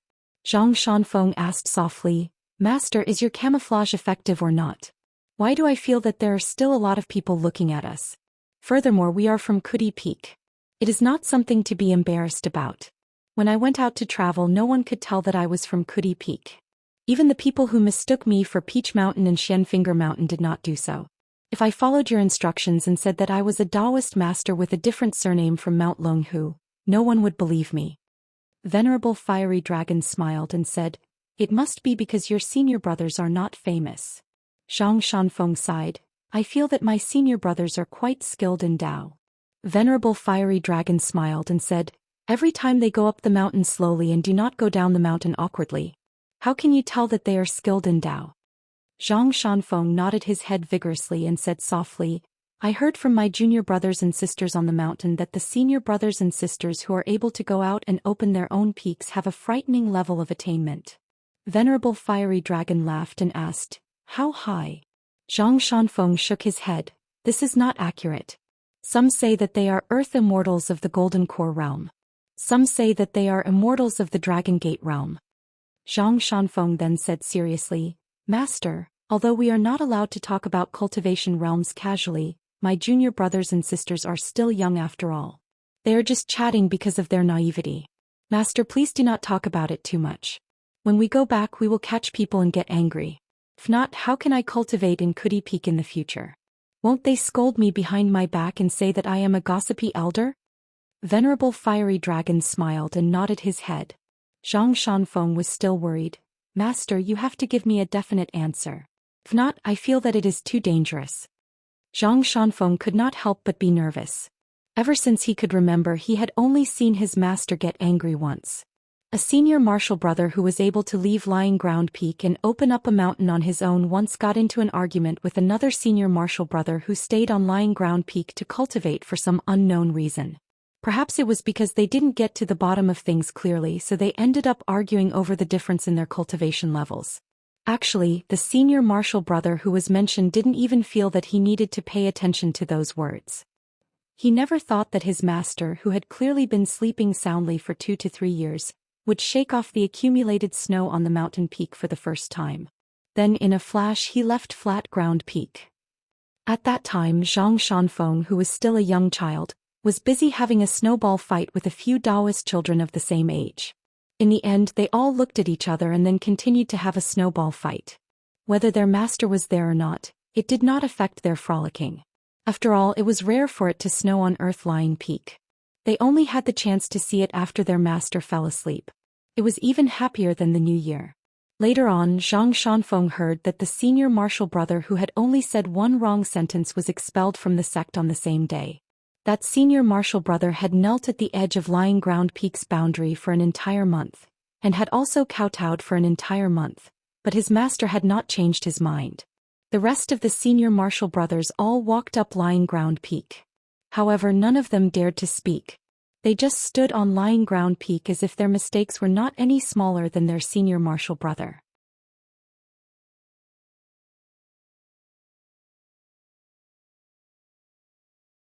After all, this kind of relationship was not something that could be used as a topic of conversation. When they arrived at the entrance of the Dragon Palace, Zhang Shanfeng felt that the Water Dragon sect was a little black-hearted when he heard that he had to fork out 2 small coins. Zhang Shanfeng gritted his teeth and slowly took out 2 small coins from his sleeve and handed them to the Water Dragon sect cultivator who was guarding the city gate.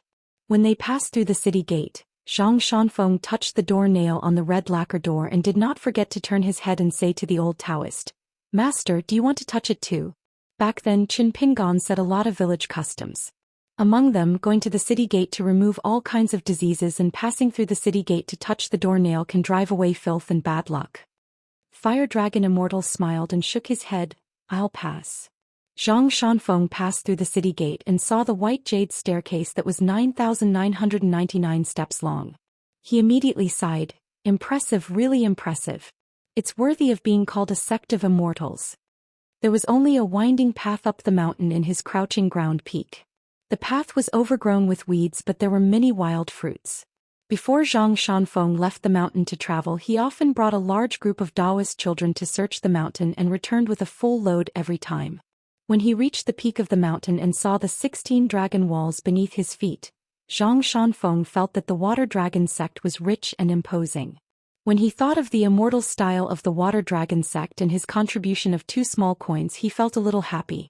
Fire Dragon Immortal smiled and asked, "Do you still feel that the golden and silver nest is still not as good as the grass nest at home?" Zhang Shanfeng nodded and said, "Of course. After meeting Qin Pingon, let's go home." The 16 snow-white flood dragons soared into the clouds and headed towards the Dragon Palace. In the house on Darling Island, Qin Pingon began to close his eyes and rest. After thinking for a long time, he took out a brush and ink, spread out a piece of paper and began to write a letter. The name Lotus Root Blessed Land was not bad. He would just name it that way. After the gap in the Blessed Land was filled, it was upgraded to a medium Blessed Land. In the future, the location of the Temple of the Mountain Deity could continue to be investigated secretly and choose a place with good feng shui.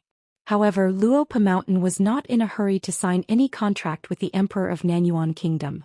When he returned to Luopa Mountain, he would make a trip there personally. Before that, no matter how good the Emperor's conditions were, Zhu Lian, you had to delay it. Wei Ba's breakthrough was a joyous occasion. On Luopa Mountain, they needed someone to prepare a congratulatory gift.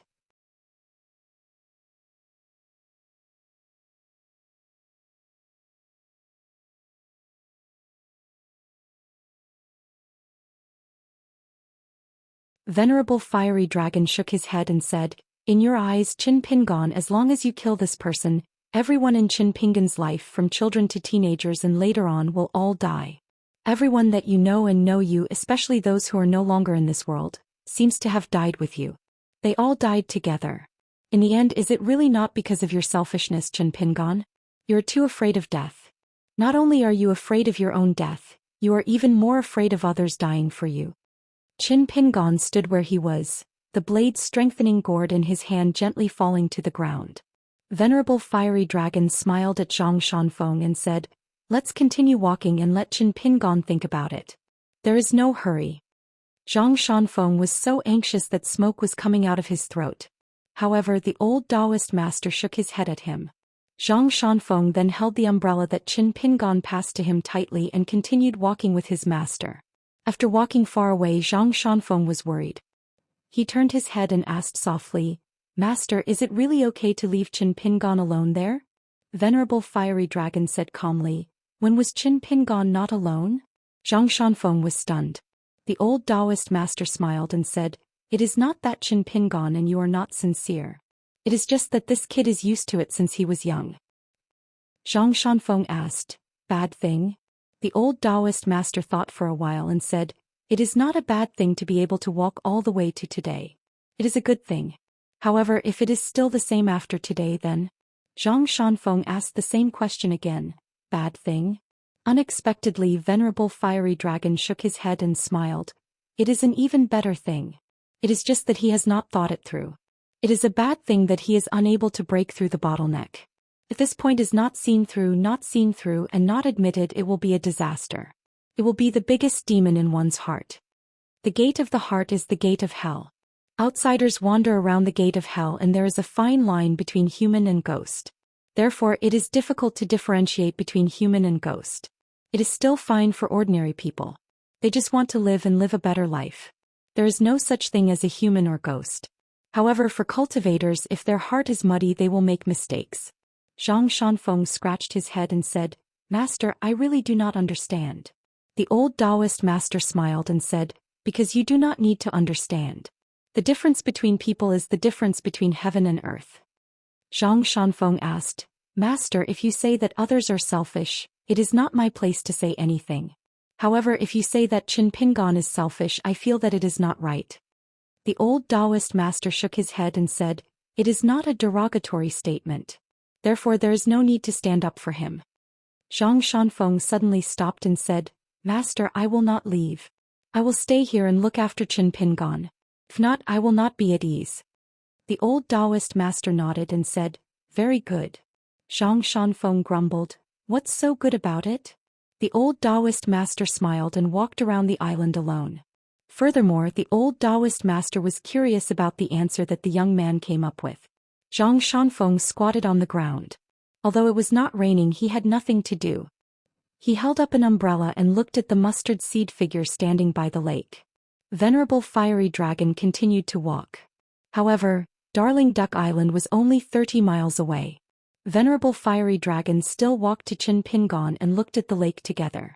There was no rain on Darling Duck Island. However, it was raining heavily on the other islands of the Dragon Palace. The night sky and the rain intertwined. As the rain fell on the lake, it became blurry.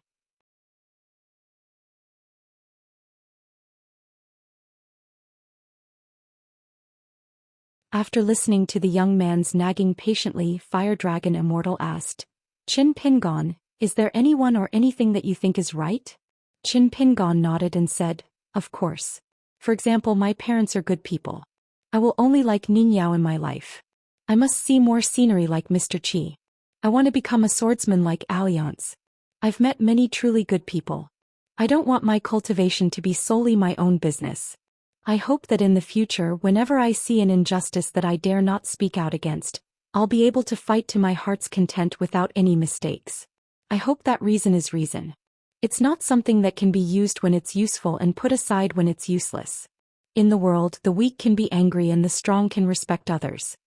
Qin Pingon paused for a moment and said slowly, "I also hope that all the Qin Pingon who grew up in Mud Bottle Alley can be a good person without so much scheming." Fire Dragon Immortal asked, Finally, I want to ask you, have you ever understood? What kind of person is Qin Pingon from Mud Bottle Alley? Qin Pingon shook his head and said, I don't think I have an answer. The old Taoist smiled and asked, then do you still want to think? If you keep thinking, when will it end? It was still an old question. After going around in circles, it was as if the old Taoist had walked around Darling Island and returned. However, one should not underestimate this round. Taoism worshipped returning to one's natural state. Seeking the truth. Qin Pingon held his hands in his sleeves and looked into the distance. After being silent for a long time, he smiled and said something that was not an answer but was also an answer. After hearing this, Fire Dragon Immortal nodded his head. He did not think that this young man was being perfunctory. For someone as smart as Qin Pingon, it was too easy for him to bully others.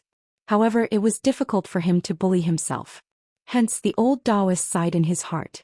He thought that Mr. Wensheng's taste in accepting disciples was as good as his. Fire Dragon Immortal asked, do you have any thoughts about the third natal item? Qin Pingon nodded his head and said, yes.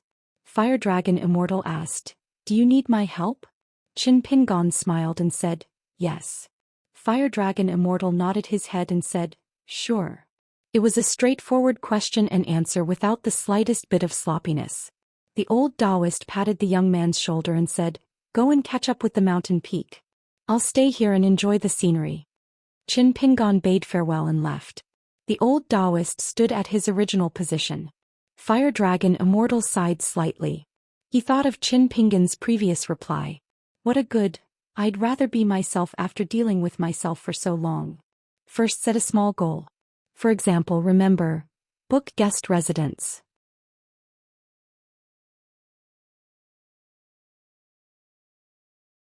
(552). After noticing Qin Pingon walking towards him, Zhang Shanfeng stood up and put away his umbrella. He walked towards Qin Pingon and then stepped back. He asked worriedly, are you okay? Qin Pingon shook his head, I'm fine even if I'm not. Zhang Shanfeng said angrily, say something I can understand. Qin Pingon smiled, that means you're fine. Zhang Shanfeng asked again, really? Qin Pingon nodded, more real than the money of immortals. Zhang Shanfeng had a headache when he thought of this. The Water Dragon sect is not honest. They charge a small sum of money just to enter the Dragon Palace. Qin Pingon smiled and said, I now owe a debt of more than 2,000 pieces of Guyu money. Zhang Shanfeng counted with his fingers. When Qin Pingon stopped him, Zhang Shanfeng had already blurted out, more than 2 million grains of snow money? Qin Pingon wiped his face. When he was earning money, he liked to convert a grain of rain money into snow money. When he owed money, he really didn't like it at all. Zhang Shanfeng suddenly said, Qin Pingon, there are some things that even friends can't help you with. You can only rely on yourself to figure it out bit by bit. The first time he went down the mountain to slay demons and devils, this Taoist master of Mount Longhu almost couldn't endure it. He made up his mind and went directly to the Aquarius continent. It was there that he met Qin Pingon and Xianxia. He slowly opened up the knot in his heart and comprehended a set of clumsy fist techniques that were not presentable. Qin Pingon nodded softly. The deepest part of the heart was the most heart-wrenching. Qin Pingon's current state of mind was certainly not as relaxed as what he said and showed on his face. Zhang Shanfeng took out a porcelain bottle from his bag. This bottle of water pills was given to me by a friend of my master from the Central Mirage Lake. My master said that you gave me the Taoist seal and Jinwu sword, so I have to return the gift. Qin Pingon was stunned for a moment. He accepted the bottle without hesitation. Not only was his palm cold, but there were also some strange movements in his entire water residence. He couldn't help but ask curiously, a gift from the Central Mirage Lake? The Lake Lord of Tsongyun Lake had given him water pills before. Earlier he had also seen the water hall elixirs that Lu Zhongruan kept. However, compared to this bottle of Mirage Lake water pills, it was like heaven and mud. That inverted mountain immortal book had mentioned the Mirage Lake before. It was a huge lake in the Central Plains. Could it be a water pill that the Lord of the Mirage Lake had refined with his natal water fate? Zhang Shanfeng nodded and said, yes, it's the Mirage water pill. However, Master said that its grade isn't too high. Master said that his relationship with the various water gods in the world is average, so he can't ask for the best water pill. Qin Pingon did not know whether to laugh or cry. The best that venerable fiery dragon was referring to was the best in the entire vast heaven. The so-called not too good must be very good. The Mirage Lake was very famous in the central divine continent. It had a vast body of water and there was a god of the upper 5 realms. The water residence of the Lake Lord was the famous Mianqi Palace. It was said that the winning item was the world's largest Dragon King basket. There were many legends about the Mirage Lake. It was said that there was an unknown Taoist who went boating in the Mirage Lake on a moonlit night. A flood dragon escaped into the Mirage Lake. Lightning chains covered the sky and the flood dragon escaped into the Taoist's sleeve. The Taoist easily repelled the lightning and helped the flood dragon escape. Hence there was a beautiful poem in the future. When the lightning came there was nowhere to hide. It escaped into the sleeves of the Taoist. Qin Pingon held the bottle of water pills and turned to look. He said softly, "Zhang Shanfeng, you have a good master." Zhang Shanfeng was happy. "I knew it." Qin Pingon smiled. "Old Shinran has a good disciple." Zhang Shanfeng shook his head. "There are many disciples like me in the Earth Flat Peak." Qin Pingon said, "I don't think there are many." Zhang Shanfeng smiled. "You're just speaking the truth." Qin Pingon put his arm around the young Taoist's shoulder. Zhang Shanfeng lowered his head and bent over. He wanted to put his arm around Qin Pingon's neck. They bickered. Qin Pingon brought Zhang Shanfeng into the mansion and into the house. Zhang Shanfeng glanced at the green bamboo mountain staff and the sword immortal on the wall. He smiled. "Still the same." Qin Pingon moved a chair for him and the two sat facing each other. Zhang Shanfeng began to talk about what he and his master had seen in the Central Plains Divine Continent and the Southern Swirl Continent. Finally he talked about Lu Xianyang who was studying under the mellow scholar Qin family. Qin Pingon listened to Zhang Shanfeng's story quietly. His heart was calm and the ripples gradually calmed. Zhang Shanfeng began to talk about his journey back home. Suddenly he realized that the guy opposite him had fallen asleep while listening. Zhang Shanfeng was a little helpless. He stood up quietly and left the house. After closing the door softly he squatted under the eaves and spaced out. The world was strange. Some people only focused on what others had and did not think about why. His master said that this was called being blinded by a single leaf. He also said that the world was even stranger. Thinking this way was not necessarily a bad thing. Zhang Shanfeng had always felt that he did not fit in with this world. It had nothing to do with his cultivation level. He could slowly cultivate on flat ground peak or travel the Jianghu with Qin Pingon and Xianxia. Otherwise he could be alone, facing the silent landscape and away from the hustle and bustle. He would not make mistakes and harm others. Heaven and earth would not harm him. Only then would Zhang Shanfeng feel slightly better. Zhang Shanfeng asked his master if there was a problem with his Tao heart. His master said that there was no problem. He even said that the Confucians were doing addition. Cultivating one's body, managing one's family, ruling one's country and pacifying the world were all on one's shoulders. Taoism, on the other hand, was doing subtraction. One by one could draw a clear line and cut off all ties. One would forget about everything and one would not have to worry about anything. In the end one would walk to a peaceful place. Buddhism changed from Hinayana to Mahayana to Hinayana. Gradually one would have an epiphany. The 3 leakless principles of precepts and wisdom were actually increasing and decreasing in order. The 3 sects seemed to have different roots and their paths were very different. However, cultivation was actually a person's path. They were still similar. Zhang Shanfeng squatted on the steps and turned to look at the closed door. His master was right. Everyone was a small world. When the door was closed, outsiders would not be able to see the real situation behind the door. At this moment Qin Pingon called out to Zhang Shanfeng softly. Zhang Shanfeng quickly said, "Yes, just outside." Qin Pingon said with a slightly tired tone, "Then I'll sleep for a while. I didn't feel it before. I'm a little tired." Zhang Shanfeng said, "Have a good rest." Zhang Shanfeng covered his sleeves and squatted on the spot. He swayed back and forth gently with a smile on his face. There were some children at the foot of the mountain who matured early. It was not strange if they did not become the embryonic cultivators on the mountain. What was strange was that they were able to tolerate 2 extremes of knowledge and temperament fighting without killing each other. To Venerable Fiery Dragon this was the real test of cultivation. Innate purity was difficult to protect and maintain. Acquired sincerity was difficult to find. True sincerity was the pinnacle of sincerity. Sincerity was as bright as the sun and as bright as the moon. His own disciple Zhang Shanfeng and his friend Qin Pingon had two different temperaments. Hence he had to teach them two different kinds of dharma. Venerable Fiery Dragon was actually complaining about old Mr. Wen Sheng and Qi Jingchun. Since they had acknowledged Qin Pingon as their disciple and junior brother respectively, why did they not put in more effort and allowed Qin Pingon to wander so far alone? Was he not afraid of dying just like that? Was he not afraid of going astray? Was he not afraid of letting go and becoming a monk? Or was he not afraid of becoming a Taoist? This was something that Venerable Fiery Dragon could not understand. Why did old Mr. Wenxing not choose to bring Qin Pingon along and teach him? It was also strange that even though Qi Jingchun had no choice but to die, with Qi Jingchun's knowledge and ability he could have done more. Why did he not do so? Each of them was more open-minded than the other. Venerable Fiery Dragon felt that he was already open-minded. However, compared to these two scholars he still could not be compared to them. Venerable Fiery Dragon suddenly exclaimed and looked around. He seemed to have encountered something that he could not understand. However, after thinking for a while he could not be bothered with it. At the bottom of the lake between the two islands by Jia and Songbu, a horse carriage stopped in the middle of the lake. The water master Li Yuan and Xin Lin were standing side by side. Xin Lin was shocked. This person knows Venerable Fiery Dragon? Li Yuan laughed coldly. Don't I know that old man too? Xin Lin laughed. Of course he knew him.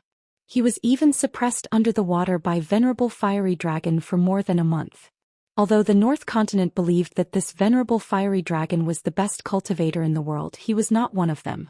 However, not many people knew that Venerable Fiery Dragon was actually familiar with the water technique. Xin Lin was deep in thought. At this moment, Li Yuan's scalp went numb. It turned out that the Venerable Fiery Dragon was waving towards the horse carriage. Just as Li Yuan was about to dissipate into golden light, he dispelled the thought. This was because Venerable Fiery Dragon had already appeared beside the horse carriage. He was standing on the back of a white horse. Xin Lin immediately cupped his fists and said respectfully, Xin Lin, an old member of the Southern Sun Water Hall, pays my respects to Fire Dragon Jinren. Venerable Fiery Dragon was rather courteous to this water god. He smiled and said, everything is natural. Let fate take its course. Water god, whose face was like a shattered porcelain, was shocked. She said with a trembling voice, thank you for your teachings, Venerable. Venerable Fiery Dragon smiled and did not say anything. He glanced at Li Yuan. Oh, isn't this Uncle Li from the Temple of Salvation? Wherever I go I can see you. It's really fate that can't be stopped. Li Yuan frowned and pretended to be deaf. What? So what if your Tao is powerful? You can't beat me up just because you don't like me, right? Venerable Fiery Dragon laughed. Li Shuixing, since you have nothing to do, why don't you chat with me? Li Yuan was confused. I'm busy. Very busy. Venerable Fiery Dragon shook his sleeves. Oh? Li Yuan immediately said, you can wait. An old Taoist and a young man left the horse carriage and traveled on the water. Xin Lin activated his powers and drove the horse carriage back to the summer palace. After Xin Lin left, Li Yuan immediately smiled and said, Brother Fiery Dragon, why didn't you greet us when you came to the Water Dragon's Grotto Heaven? You're treating me like an outsider. Are you looking down on this down-and-out little brother? Venerable Fiery Dragon nodded. Yes, I look down on you, Li Shuixing. Li Yuan felt that there was no way to chat. As the great blasphemy water master, he felt uncomfortable in the water as if he was in a cage. After a long silence, the two of them swam at the bottom of the water. Their figures were ethereal like smoke. Venerable Fiery Dragon finally spoke. Ever since the Water Dragon sect was established, they have treated you well. Why are you still putting on airs? Do you have to place the seat of the Ancestral Master's Hall in the first place? Do you always remind the sect masters of the Water Dragon sect that the Ancestral Master's Hall is your territory? Are they just tenants? Is there something wrong with your brain? Do you really think you are the leader of the pugilistic world? How dare you be so arrogant? Li Yuan said weakly, if you want to condemn someone you can always accuse him. Old Taoist, whatever you say. I'll admit it. Venerable Fiery Dragon laughed coldly. Even a huge relationship can't withstand your squandering. The weather in the water dragon's grotto heaven is good. What does it have to do with you? It's all Shinlin's work. Back then when the sword immortal stole the water dragon's treasure, why did you stand by and do nothing? He can deceive the busy Shinlin and the Nansen water hall, but can he deceive you who is always strolling around? Li Yuan pursed his lips. The water dragon sect didn't say anything. Of course, Venerable Fiery Dragon knew that there were more twists and turns in this. It was not a simple matter of good and evil. However, everything in the world could be roughly seen. And the result was often the cause of the next karma. Just like the ripples on the lake, it was difficult to see the entire water. However, as a cultivator, if he could not see the rise and fall of every ripple, how could he cultivate the Tao?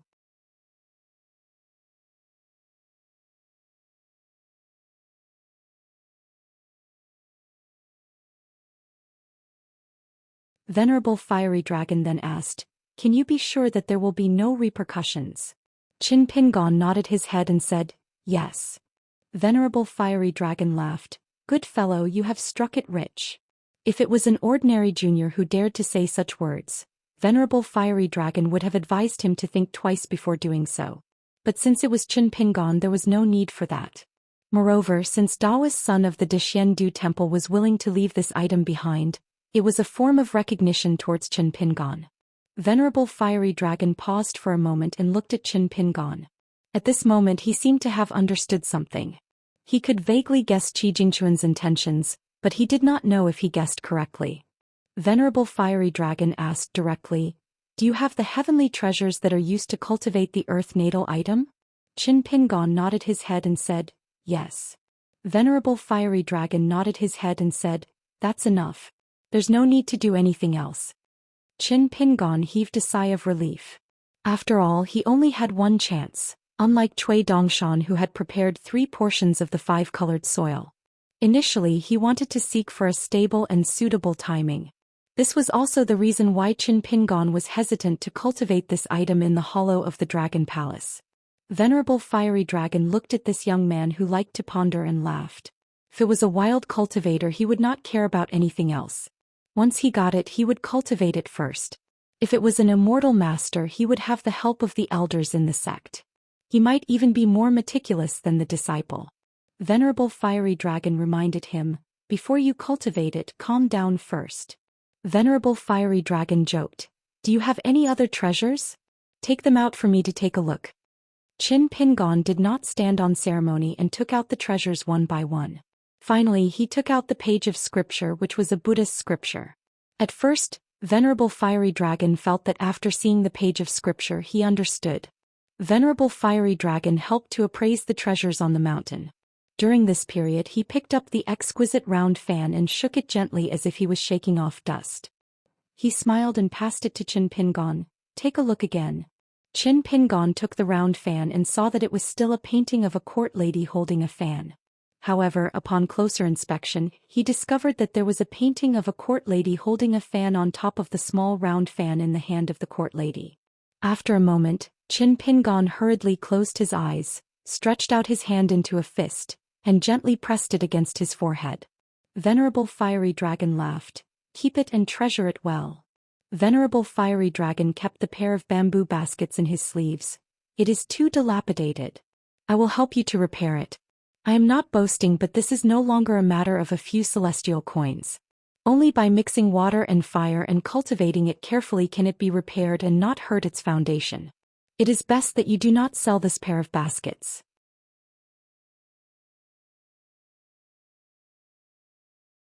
The cultivation depends on the person.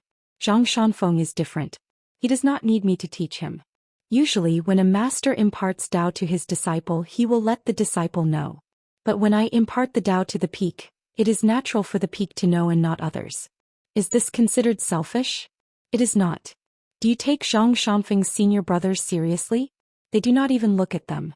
This is the lying ground peak of Tao cultivation. Venerable Fiery Dragon laughed. The way cultivators view realms, treasures and opportunities is the same as how the people at the foot of the mountain view gold. Are there any differences between money, power and luck? If a cultivator wants to be a real immortal on the mountain, he has to come up with a different way of thinking, right? One has a hard fist, a long lifespan and many spells. He is a superior immortal. There are really too many immortals in the world. Qin Pingon thought about the words of the old Tao Master. Some of the words of the old Tao Master today would become rules that could be used by Luopa Mountain. Venerable Fiery Dragon said, when your cultivation is high and your reputation is big, naturally, you will meet more and more people who want to point fingers at you and teach you how to be a good person, Qin Pingon. The old Tao Master laughed. Then you have to remember that the people of today are talking about the ancients and the living are talking about the dead. They are all bullying the other party for not speaking. So firstly, Qin Pingon, don't die. Furthermore, the truly evil people in the world actually liked the existence of good people the most. Only fools would despise good people and complain all day long about not doing enough good deeds. These people can't understand, can't be taught and can't be changed. Their minds are all muddled and their bodies are filled with hostility. In my opinion, they are the most powerful people in the world. I can't do anything to them at all. Many people in the world were reasonable, but it was all for the sake of winning or losing. That was why they liked to go to extremes. They were afraid that if they didn't do so, they wouldn't be reasonable enough. These kinds of people seem to be full of logic, but in fact they are the most unreasonable. You have to be careful of these smart people. That's why this penniless priest admires old Mr. Wensheng from the bottom of my heart. When reasoning with others, right is right, good is good. Reasoning with others is never the same as fighting. You have to rely on words to beat the other party until they're lying on the ground begging for mercy. Only then will you be considered to have won. Instead, it's because you and I share the same principles and we both benefit from each other. Qin Pingon didn't say anything. However, Venerable Fiery Dragon already knew a part of the answer to his guess. That would do. What a good plan to lay in wait for thousands of years. It turned out that there was such a way to protect the Tao. It seemed that he had underestimated Qi Jingquan's knowledge previously. Indeed, the lineage of the sage of Wensheng was so protective of their own people that they could be said to be lawless. That was why Venerable Fiery Dragon said something profound and mysterious. Qin Pingon, sometimes what you think you've completely lost is what you've really grasped. That's why some of the disappointment that you think you've lost is where other people's hope lies. Finally, the old perfected being patted the young man's shoulder. All right, strike while the iron is hot. Quickly refine the third natal item. This penniless priest is personally guarding the pass. This treatment is something that ordinary cultivators wouldn't even dare to think about. If not, how can a third realm Qi refinement warrior have the cheek to go out and wander around? Qin Pingon smiled bitterly. Didn't you just say that cultivators shouldn't be judged based on their realm? Venerable Fiery Dragon smiled. You, Qin Pingon, are not a cultivator from the prone ground peak. Qin Pingon said helplessly, that makes sense. The old perfected being clicked his tongue. You're not very good at bootlicking. Qin Pingon nodded his head and said, I'm not very good at talking. Venerable Fiery Dragon smiled knowingly. Just be a good person who has a clear conscience. That's enough. With Venerable Fiery Dragon holding the fort, it would be difficult for anything to happen to Darling Duck Island. Qin Pingon was in seclusion to refine the third natal item. Before this, Venerable Fiery Dragon had imparted to him an ancient item refinement incantation called Refining the Three Mountains. He had asked Qin Pingon to refine the true meaning of the 36 green bricks to strengthen the mountain shrine and become the foundation of the mountain. In the end, the lad asked if he could refine the true meaning of the bricks and not the bricks themselves. Venerable Fiery Dragon did not ask much about the use of the 36 green bricks without the true meaning of the Tao and water fate. He only said, yes. If not, the success of the wood-type natal item would cause a huge commotion. It was still all right to deal with the movements at the underwater residence. However, the mountain shrine that was made from the new 5 mountains and 5 colors soil of the Aquarius continent would inevitably be affected by the Qi dynamic. The 3 items complemented each other and the balance would be lost right from the start. If not, Qin Pingon would have to spend a lot of time and resources to repair the shrine. Venerable Fiery Dragon could not afford to lose his face. Venerable Fiery Dragon was a real person at the top of the mountain. He looked down from above and saw the current state of Qin Pingon clearly. In the underwater residence, regardless of whether it was the natal item water word seal, or the incomplete but rudimentary mural and the small pond, there was no need to ask for more. The number of God's favored ones in the North Continent who had such a layout in the underwater residence could be counted with 2 hands. Furthermore, the key was to wait and see when Qin Pingan could turn the pond into a deep well and then into a dragon's pond. As for Qin Pingan's natal mountain shrine, its material was relatively normal. However, it was not inferior to the Grandmaster's Hall and had a long-term advantage. Regardless, it could not be compared to the underwater residence and the wooden house in the future. However, Qin Pingan spent a total of 10 days to refine the Tao and remove the water fate from the 36 green bricks. If it were those disciples of his, 3 days would probably be enough. Venerable Fiery Dragon did not think much of it. On the path of Tao, some people would progress faster if they started early. However, the harder it was to climb a mountain. It was inevitable that they would progress slower and slower. Therefore, only the prodigies in the early stages of climbing the mountain would be able to break through the realms in one go. No one would be able to progress smoothly after becoming an earth immortal. Even Li Lu was no exception. He would be stuck in the nascent soul stage for a period of time. However, there was a small group of people who would progress faster and faster. The former were the gods' favored ones, while the latter could make the gods' favored ones happy for many years. However, one day they would realize that they were mediocre too. Qin Pingan was busy with his cultivation. Zhang Shanfeng stayed at Darling Island, cultivating his qi, practicing his martial arts and chatting with his master. One rainy day, Zhang Shanfeng was taking a stroll by the shore with an umbrella. He saw a young man poking his head out of the water and asked him a strange question. The young man asked him if he punched Zhang Shanfeng, would he cry and go back to complain to his master? Zhang Shanfeng squatted by the water and asked if the punch was heavy. The young man was full and bored. He discussed the strength of the punch with the young Taoist. After the discussion, Shui Zheng and Li Yuan felt that there was a chance. However, the young Taoist said, I feel that I should ask my master before deciding if I should take the punch. Li Yuan felt as if he had been struck by lightning. He had been secretly observing this young Taoist for the past few days. He thought that this young Taoist looked rather silly. Why was he not honest at all? Zhang Shanfeng could not help but laugh. I'm just joking with you. I've been to Darling Island so many times. It's rare that I can chat with someone. Li Yuan, who only revealed his head, jumped out of the water and sat cross-legged. He placed his hands on his knees and asked, Young Taoist, why is your realm so weak even though you have such a master? Zhang Shanfeng laughed. The master can't replace his disciple's cultivation. Actually, he felt that the young man in front of him had some problems with his brain. Li Yuan shook his head and felt pity for this little fool from Flat Ground Peak. He clicked his tongue and said, Young Taoist, you really don't know how lucky you are. Your talent is definitely not that good. If it were anyone else, they would have already flown to the Golden Core or Nascent Soul realms. When the time comes, you can cry and ask your master for a few treasures. Every time you go down the mountain, won't you be able to do whatever you want and be respected by everyone? Zhang Shanfeng smiled and said, That's right, I came from Flat Ground Peak. With your temper, you won't be able to become a Taoist from Flat Ground Peak. However, everyone has their own fate. It doesn't mean that it's a bad thing that you can't become a Flat Ground Peak Taoist. I think you should be a water god from the Dragon Palace Grotto Heaven, right? I'm quite envious of you. You were born with the ability to repel water. I can't do it. I followed my master on the mountain to cultivate immortal spells. Each of you learned slower than the other. Li Yuan sneered and said, But you don't seem to be in a hurry.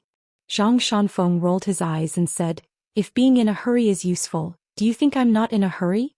I know it's useless, so why should I be in a hurry? Li Yuan sighed and said, The old Shinran must be upset to have such a vulgar disciple like you. Zhang Shanfeng laughed. Li Yuan was more and more certain that this guy was a little fool. Then Venerable Fiery Dragon should be an old fool? When he thought of this, Li Yuan felt a little comfortable and laughed with the young Taoist. Then Li Yuan could not laugh anymore. Venerable Fiery Dragon stood beside Zhang Shanfeng and smiled. Li Yuan stood up and said, Congratulations to the old Shinran for taking in such a talented disciple. You're more than one in a million. Great Tao is within reach. Great Tao is within reach. This was probably why Li Yuan was more powerful than Sun Jia, the leader of the Water Dragon sect. Sun Jia and the Water Monarch of Mirage Lake, and of course, Li Yuan's colleague Shen Lin. No one dared to say this in front of Venerable Fiery Dragon. Venerable Fiery Dragon said, "Go and inform the 2 islands, White Armor and Blue Beard. Then inform the southern Xianxia Hall. No matter what happens next, there's no need to be nervous." Since it was a serious matter, Li Yuan, who was the water god, no longer smiled cheekily. He nodded and turned into spots of golden light before disappearing. He was not willing to show his face at the 2 islands. It was simpler to let Shenlin and the southern Xianxia Hall clean up the mess. As long as it did not involve profanity and incense, Li Yuan could not be bothered to interfere. Zhang Shanfeng realized that it was no longer raining on Darling Island. He kept his oil paper umbrella and said softly, "Master, I feel that Darling Island is a little weird. The rain comes and goes without any signs." Venerable Fiery Dragon nodded and said, "Shanfeng, you're very meticulous and observant." Zhang Shanfeng laughed and said, "I learned it from Qin Pingon." Venerable Fiery Dragon laughed and asked, "Did Qin Pingon learn anything from you?" Zhang Shanfeng thought carefully and said, "Complaining about being poor and hungry?" Venerable Fiery Dragon laughed and said, "Not bad." After about half an hour, Zhang Shanfeng and Venerable Fiery Dragon sat on the talisman boat that they rented from the Water Dragon sect and headed towards the Sea of Clouds. They looked down at Darling Island from afar. Zhang Shanfeng suddenly realized that a horse carriage jumped out from the lake between Darling Island and Darling Island. There was a female god standing in front of it. She seemed to be using her supernatural powers to control the spiritual energy in the surroundings to gather towards Darling Island. Zhang Shanfeng suddenly said, with Qin Pingon's temper, if he knew what this water god did, he would remember and be grateful for a long time. Venerable Fiery Dragon said slowly, "Heaven and earth give birth to all living things and nurture humans. How to look at heaven and earth is the great knowledge of cultivators." Similarly, there was a table full of food. Some people ate heartily, some chewed slowly, and some thanked Nianchen for his kindness. These were the kind men and women. Some paid the bill, afraid of owing a single copper coin. These were the people who cultivated the Tao. Some people flipped the table after they finished eating, afraid that others would eat too. The people behind would call him a strong person and be full of respect. They would turn around to look for food elsewhere. Just like them, even if they could not flip the table, they would put down their chopsticks and curse. Before they left, they might even spit into the dishes on the table. After someone gets up and cleans up the bowls and chopsticks, he still doesn't want to leave immediately. He will even help fix the shaky dining table and chairs. The people who are waiting to eat behind him will complain. They might even kick that person a few times. Zhang Shanfeng was a little lost. Venerable Fiery Dragon sighed and said, "The people who disappointed the Confucian sages the most are always the scholars. The people who made Tao the most dusty are the cultivators of Tao. The people who ruined Buddhism's teachings are always those who chanted scriptures." Zhang Shanfeng asked, "What should we do?" The old Taoist said slowly, "Restrain yourself. Take truth. Do it yourself." Zhang Shanfeng was worried and asked softly, "How is Qin Pingon doing?" Venerable Fiery Dragon thought for a while and said, "Qi Jingchuan's knowledge has never been in vain." Zhang Shanfeng asked again, "Does Qin Pingon know about it?" Venerable Fiery Dragon shook his head and said, "I don't know." Zhang Shanfeng suddenly said, "I think this is the right way." For the first time, Venerable Fiery Dragon was stunned. He looked over and shook his head and laughed. "What a small wooden house. It actually has a door made of Huai wood that appeared out of nowhere.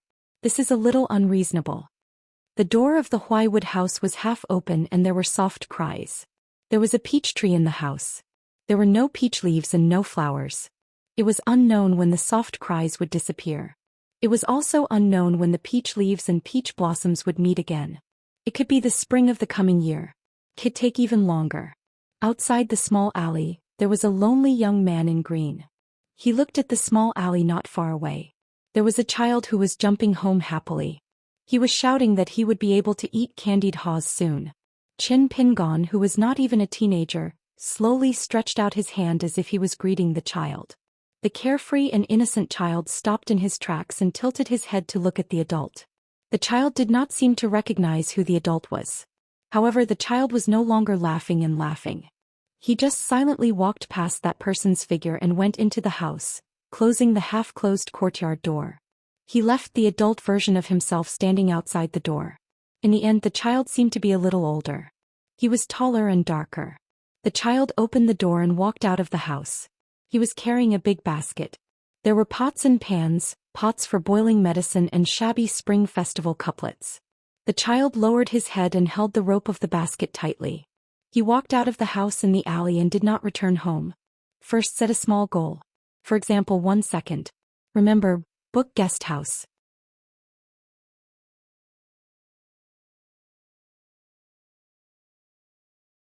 "553. There was a huge commotion at Darling Island. The water god Xianlin had to personally drive the water transport to Darling Island. Luckily, the cultivators of White Armor and Grey Beard Island had received a warning from the Southern Xianxia Hall that there was an expert on Darling Island who was about to break through. 2 of the water god's most trusted followers, one of the Southern Xianxia Hall's lamp bearers, and one of the water vein inspector were staying on White Armor and Grey Beard Island as guests. They were giving face and also supervising the troops. Above the sea of clouds, Zhang Shanfeng asked, "Master, how long has it been?" "The natal item has already been successfully refined. Why is Qin Pingon still in a daze?" Venerable Fiery Dragon said, "It's that simple to think about things behind closed doors. Smart people won't find it easy to get out of a dead end. Either they retreat step by step or they break through the dead end and start anew." Li Yuan sat cross-legged at a distance. He held his cheeks with both hands and breathed in and out like a fish blowing bubbles. There was no one else who could be as bored as Zhou Xian and Shui Zheng. Venerable Fiery Dragon turned around and asked, "Uncle Li, are you still playing? Do you know what you've missed?" Li Yuan replied, "I didn't miss out on the fun. I've been watching from the start." Venerable Fiery Dragon laughed. "Luckily, the deities don't have guts." Li Yuan rolled his eyes. "Guts green with regret?" Venerable Fiery Dragon asked, "Do you want to sell a bottle of medicine for regret? You won't be able to do it again after this. Think about it carefully." Li Yuan rolled his eyes. This old man shouldn't be so free as to tease him. He asked, "What's the price?" Venerable Fiery Dragon laughed. "A bottle of the best quality water pill. It's not the kind to fool the river god." Li Yuan clenched his teeth and shook his head. "Forget it. Old Shinran, I really don't have a bottle of natal water pills. After all, I still have to give a water pill to the Water Dragon sect every 10 years. For the next 10 years he would give one to Sun Jie and for the next 10 years he would give one to Shao Jingji. The North and South factions would take turns to get the water pills. As for whether he would give them to the honored elders and guest elders who were more cunning than the other, or keep them for his own use, or reward the direct disciples of the Hall of Patriarchs, Li Yuan would not ask. Venerable Fiery Dragon was not talking about 1 or 2 water pills. He was talking about a whole bottle of rare water pills that were rich in incense and pure in water. There were at least 9 of them. If it was 300 to 500 years ago, Li Yuan might have considered it. At this moment his broken golden body was not much better than Xianlin's, whose golden body was about to collapse. Was it really Xianlin's magnanimity that the Southern Xianxia Temple was shamelessly adding flowers to the brocade of Darling Duck Island? This woman was good at managing her household and was very thrifty. Did she not feel that she had grasped onto a life-saving straw and treated this fire dragon Jinren as a living bodhisattva who could save her from suffering? He had nothing to lose. She always thought that venerable fire dragon would put in a few good words for the Southern Incense Water Hall in front of that person, and she would be able to get through this calamity. Li Yuan shook his head. The saying that the great Tao was heartless did not apply to the mountains but to the heavens. And that Li Lu was one of the rare existences in the heavens. To put it bluntly, Xianlin had caused such a ruckus and she would have to waste another few decades of her life. Could it be that she had forgotten what Fire Dragon Jinren said in the beginning? She just wanted the Southern Incense Water Hall to stand aside and watch. Zhang Shanfeng was a little doubtful. Fire Dragon Jinren laughed. "It's difficult to force a bull to drink water." Zhang Shanfeng asked softly, "Did Qin Pingon break through the realm?" Fire Dragon Jinren shook his head. "He is still in the 3rd realm but he has reached the bottleneck. To Qin Pingon his Willow Tendon realm could be considered as a true retention realm. There is no other way. He has already experienced the embryonic stages of overcoming his inner demons, merging with Tao and seeking the truth. In addition, the longevity bridge is broken. It is only right for him to stagger. Otherwise, I would suspect that this kid is the reincarnation of someone at the peak of the mountain. Zhang Shanfeng asked, "Isn't it good to be the reincarnation of a celestial being after his death? I heard that many of the ancestors of the celestial sects would leave a way out before they went into seclusion. They would search for their own reincarnated bodies for their sections. They would lay down clues in advance so that they could continue their Dao fate." Fire Dragon Jinren shook his head. "It's not good. I'm not mine. It's still alright if I can't remember my past. If I can remember some of it but it's not complete, it will be troublesome." Of course, Li Lu, who was born with knowledge, was an exception. To her it was just a change of appearance. It was equivalent to never dying. Sleeping soundly every night was just a short nap. Only when one is dead would it be a long nap. If a cultivator was purely trying to avoid death and forcefully stole the heavenly secrets, it would be like a sneaky thief traveling at night and reincarnating. In the end, the original soul would be incomplete and a person would be pieced together. In the end, who would be the half-dead person? Who would be who? However, Fire Dragon Jinren could understand the fear of death of some of the cultivators in the upper 5 realms. Although he could understand, he still did not approve of it. Some of the demonic sects who liked to walk the unorthodox path would even light up a joss stick for the cultivator. In history, there were many cultivators who only stared at the joss stick for a moment before their Dao heart collapsed and they completely went mad. This was the result of scaring themselves to death. Fire Dragon Jinren comforted his disciple and smiled. "Previously I said that Qin Pingon was walking with a limp. It was more of a sloppiness in his heart that affected the direction of his heart. Actually, it's not a big deal that his cultivation level is low for a short period of time." Zhang Shanfeng was still worried. Qin Pingon owes so much debt. What should he do? Qin Pingon, this fellow is most afraid of owing favors and money. Fire Dragon Jinren smiled and said, "Qin Pingon is not afraid of some big worries. For example, on a mountain road, Qin Pingon was walking slowly with his head down. In the end, he realized that he could bend down and pick up money a few steps ahead. Even if it was just a piece of snow, do you think Qin Pingon would walk faster? Every time he picks up a piece of money, he will have one less burden. Over time, he will walk faster." Zhang Shanfeng was enlightened. "Master, you've only met Qin Pingon twice and you already know Qin Pingon so well?" Fire Dragon Jinren suddenly said, "The dust has settled. We can return to Darling Island now." Li Yuan could not help but ask, "This Mr. Qin, what's his cultivation level?" Li Yuan could not hear a single word of the conversation between Fire Dragon Jinren and his disciple. He was the best fire cultivator in the world. He should be in the top 10 in terms of water cultivation. Don't forget, Fire Dragon Jinren was a celestial master of Dragon Tiger Mountain. What kind of place was Dragon Tiger Mountain? The cultivators on Dragon Tiger Mountain had always revered all spells in the world. Thunder spells were the most important spell in the world. The 5 Thunders authentic art of 5 Thunders of the Taoist Master's Mansion was the orthodox art of thunders. How could Fire Dragon Jinren's thunder spell be weak? Normally, the celestial masters of Dragon Tiger Mountain who did not have the celestial master seal and the divine sword could study all the spells of Dragon Tiger Mountain. That was why Fire Dragon Jinren could be so extraordinary in the North Continent where sword cultivators were as common as the clouds. Fire Dragon Jinren ignored Li Yuan and brought Zhang Shanfeng down from the cloud and into his residence on Darling Island. Qin Pingon had already come out of seclusion. His divine aura was restrained and his skin was lustrous. However, because he had just refined his life source item, he hadn't completely stabilized his chi palace. Therefore, the spiritual aura overflowed from his body, making him appear more and more ethereal. Once the wooden house stabilized, he would be able to freely restrain and release his immortal aura.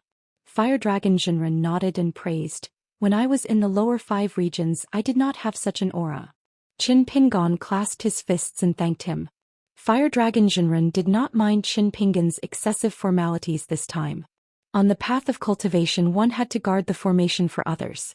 When someone in seclusion had successfully exited, he still had to do some superficial things. Fire Dragon Jinren said, "Since it's done, Shanfeng and I shall not stay any longer. There are still a lot of things to do at Flat Ground Peak." Zhang Shanfeng mumbled, "Sleeping anywhere is the same." Fire Dragon Jinren was not annoyed by his disciple's words. Instead, he laughed and explained, "Of course, it's more comfortable to sleep at home. It was not without reason that cultivators occupied the famous mountains and rivers in the world and distanced themselves from the mortal world. Celestial beings had moved into the mountains. There were many worries in the mortal world. Hence it was better to enter the famous mountains. Both the body and the heart would be peaceful. Zhang Shanfeng nodded. I do miss my seniors and juniors. Qin Pingon said, I might have to trouble you with something. Zhang Shanfeng said, No trouble, no trouble. Fire Dragon Zhenren laughed and did not speak. Zhang Shanfeng was afraid that his master would think that he was siding with an outsider. He hurriedly said, Master, Qin Pingon knows his limits. If it's troublesome, it shouldn't be too troublesome. This means that we have taken a favor from him. He will definitely visit us before returning to the Aquarius continent from his travels in the North Continent. I will bring him around then. There are many places in the sect such as the Peach Mountain and the vicinity of the Taixia Peak. I have not been there before. Fire Dragon Zhenren nodded his head and smiled at Qin Pingon. Say it. Qin Pingon then said that he wished to keep only 2 of the 122 dark green glazed tiles. He would have to trouble the old Taoist to sell the rest to the White Emperor city of the Central Divine Continent. He would only take 600 grains of grain rain money. Zhang Shanfeng was stunned. Just as he was about to speak, he was stopped by Qin Pingon's gaze. Fire Dragon Zhenren seemed to be weighing the pros and cons. He laughed and did not speak. Qin Pingon waited quietly for him to continue. Distant water could not quench the present thirst. Luopa Mountain was in dire need of divine money. There were holes everywhere that needed to be filled, and each of them was not small. Upgrading the Lotus Root Blessed Land to a medium-level Blessed Land was a matter of utmost importance. If he did not count the income from the third night banquet of the mountain and rivers deity, if he could sell that pile of glazed tiles, he would immediately earn 600 pieces of grain rain money. Not only would he be able to make up for all the shortfalls, he would still have about 200 pieces of grain rain money left over. He would send half of the grain rain money to Zhou Xian as Luopa Mountain savings, so that he would not be strapped for cash. For some favors, since there was no choice, then he might as well owe a big favor, but the number of times had to be small. It was far better than switching between small favors and not being able to return them. Then there would be no need to talk about favors. It would purely make the friend feel that they had met a bad person. Furthermore, he had always cheated Wei Pai.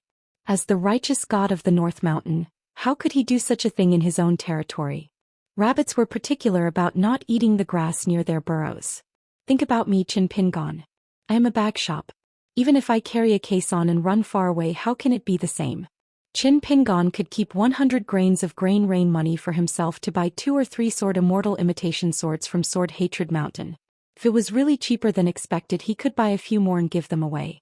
Besides, the construction and operation of Luopa Mountain's protective mountain formation was not a small expense. The selection and placement of the winning items for the many new mountains, including Mount Grey Mist and Ao Bay Mountain, was the third matter. Actually, Jiang Shangzhen had used the excuse of thanking Qin Pingon for helping the True Realm sect to have an additional sword immortal worshipper. He had to make up for his absence from Wei Pai's 2 night banquets. In fact, there were already 3 winning items. The Dragon King basket that Immortal Fire Dragon used to repair was also counted. As for the rest, Luopa Mountain would have to continue paying for it. Therefore, Qin Pingon only kept 2 green glazed tiles as a memento. After all, this item was hard to come by. Leaving it at Luopa Mountain was a good omen for good things to come in pairs.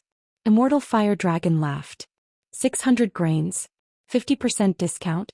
Qin Pingon, this is not a good deal for you. Qin Pingon laughed. It varies from person to person. If it were a rich man, I would sell him 2,000 grains of grain rain money without batting an eyelid. According to Immortal Fire Dragon's estimation, 120 glazed tiles could be sold for 1,200 grains of grain rain money at White Emperor City's glazed pavilion. However, some accounts were not calculated in this way. It was already a huge surprise to accidentally pick up such a large pile of glazed tiles. Otherwise, according to Qin Pingon's own thoughts, coupled with the attitude of the old immortal Huan Yun, who was uncertain about the price of the glazed tiles, Qin Pingon would definitely be overjoyed if he could sell 1 glazed tile for 1 grain of grain rain money in the North Continent, according to Immortal Fire Dragon's words. He might not even keep the last 2 glazed tiles. 50% discount at Kudi Peak. By making such a choice, firstly, he could immediately exchange for an unimaginable amount of Guyu money.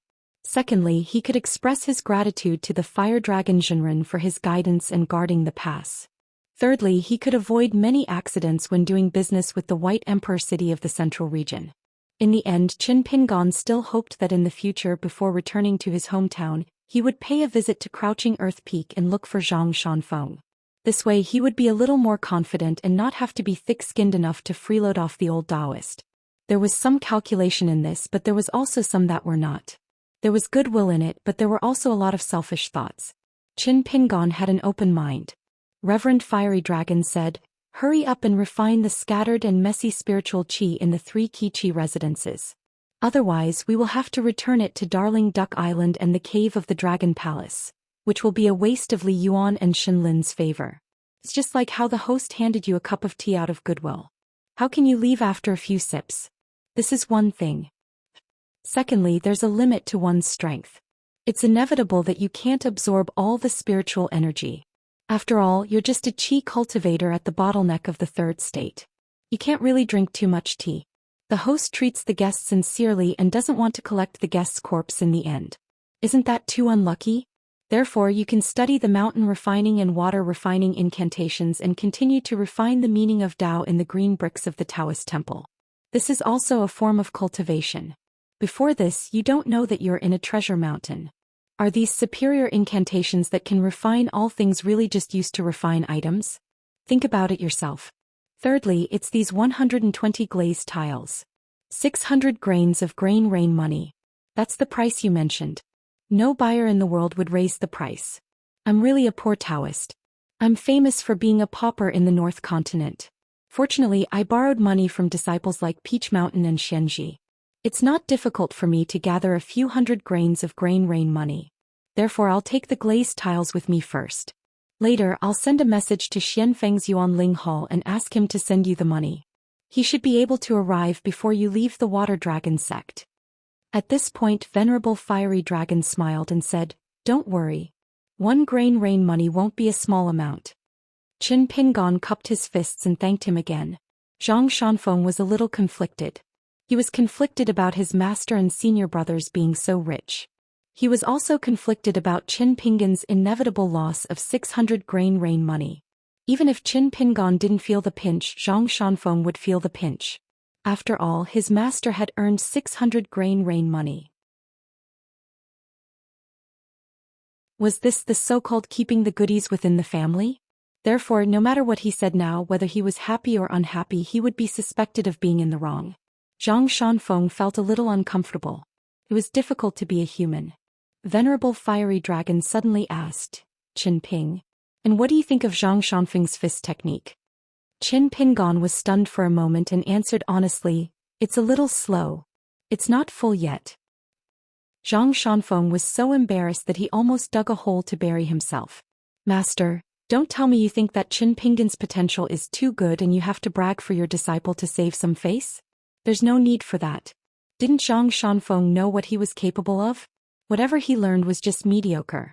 He still had a long way to go down the mountain to slay demons and devils. Therefore, Zhang Shanfeng decided that he would only go down the mountain when he was truly successful in his cultivation. Moreover, Xianfeng's senior brother Yuan's potential was good. The little Taoist at Prone Ground Peak loved to guess whether this Uncle Master Yuan was a Jindan Celestial or not. Venerable Fiery Dragon said, "Qin Pingon, you made the right choice to go down the path of martial arts first." Qin Pingon laughed. "Actually, I didn't choose it. Initially, I didn't have a choice. If I don't practice martial arts, I won't be able to survive.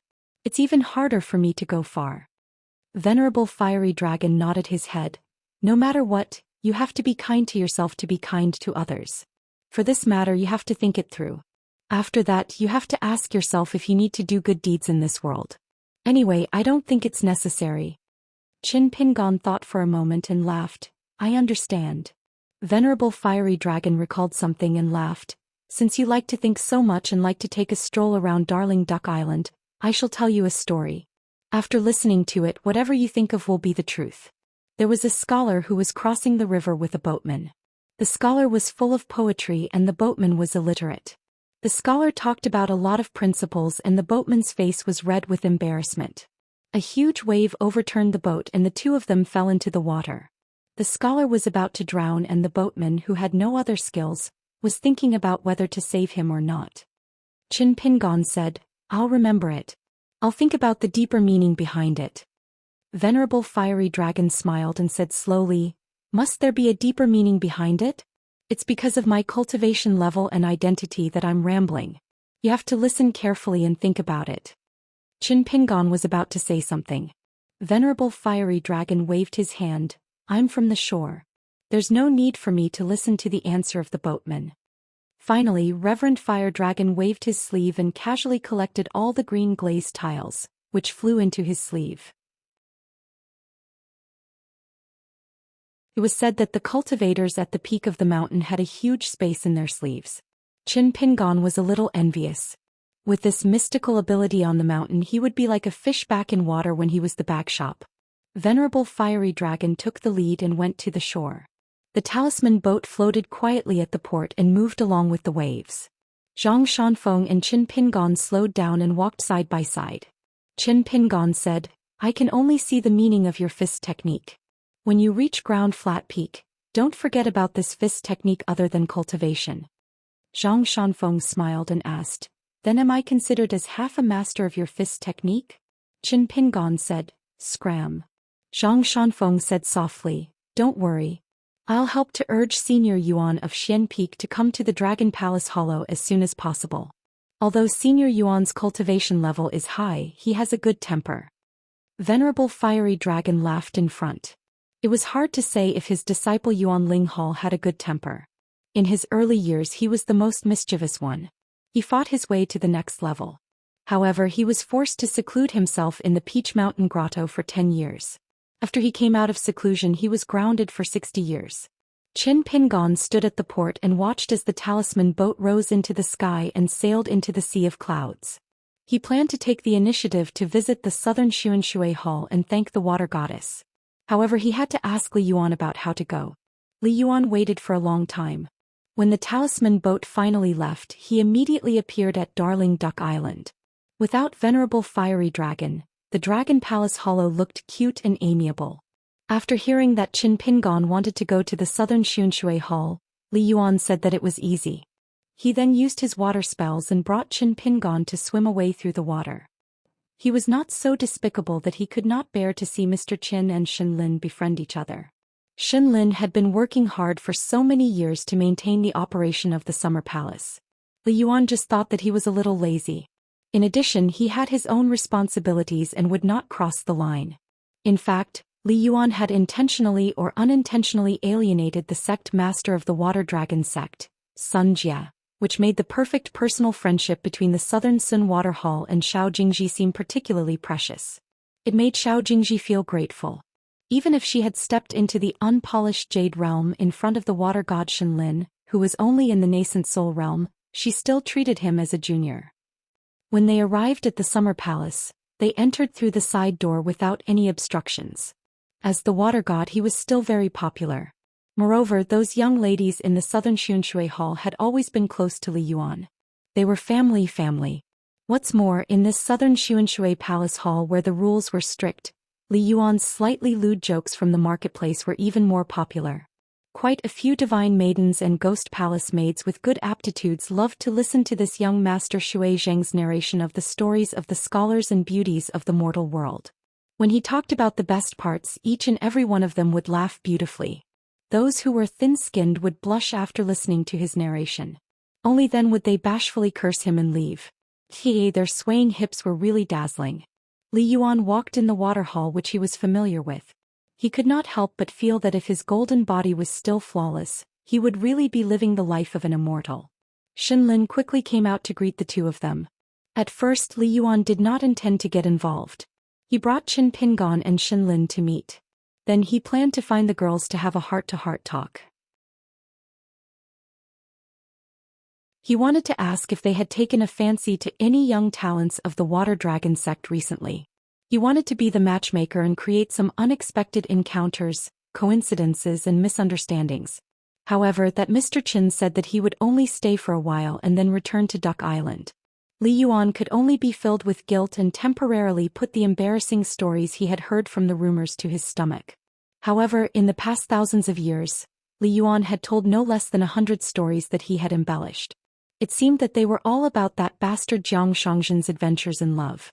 They were the most popular stories. It was really unreasonable.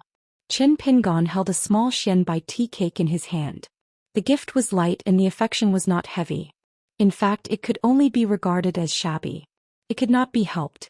Qin Pingon really did not have any suitable gifts to thank him for his visit. However, Xinlin was very happy. When she heard that it was a small Xianbai from the Sparrow Mansion, she asked Qin Pingon and Li Yuan to stay. She personally brewed tea in the pavilion beside the flower bed and asked Child Qin not to be offended. After receiving the gift, she would serve it to the guests. This time Xinlin did not show her real face. She cast a spell to cover her face, which was filled with cracks. Qin Pingon sipped the tea and felt a little emotional. She was obviously a spiritual being of the mountains and rivers, but she knew how to conduct herself. Xinlin also had some thoughts. This young cultivator who was able to be guarded by the fire dragon immortal should be from a sect or a rich family just by looking at the way he drank the tea. Qin Pingon then asked about the method to refine the water pill and how he could reduce the expenditure. Xinlin naturally did not hide anything and explained many of the key points. Qin Pingon gained a lot from this. This was the difference in the path of cultivation with no guidance from a master. Perhaps a mountain cultivator could also snatch many opportunities from an immortal master. However, how to take the opportunities, treasures, and eventually succeed, whether it was 70 to 80%, 90%, or 100%, the key was the 8 words: orderly inheritance, continuous mana meridians. Many small differences accumulated over time could directly lead to the difference of a realm. This was especially true for the difference between the Dragon Gate and the Orus Core. It was truly a world of difference. From the beginning to the end, Xinlin did not ask a word about Qin Pingon's background. He did not even try to probe. After drinking the tea, Qin Pingon bade farewell and rushed back to Darling Island. It was Li Yuan who personally escorted him. Qin Pingon arrived at the mansion on Darling Island. He sat on the futon and began to plan the next steps of his cultivation. Li Yuan returned to the southern Xuanshui Hall and met Xinlin, who did not even pack the tea set at the pavilion. Li Yuan actually did not like to drink tea. However, since Xinlin had brewed tea again, he did not mind. Leisurely drinking tea was better than drinking water, wasn't it? After Venerable Fiery Dragon came and left, Xinlin seemed to be more relaxed. Both of them chatted about the recent happenings in the North Continent. For example, Jiyu and Guyu perished together. Lu Jinglong of the Taihui Sword sect started to cultivate in seclusion. The female sect leader of the Qingliang sect actually had a Taoist partner. When Li Yuan talked about sect leader, he beat his chest and stomped his feet. He said that it would be great if such a beautiful fairy was not tainted by a dirty man for the rest of her life. Xinlin looked at Li Yuan. She seemed to be in a daze. He was a little envious of Xuejing, who had nothing to do all year round. As a deity, he played around in the human world. At Darling Island, Qin Pingon felt that from today onwards he would not be free for a moment. The Tao intent contained in the 36 green bricks was only the first step. It could barely be considered as inviting the deities to the mountain and to take root in the mountain temple. The next step was to completely refine it into the mountain root. Otherwise it would only be for show. However, it was difficult to refine the Tao will. Compared to peeling the strands of water from the cocoon and transporting them to the water mansion, it would take more time. There was no shortcut in this matter. He could only rely on the clumsy technique of dripping water to penetrate a rock and slowly refine it. Qin Pingon roughly estimated that it would take a full month to completely refine the first green brick. It would take at least 12 hours a day. Perhaps as time went on, the refinement of the remaining 35 green bricks would be faster. However, it would take at least 2 to 3 years. Moving the green bricks up the mountain and transporting water into the residence would take a long time. The good thing was that Qin Pingon knew that he was training his fists to the point of death. He could cultivate with more peace of mind as a qi refinement warrior. Actually, he did not have to deliberately pursue the number of stances a day. As long as his fist intent flowed continuously, he could just let nature take its course. As for whether he could reach the golden body realm as the strongest sixth realm, it was not that he did not want it but that he did not want it. If it came he would take it easy. If it did not come so be it. There was no need for him to blindly train his fists to the point of having an additional martial arts fate for Pei Qian. If he took the wrong path, how could he be the master of his first disciple? When had he, Qin Pingon, ever asked for martial arts fate? Could it be that the disciple must have a shortcut in martial arts when the master did not insist on it? There was no such logic in the world. It was not as if Pei Qian was Qin Pingon's disciple and deserved such a good thing. Moreover, Qin Pingon had a vague feeling that after Senior Guyu's martial arts fate dissipated, it would be difficult for him to reach the strongest sixth realm. Actually, Senior Gu's gift had nothing to do with Qin Pingon's pursuit of the martial arts fate that he deserved. However, the world was full of mysteries. Moreover, there were many martial artists in the 9 continents, each with their own opportunities and experiences. How could Qin Pingon dare to say that he was the purest?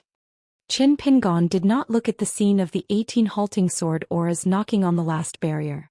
There was also no need to rush to refine the 2 flying swords into his natal item during the 1st and 15th days of the month. Next he would stay on Darling Island and refine the rich spiritual energy accumulated in the 3 acupuncture points according to what the old perfected one said. It was raining outside again. Qin Pingon thought for a while, then stood up from the futon and went out with an umbrella. Mountains and rivers were still mountains and rivers, and there were still problems in his state of mind that he needed to reflect on. However, Qin Pingon felt that there was one good thing about him. As long as he did not fall into the state of being at a loss and took the first step, he could still bear the hardships. Qin Pingon walked slowly in the rain. Once one understood a fundamental thing, one would be able to understand everything. Parting the clouds, one would see the blue sky and the bright moon. If there were many flaws in one's heart, all he needed to do was to fix them. For example, if one had the intention to do good, then so what if one did not reward them? If a good thing happened to others, then it was not a good thing. If one had the intention to do good, then there was no way to correct more mistakes to make up for them and to accumulate merit for the ghosts that died in vain, then one would have to find a way to correct one's mistakes. Over the years in the mountains and in the water, there were many paths that were not taken. Qin Pingon had always believed that a gentleman did not expect to be repaid for his kindness. Could it be that he was just using it to deceive himself and others, and now that it had landed on his head he would feel uncomfortable? If this self-deceiving selfishness continued to spread, would it really not deceive others and harm others? When the time came, the more so-called principles he had in his basket, the more he would not know that he did not know the truth. The knot in his heart was untied. His state of mind was relaxed and his shoulders were heavy. However, Qin Pingon did not feel anything. Even if he did not wear straw sandals, he was still Qin Pingon.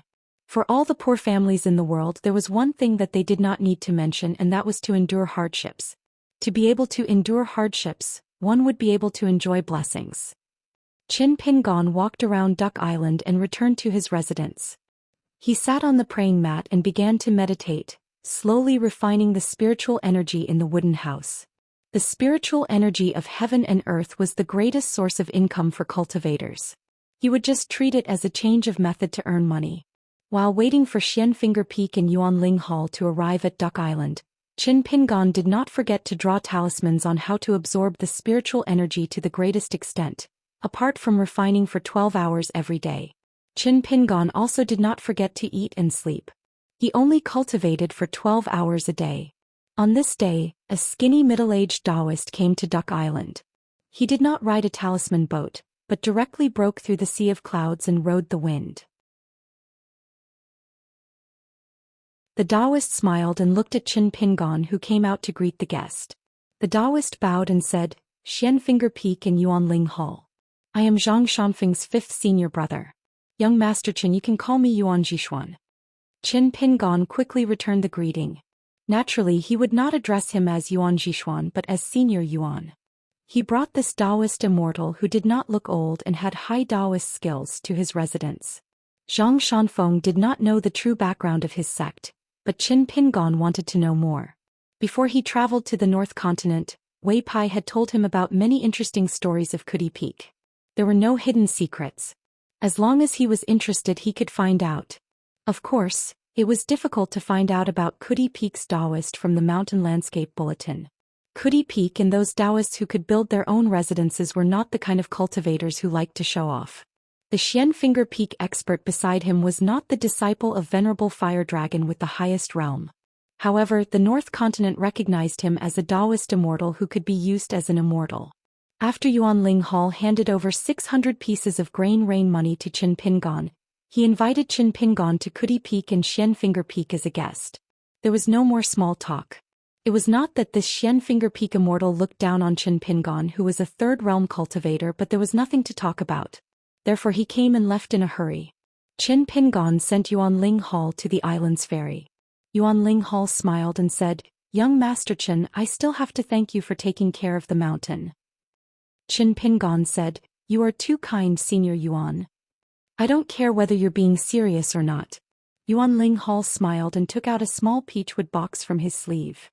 "There is an imitation sword made by Hateful Sword Mountain inside. I hope young Master Qin doesn't think the gift is too light." Qin Pingon was a little shocked. However, it did not delay him from accepting the gift. Was it stupid to pretend to be polite with these immortals? Yuan Ling Hall turned into a rainbow and left. Qin Pingon held the peachwood box and stood where he was. He thought that if he ever bought an imitation sword from Hateful Sword Mountain, even if it was a little more expensive, he would buy 2 more. Just in cash alone, Qin Pingon now had more than 100 pieces of grain rain money on him. His back was very strong. As for the debt, he would let Julian have a headache first. As for the remaining 500 pieces of grain rain money, it was not that Qin Pingon was worried about Li Yuan sending it to Luapa Mountain, but he really did not want to disturb him too much. There had to be a limit to ordering people around. Therefore he would talk about it when he reached Lion Peak. It was the end of winter. Qin Pingon left Darling Island. He had already written a letter and sent it to Lion Peak. He placed it on the desk. At the same time he left Li Lu's 3 feet of Sweet Rain Chi Dragon tablet on top of the letter. At first he planned to ask Nan Sun Hall's water goddess Shenlin to help pass on the letter and the jade tablet. After thinking about it, he decided to ask Li Yuan for the third favor. In any case, some things were written in full detail in the letter. As for the Junqing Yu Xiang, of course he had to return it to Li Yuan. At first, Li Yuan refused to keep the 3 feet of Sweet Rain jade tablet. He said a lot of righteous words. Qin Pingon persuaded Li Yuan in every way possible. He promised that if Miss Li blamed him, he, Qin Pingon, would help explain it clearly. Only then did Li Yuan relax a little. He felt that since she was willing to call this young man Mr. Qin, and this Mr. Qin was willing to make such a promise, there should not be a big problem.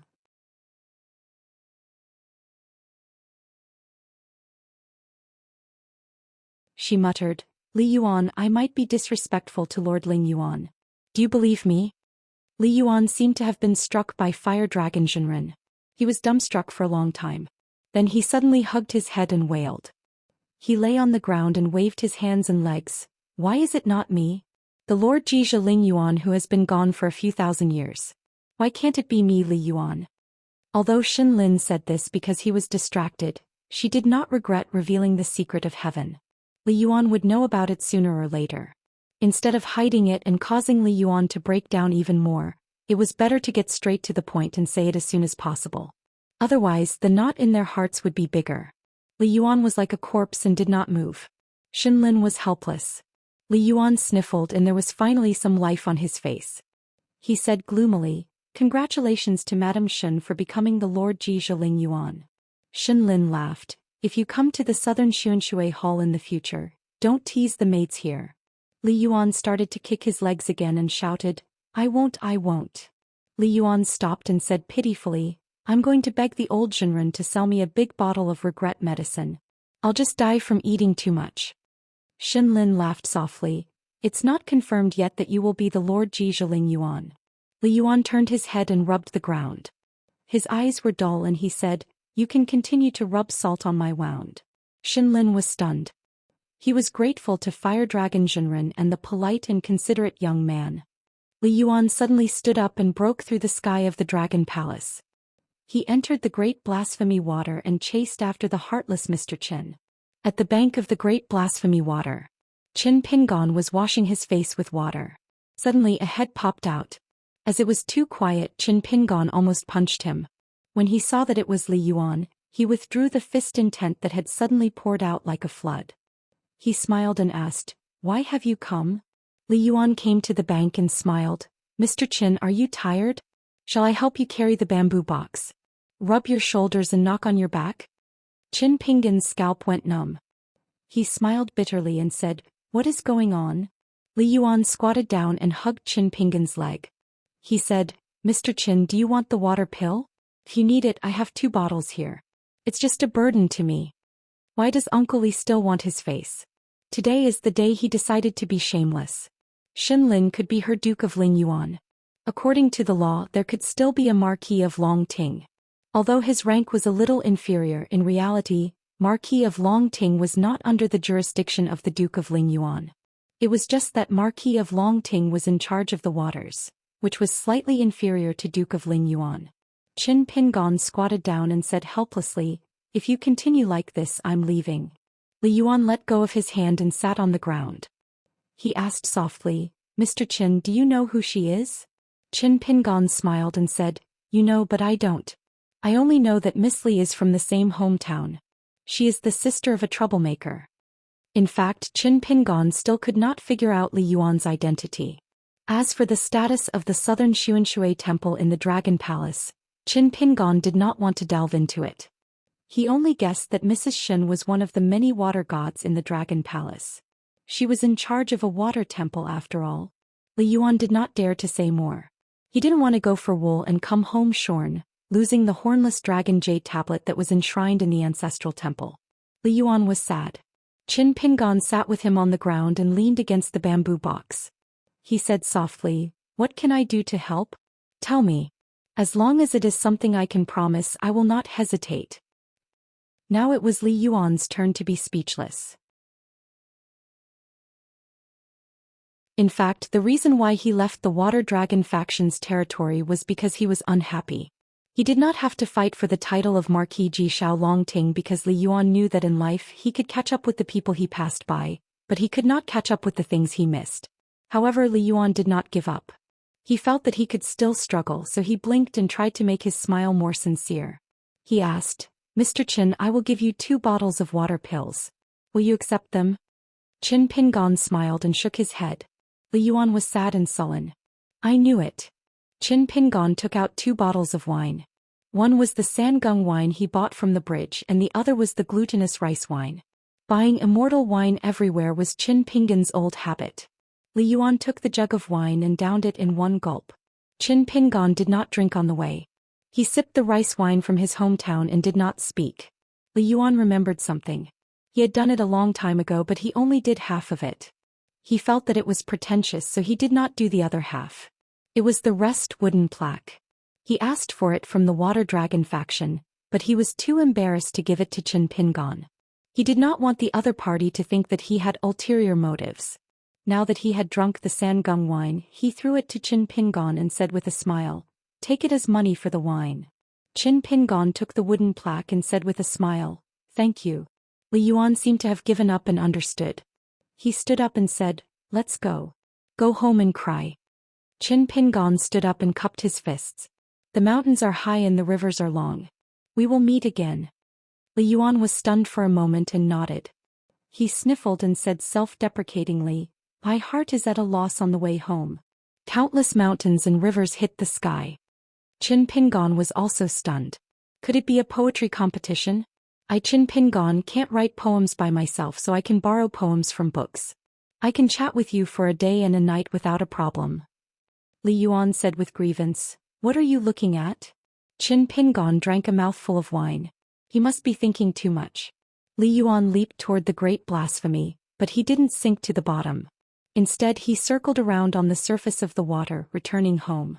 From time to time, 1 or 2 big fish would be kicked out of the water by Li Yuan and fall dizzily back into the water.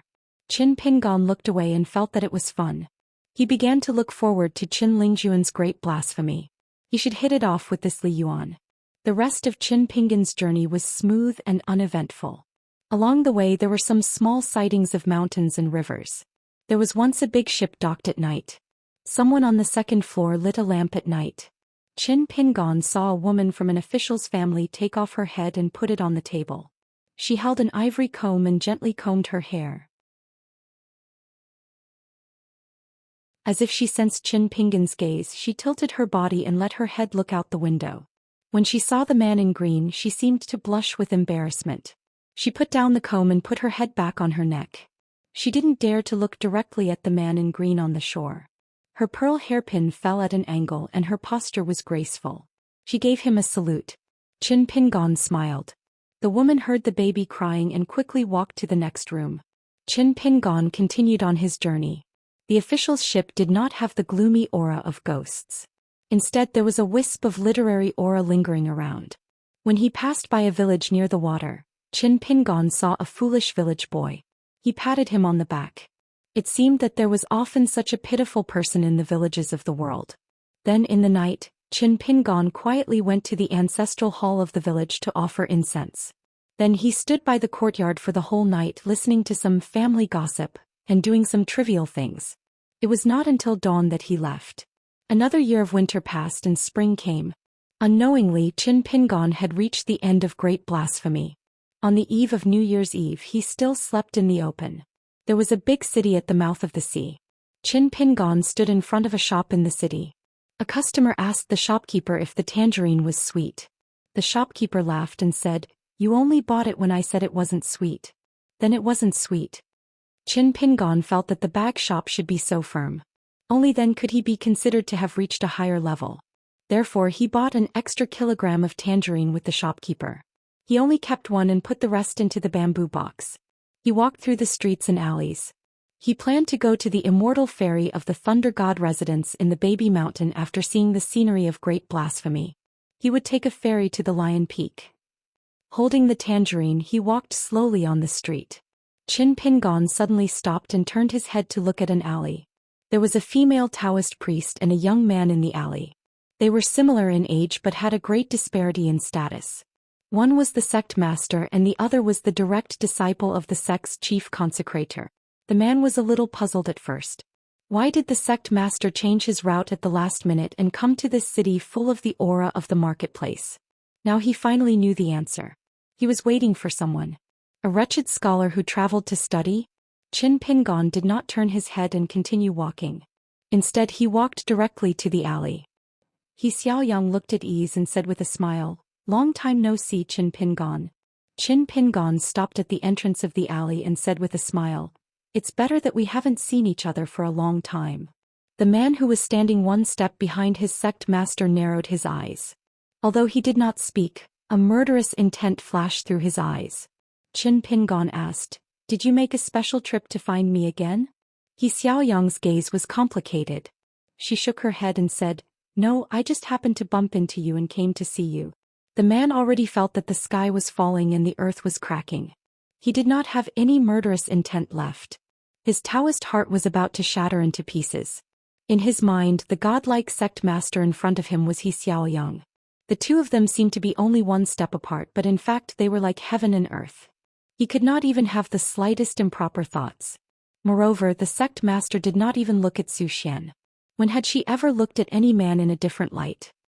Xiaoyang looked at the young man in green in front of her. For the first time she was a little absent-minded. In her impression he seemed to be a dark-skinned young man in straw sandals. However, his eyes were bright and clear.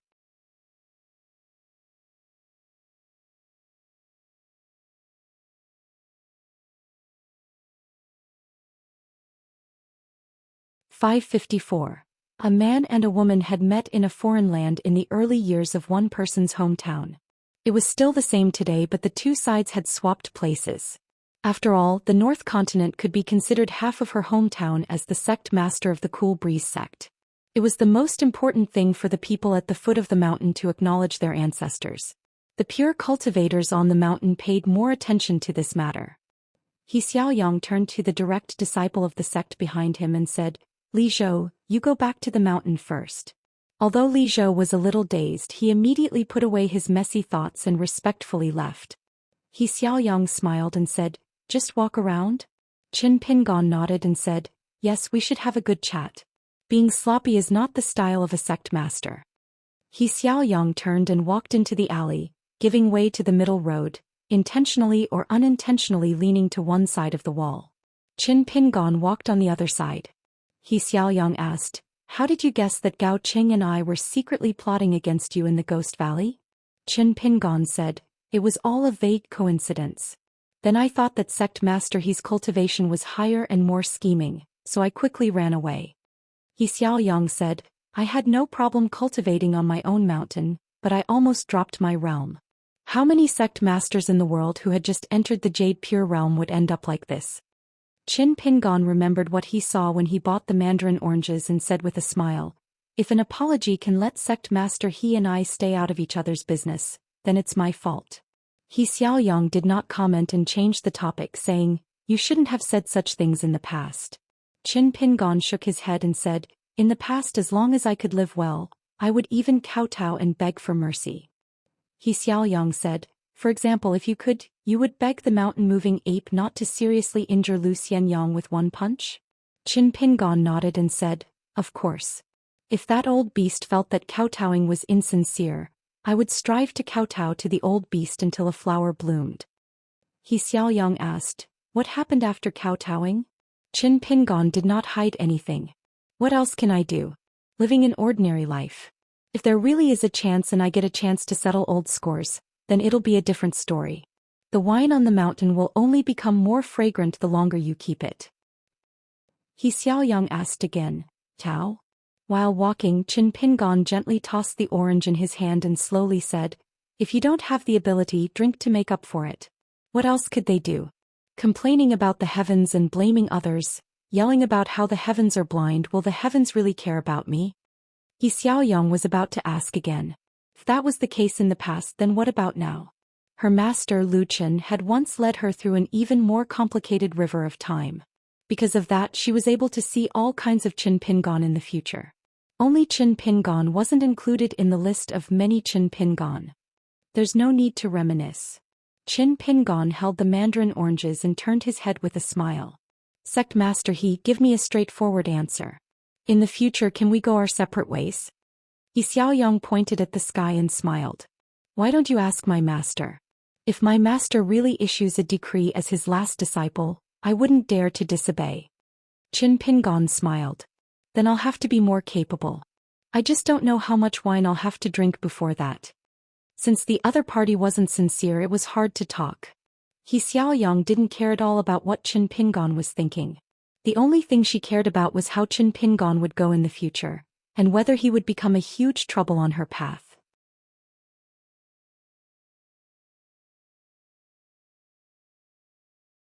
Qin Pingon really wanted to kill her with one punch.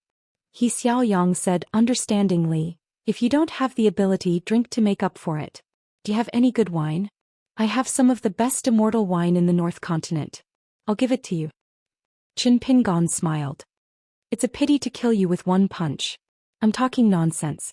Don't be angry, Sect Master He. Even if he could kill her with one punch, he would need two." He Xiaoyang smiled with her eyes narrowed. She put a hand to her mouth and shook her head gently. "I'm not angry.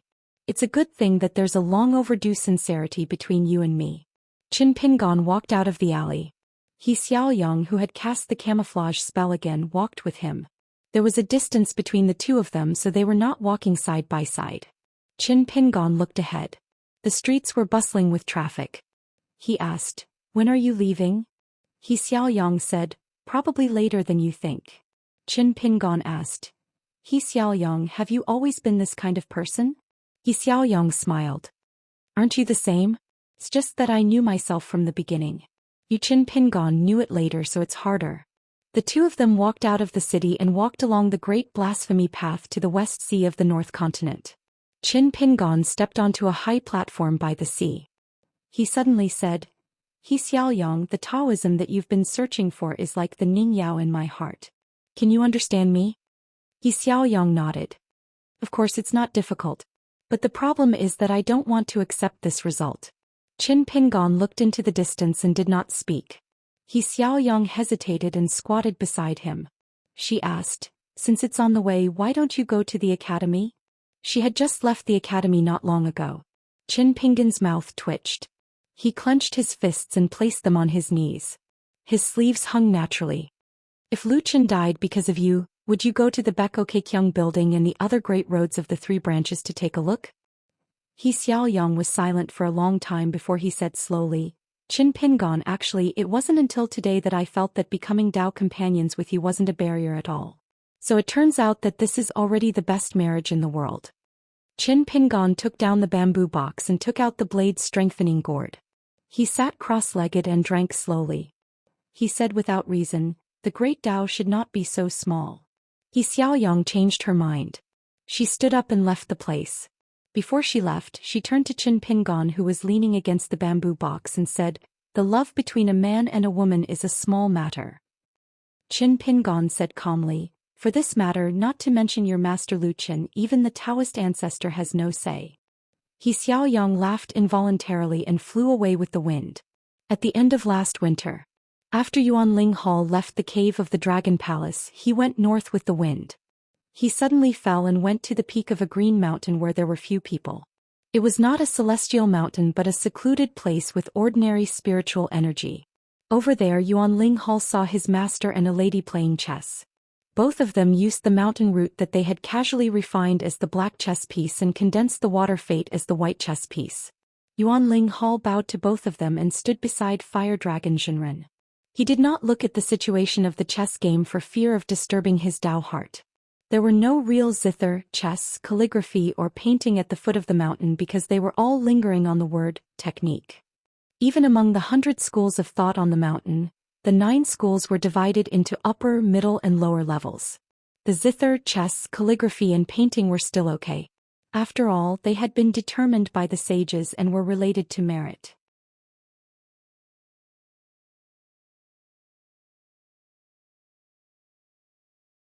Most of the statues in Taoist temples and temples were gilded with gold. Old Man Yang had requested that the remaining members of the executioners do the exact opposite and wrap themselves in a layer of human heart. Even if it was just for show, they still had to properly experience the real world. However, Li Lu had things that she really cared about. For example, the battle of the great Dao that turned the world upside down in the early years had started again. Li Lu would occasionally want to end the battle as soon as it started so that that person would lose completely in this life. Fire Dragon Jinren had placed a chess piece in the Water Dragon Sect's chess game. Apart from Qin Pingon, he had his own intentions. Xin Lin's actions naturally helped the leader of the Water Dragon Sect, Sun Jie, to say a few words about the Water Lord Li Yuan. However, it was true that Fire Dragon Jinren had helped the 3 parties to overcome their difficulties. He hoped that Li Lu would listen to some of Li Yuan's actions after his aperture opening. After all, in terms of being a human, even Li Lu, who had lived for thousands of years, was still a junior. It was a pity that Li Yuan did not listen. Hence, Fire Dragon Jinren did not want to interfere too much. Yuan Lingdian was a little emotional. His master had already sensed the abnormality of the martial arts fate in the ancient battlefield of the Jinjia continent in the Central Plains. To Qin Pingon, if he could obtain the martial arts fate, he would win the chess game. Then Qin Pingon and the girl of the same age in the Central Plains would be in a subtle game of chess. Because of the addition of the unintentional Chao Ci, things became more complicated. If Chao Ci did not go to the ruins of the battlefield, Xianxia, who was the strongest in the world at the 5th level and had reached the 6th level of the martial way, would have broken through the realm. However, she would not be the strongest because of Qin Pingon, who was in the North Continent. His realm was more stable and his fist aura was stronger. But after Chao Ci appeared, Xianxia was full of fighting spirit. Due to her competitive nature, she, who was talented, forcefully raised the level of her martial arts bottleneck. She was determined to fight Chao Ci from the 6th level to the 7th level. Even if it was just one punch, she was willing to break through the realm. On the other hand, Qin Pingon, as compared to the girl, had a higher level of his martial arts bottleneck. Of course, he had to be stubborn and slowly break through the realm. One delay, one slow. This formed a game of chess where both parties were unknowingly playing chess. Fire Dragon Jinren only knew that Xianxia was at the ruins of the Jinjia continent where the statue collapsed. He heard that Chao Ci went there. Hence he deduced the situation and structure. Fire Dragon Jinren laughed. If Xianxia was wholeheartedly and did not think about the word strongest, she would have an extraordinary aura.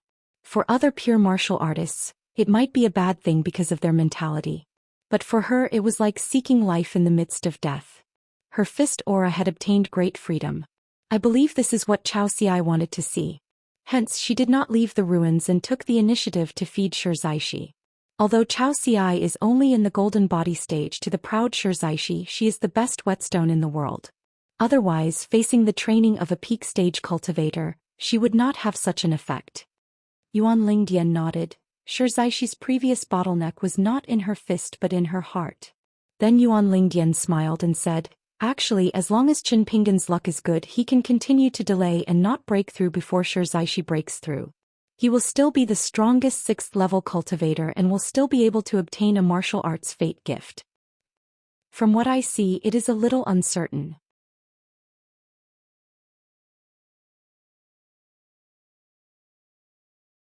It seemed like a choice made by the god of fortune after weighing the pros and cons, but in the end, it was still Xiaoxi's own decision.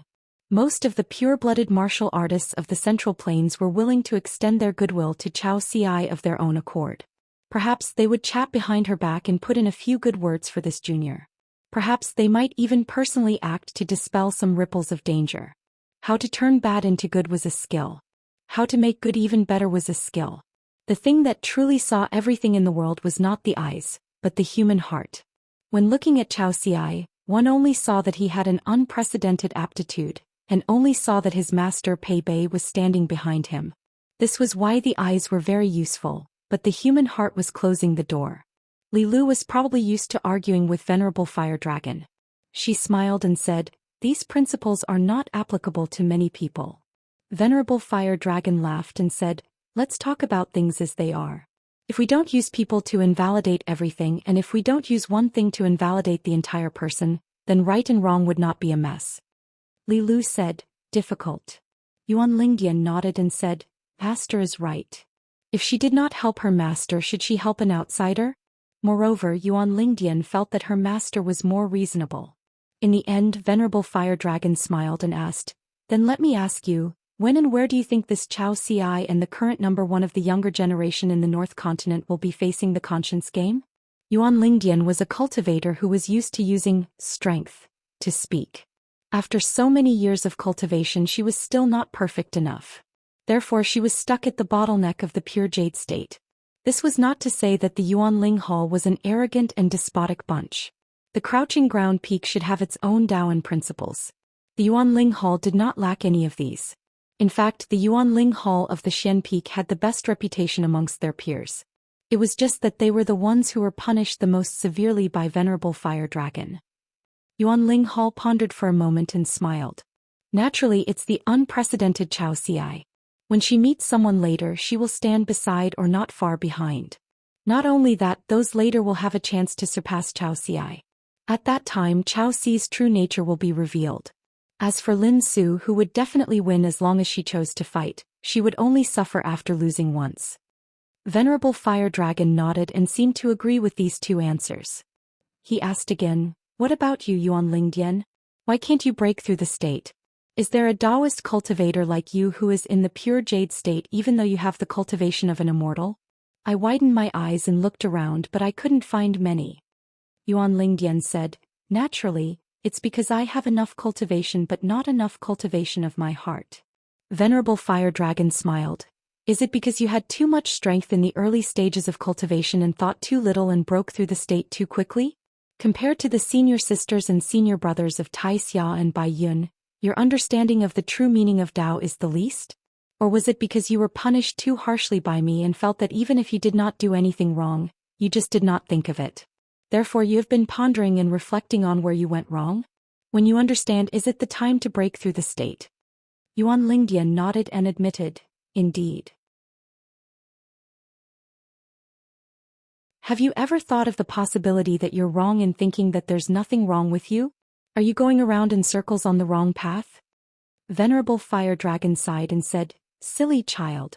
In the world, when a master imparts Tao to his disciple, can he only help his disciple to take the shortcut? Can't he set up obstacles on the path so that although his disciple is going in the right direction, the path is difficult? So that his disciple's heart of Tao can be firmer? Yuan Lingdian looked wronged for the first time. Master's Tao is so profound and his knowledge is so great. I don't want to question it at all. Venerable Fire Dragon pointed at this disciple of Xian Finger Peak and said angrily, "Go and ask that young man from Duck Island. At his young age, does he have the thought that even his most respected Mr. Qi Jingchun may not be right in everything? Ask him if he dares to think so. Does he dare to think about the sage's principles outside of the lineage of the sage of literature? But is he not afraid of suppressing the earliest principles? Yuan Lingdian, if you only think that all the principles in the world are on your master and your disciple can only learn most of them, then how many principles are left in the world? Yuan Lingdian, you don't even dare to think about this. After 600 years of cultivation, do you only grow your strength and not your heart of Tao? Why? My Lai Di Peak needs to move mountains, carry soil, chop firewood and burn charcoal, but Yuan Lingdian has a body of muscle? Yuan Lingdian glanced at his master's slightly swaying sleeves and said carefully, "Master, don't be angry. Let's talk nicely." Li Lu said, Yuan Jishuan said that he is unwilling, but he did not say that he does not dare. Venerable, don't just be reasonable and wrong, Yuan Jishuan.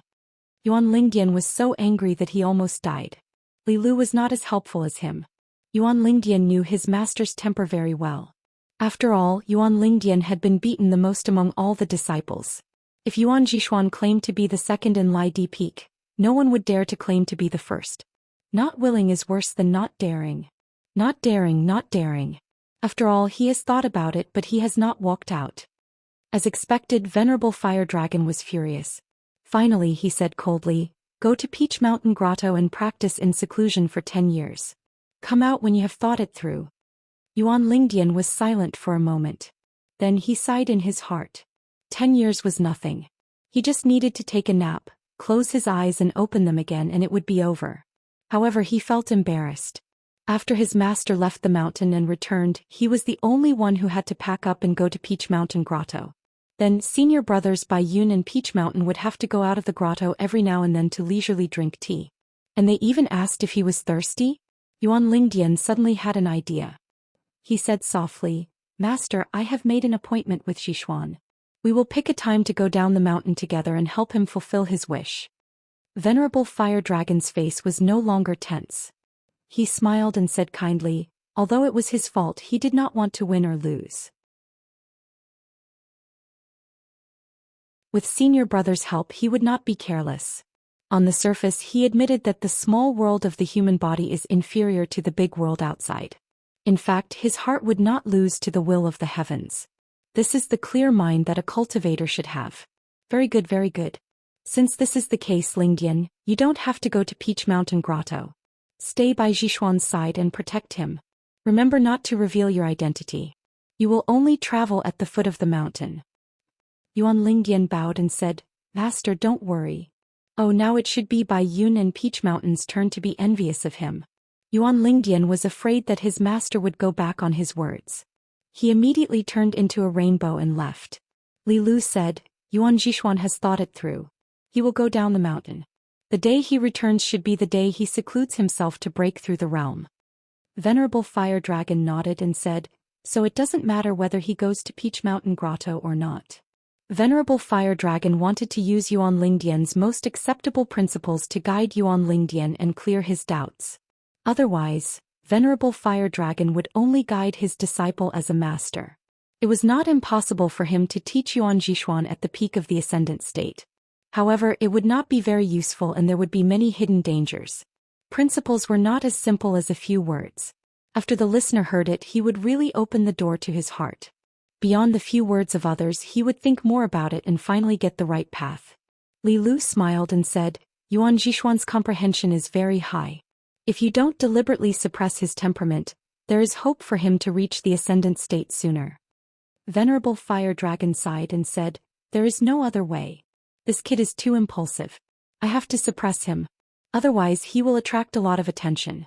This is not a big deal. If Yuan Lingdian breaks through the realm too quickly, besides his own state of mind, the rest of the brothers will inevitably be affected. This is a big deal." Venerable Fiery Dragon was already a huge burden to him. Now that Yuan Jishuan was here, anyone would feel uncomfortable. Moreover, there is no need for Kuti Peak to let Yuan Lingdian appear so quickly just to have one more ascendant state. What should be his will not run away. Otherwise, when I am no longer at Kuti Peak with Yuan Lingdian's temperament, he will take the initiative to take on the burden. If his cultivation heart is not enough, the rest of the brothers will have less reason to do so. Both the speaker and the listener will subconsciously think so. This is human nature. There is no exception. A celestial mountain with a foul atmosphere and a decaying mansion. It is a deep pool of stagnant water. Even if the rules are written on paper and placed at the ancestral hall to collect dust, it will not be able to enter the hearts of the cultivators. Li Lu said, the rules set by the ancestors are very important. Venerable Fiery Dragon nodded his head and said, of course. For example, the Sword Celestial Bai Shang had his own way of establishing himself. Naturally, he would follow Bai Shang's way of thinking and propagate. To be able to become a celestial family who doesn't have their own set of rules. The key is to see who is able to keep the flow of water small and long. However, in terms of the guidance of the master and the guidance of the disciple, my Kuti Peak is worthy of this saying. Now I am lacking someone who can help Kuti Peak to reach a higher level. Li Lu smiled and said, Zhang Shanfeng. Venerable Fire Dragon said, I can only say that Kuti Peak has the biggest hope. However, I hope that Yuan Lingdian and the rest of the brothers can do it too. However, I have given different hopes to the disciples and grand disciples of Kuti Peak. It does not mean that Kuti Peak has the highest chance of achieving it and not others. Li Lu shook his head and said, it is easy for you to say that. If it was an earth immortal, would the master of the Jade primitive realm be willing to have such thoughts? Venerable Fire Dragon smiled and asked, since when have I forced other peaks to have such thoughts? Finally, Venerable Fire Dragon said, however, you have to be clear that if the cultivators at my position are not willing to have such thoughts, then the world will not be good. Li Lu smiled and said, not good? Venerable Fire Dragon said, in the game of chess between you and me, losing a few rounds or even thousands of rounds to you is nothing. However, in the game of chess, if I am not boasting, you will not be able to win. Li Lu smiled and said, we are fine with it. Venerable Fire Dragon said, what a coincidence, we are fine with it. Li Lu was about to go to the Dragon Palace. The North Continent had already reached the stage of chess pieces. Lion Peak, Yang Clan of Zhou Xian of the Dayuan Dynasty and Water Dragon sect were all chess pieces. Actually, most of the chess pieces were her unreasonable hands. They were gone just like that. In the end, only a few chess pieces were left on the chessboard according to the rules. She could only take one of the positions between Duke Yuan and Marquis Long Ting. Originally, Xin Lin of the Southern Zalanshui Hall and Li Yuan of the Ji Zalanshui Hall had the potential to become the highly respected water god. Li Yuan was even more logical. However, Li Lu was fine with it as it was her business. What was going on with Li Lu being fine with it for thousands of years? If not for the fact that Venerable Fiery Dragon was willing to chat with Li Yuan, she would have smashed Li Yuan's golden body into pieces when she went to the cave of the Dragon Palace. She would have turned Li Yuan's golden body into water fate and returned to Jita. If it was a new water god who was willing to protect Water Dragon sect would be more grateful. Venerable Fire Dragon suddenly said, Li Lu, let's start a new game. You surrender and lose half of the game. How about that? Of course, Li Lu was not willing to play another game of chess. Venerable Fire Dragon was waiting for Yuan Ling Hall on purpose. He had nothing to do and wanted to play chess with her. After all, the cultivation of a cultivator at the peak of the Ascendant Realm was not based on his heart, let alone the absorption of the spiritual aura of heaven and earth. Fire Dragon Immortal's words sounded like he was stepping on a watermelon's skin. Wherever he went, he would say what he wanted to say. However, the meaning behind his words was not only to give advice to his disciple Yuan Ling Palace, but also as a friend. He wanted to talk to Li Lu and sort out the big and small network of the Flat Earth Peak. He wanted to help Li Lu see more people's hearts.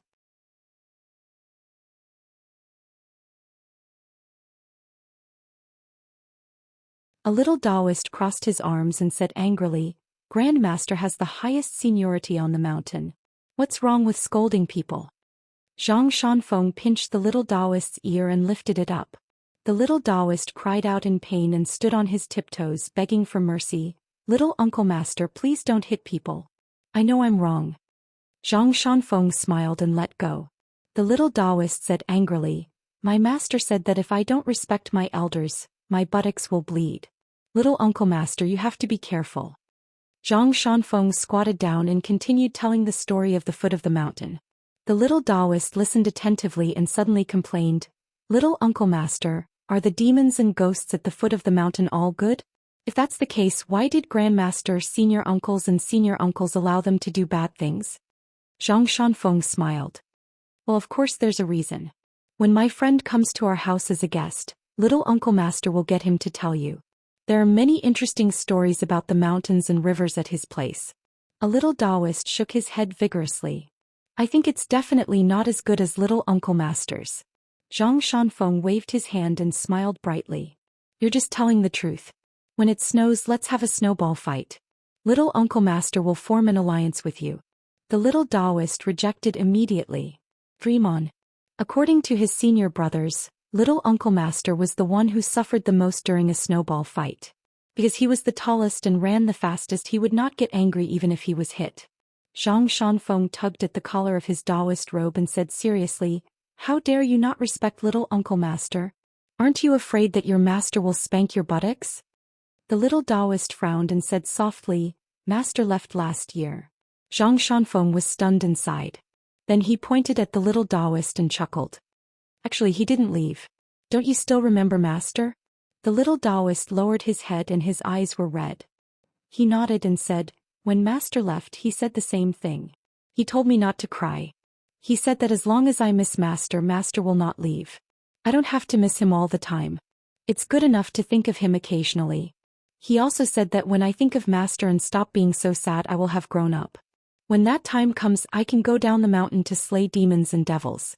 Little Uncle Master, it's been so long. It's been more than a year and I'm still very sad. Zhang Shanfeng thought about it but could not say anything to comfort him. When he was young, the days seemed to pass by as he counted his fingers.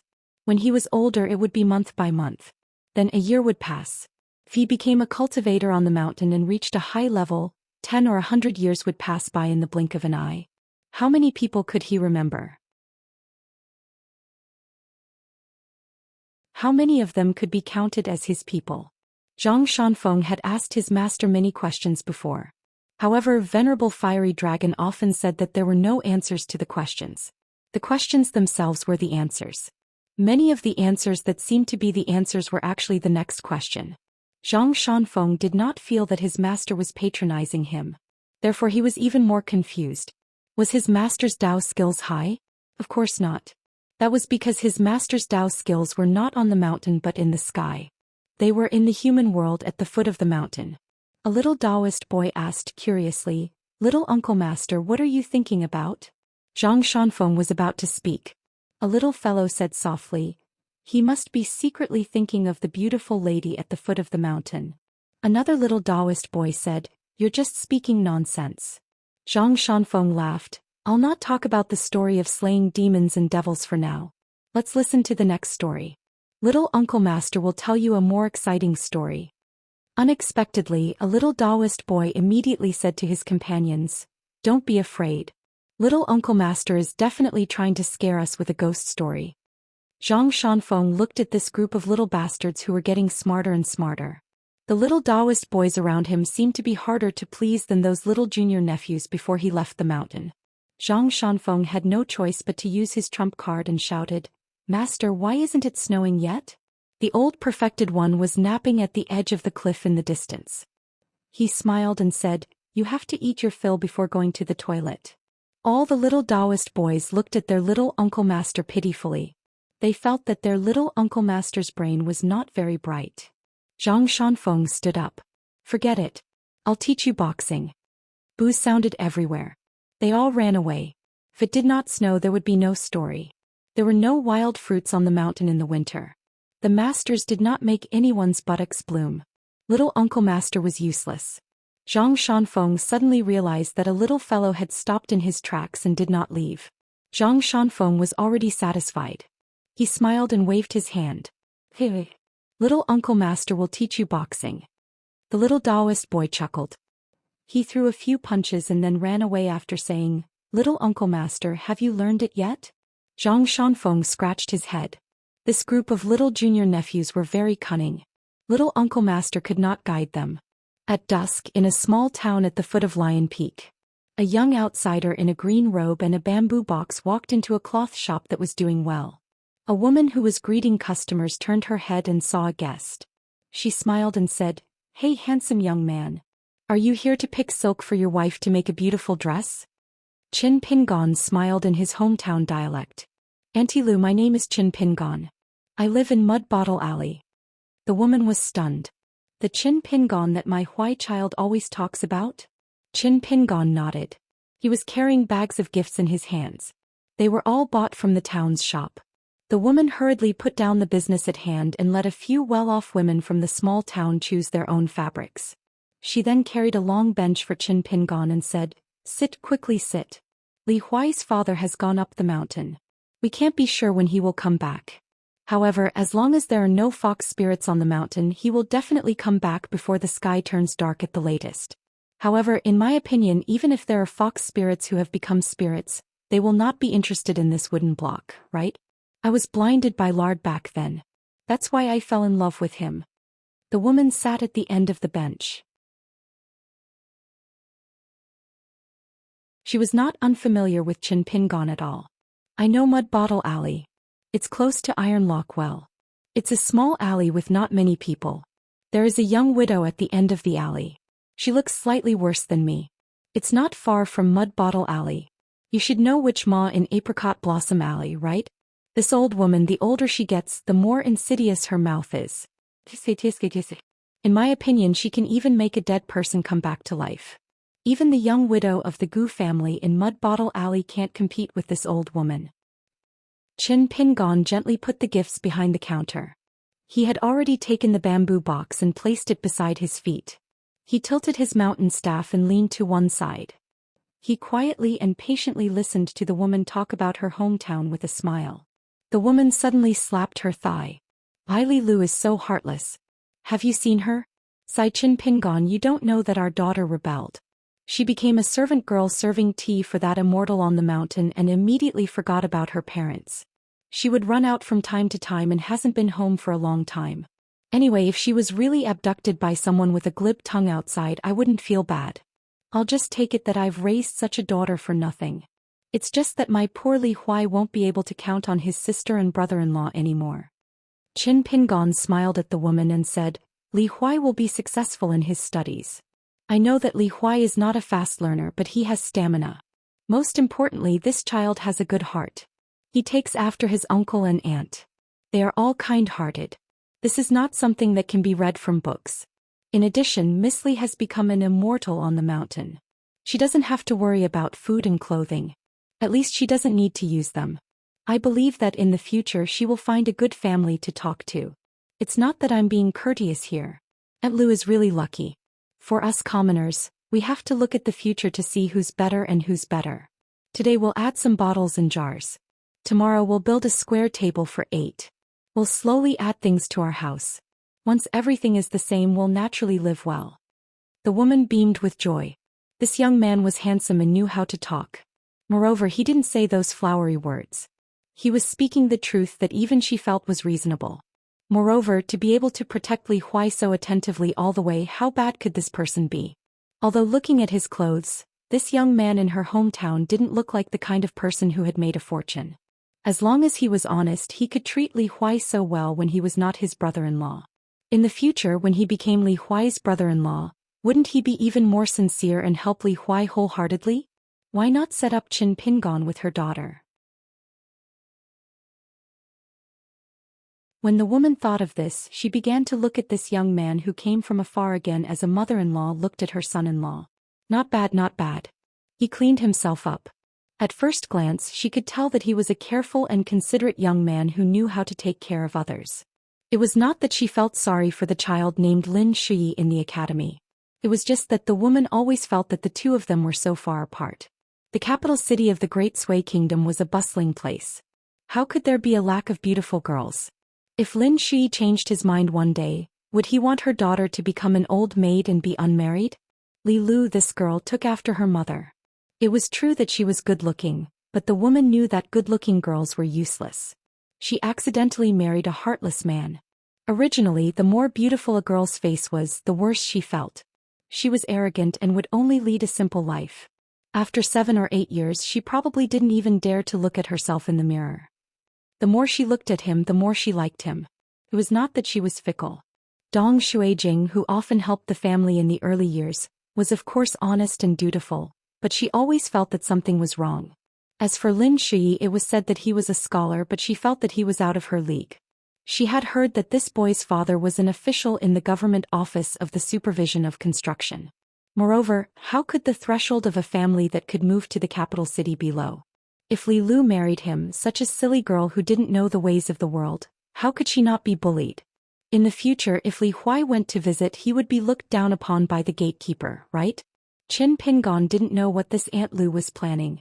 Seeing that this elder was smiling and not saying anything, he was afraid that there would be an awkward silence, so he took the initiative to talk about family matters. Qin Pingon suddenly turned his head, then withdrew his gaze and said with a smile, "Aunt, Uncle Li is back."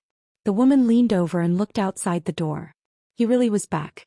She smiled and said, "It's time to eat. Aunt will make you a hometown dish." The woman stood up and shouted with her habitual loud voice, "Li Er." A man immediately ran over. The woman complained, "Didn't you see that Qin Pingon has come to our house? He just came home and walked for half a day. When he goes out, it's like there's money on the ground outside." Li Er smiled and stepped over the threshold. "You're here." Qin Pingon had already stood up and called out, "Uncle Li."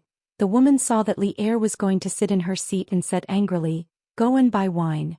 Are you saving up some money to buy rouge and face powder for those vixens?" Li Er said gloomily, "I never have money in my pocket." The woman slammed the counter. "Take the money from the drawer and quickly go and buy 2 bottles of good wine. After buying the wine, let Qin Pingon stay in the room prepared for Li Huai. See if there's anything missing. When you buy the wine, buy everything together." When she turned to look at Qin Pingon, the woman's face changed into a smile. "Qin Pingon, when you're here it's like you're at home. If you're too polite, Aunt will be angry." Qin Pingon smiled and said, "I won't be polite with Aunt. A plate of fried pork with winter bamboo shoots is a must." The woman smiled and said, "Yes, of course." Li Er took the money and left the shop with Qin Pingon. They were all neighbors and fellow villagers, and they were at the foot of Lion Peak. There was no need to worry about the shop not being watched. The two of them walked on the gradually deserted street. Qin Pingon asked softly, "Uncle Li, do you know where Li Shixing from Fulu Street, Li Baoping's elder brother, is now in the North Continent?" Li Er said, "I know.